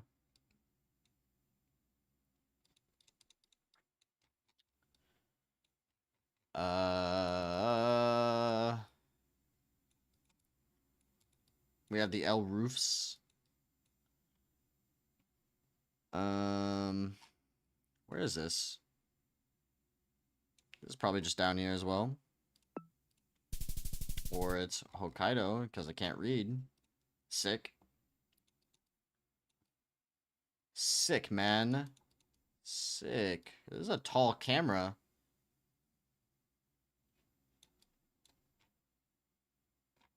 This is a very tall camera. This is probably northern, somewhere up here. Or not. Alright, L-seed, L-seed. Bring it back. Okay, we're bringing it back somewhere.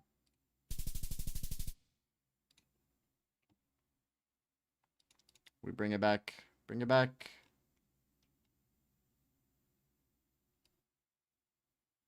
Those are two verticals, are they not? Oh no. Why is this one... Bro, why is it doing this to me? Okay. Not bad, not bad. Yo. Orange tape. Yellow tape at the bottom. It's a vertical plate. Oh no. Black. This is probably just... Is this ever here? No, it is not. Sick. Bro!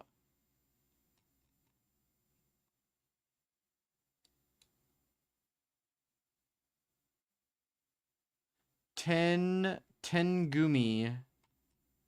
Where is Tengumi?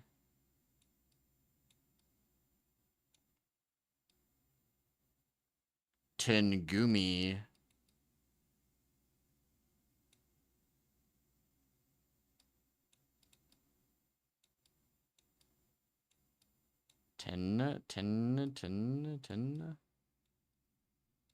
Tengumi?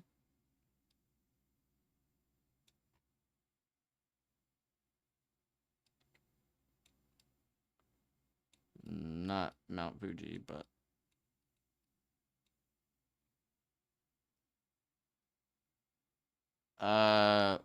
what?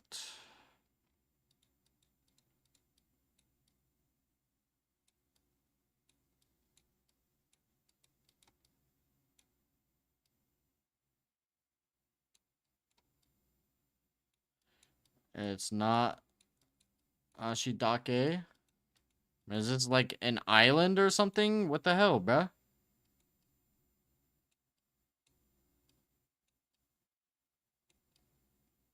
Tengumi?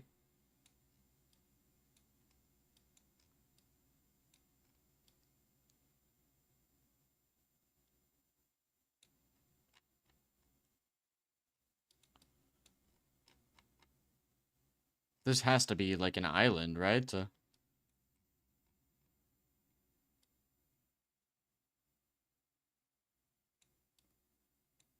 I don't know where this is at.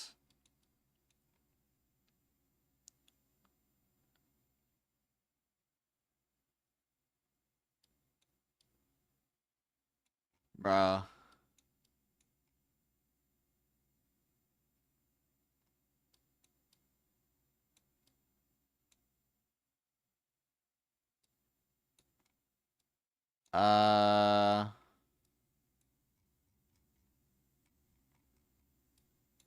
Yeah, I don't know. I don't know.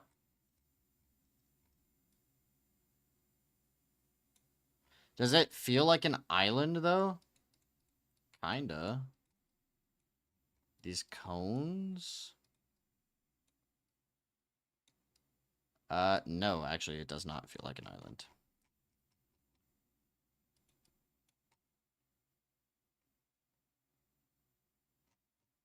Bro, how am I supposed to find that?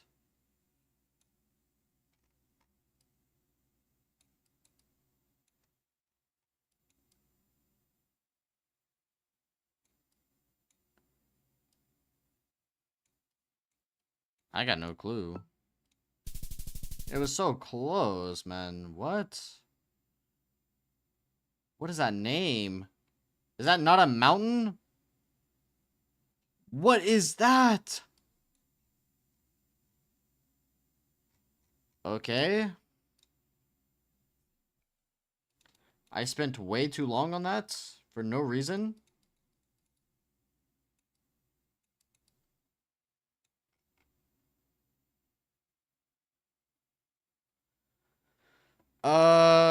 Solid black, where was that? Okayama? Close, I guess. Nagoya.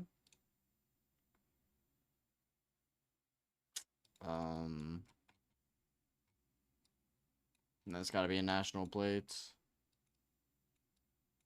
They're actually selling me. I'm getting sold.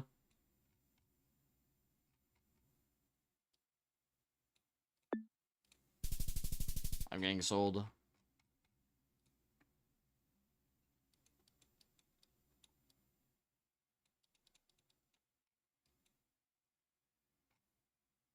That is like here. Of course, it's all murky, man. We get horizontal plates with one vert. Doesn't look to be like a different color, so it could just be like up here. Or it's okay. Okay, bro. This place sells me every time, bro. This place actually is selling me, man.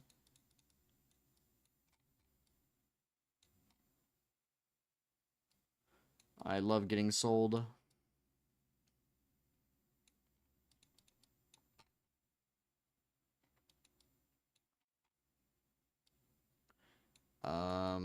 Yeah, there's actually nothing to go off of here besides just landscape.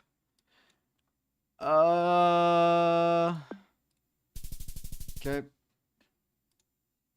I went off roofs.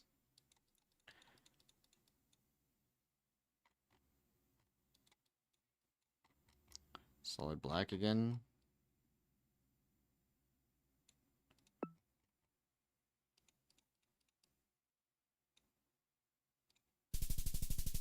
Interesting.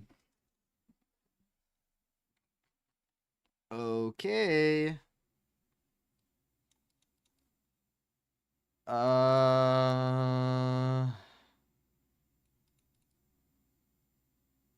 What am I looking at here? Cool building. But nothing else. Relatively flat, actually. So is this just like... Doesn't feel tropical, doesn't feel like an island. Could just be down these parts. I don't really have anything to go off of. Besides just how flat it looks. This could very well be like... over here. I wasn't too far away.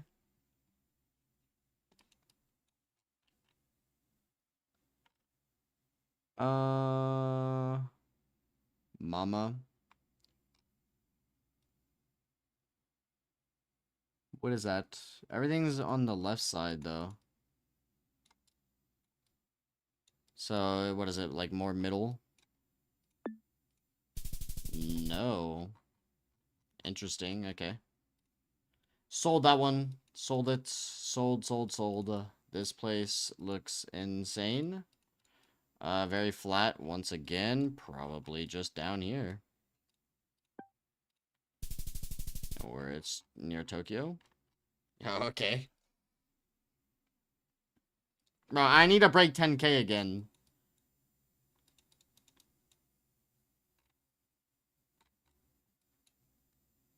This is probably just...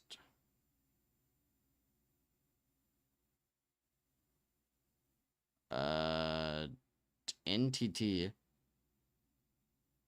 Is that not like Tokyo's, like this region over here? Their company? Yeah.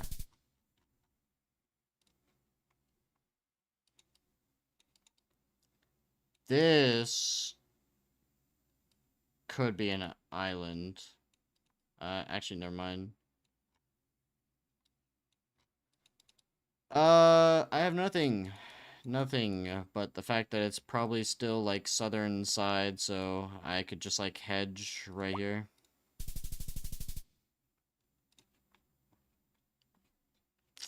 Okay. You want a new sub? Yo, W mans, thank you, man. I appreciate that. Yeah, the subs have been going crazy recently.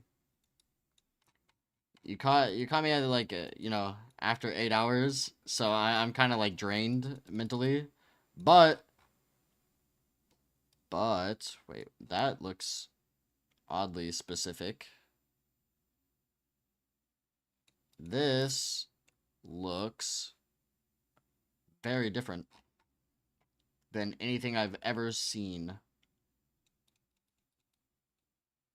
but it's probably northern. Okay.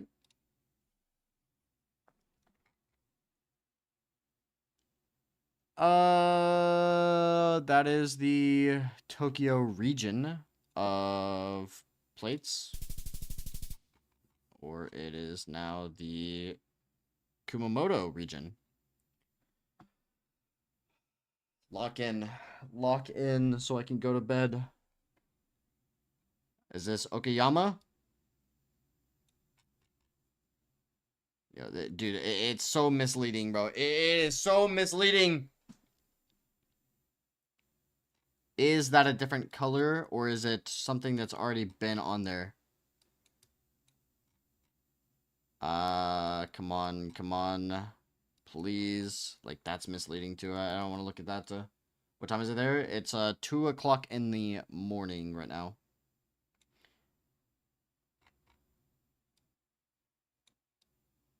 Bro, I'm not getting any vibes here, man. The yellow tape, but what does it mean? Is this just Okayama? No! Oh.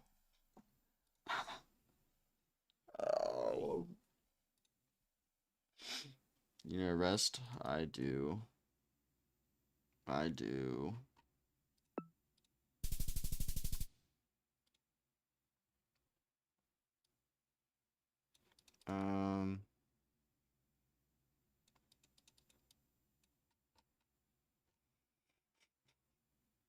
Water edge.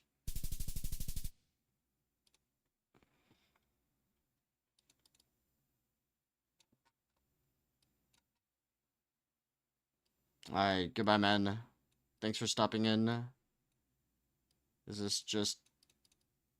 Yeah, okay, this is probably just like... Sendai? Nope. Right on it.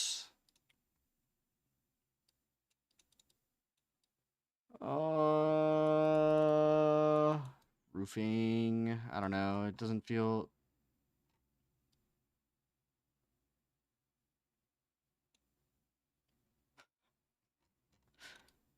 This could be Tokyo. Wait, actually? Nope. Okay. Alright, sick. Saga. Sega. Yellow tape again. Yellow tape. Yellow tape. But we're definitely northern. We're either northern or on an island. I'm gonna send northern. Okay, we were neither. Okay, I'm actually just washed, I guess. Oh, I broke 10! Oh! Oh. One more. Can't end on a bad note. That's a good note, though. Don't know why I started another one.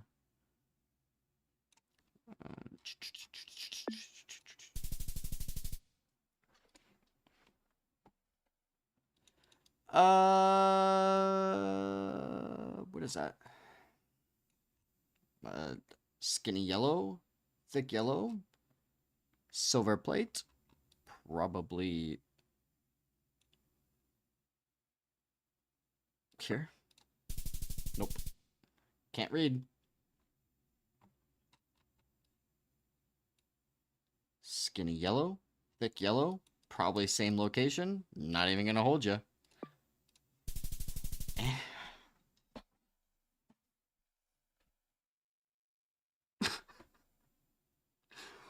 Oh my god, it was literally a flip of the coin. Hope you become famous. I hope you become famous. Can't make this up. I'm definitely going to sleep after this. I don't care if I have a bad game. I'm definitely going to sleep. We're definitely northern again. Northern could be Sendai. Alright, it was Tokyo. Okay. Northern once again. Getting that northern vibe. Northern vibe. Probably just... Bro, if I click Tokyo and it's Sendai, I'm actually gonna crash out. I'm going Tokyo. Okay. I don't hate it. Oh, bro, why? I actually meant to click exit. Regardless, probably just... Okay. Alright, just quick scan. Alright, sick. Quick. But I see it. Man. I don't see nothing. Man. Nothing. Don't hate it. What is that? Checkered. Okay. Cluttered.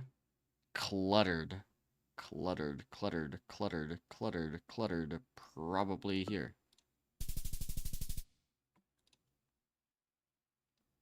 Don't click play again. No move. What do I get? Yo, how?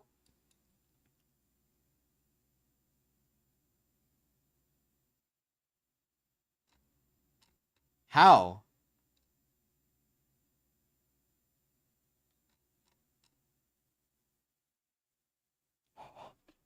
An hour and 21 minutes? Yo, these guys got insane seeds, bruh. Average score of 17K. Bro, you guys are trolling me. You guys are trolling me, bro. Alright, good night, guys. I hope you enjoyed, and I will see you guys in, what, roughly, like, 10 hours? 12 hours? 12, yeah, 12 hours. I'll see you guys. Good night. Much love. Good night.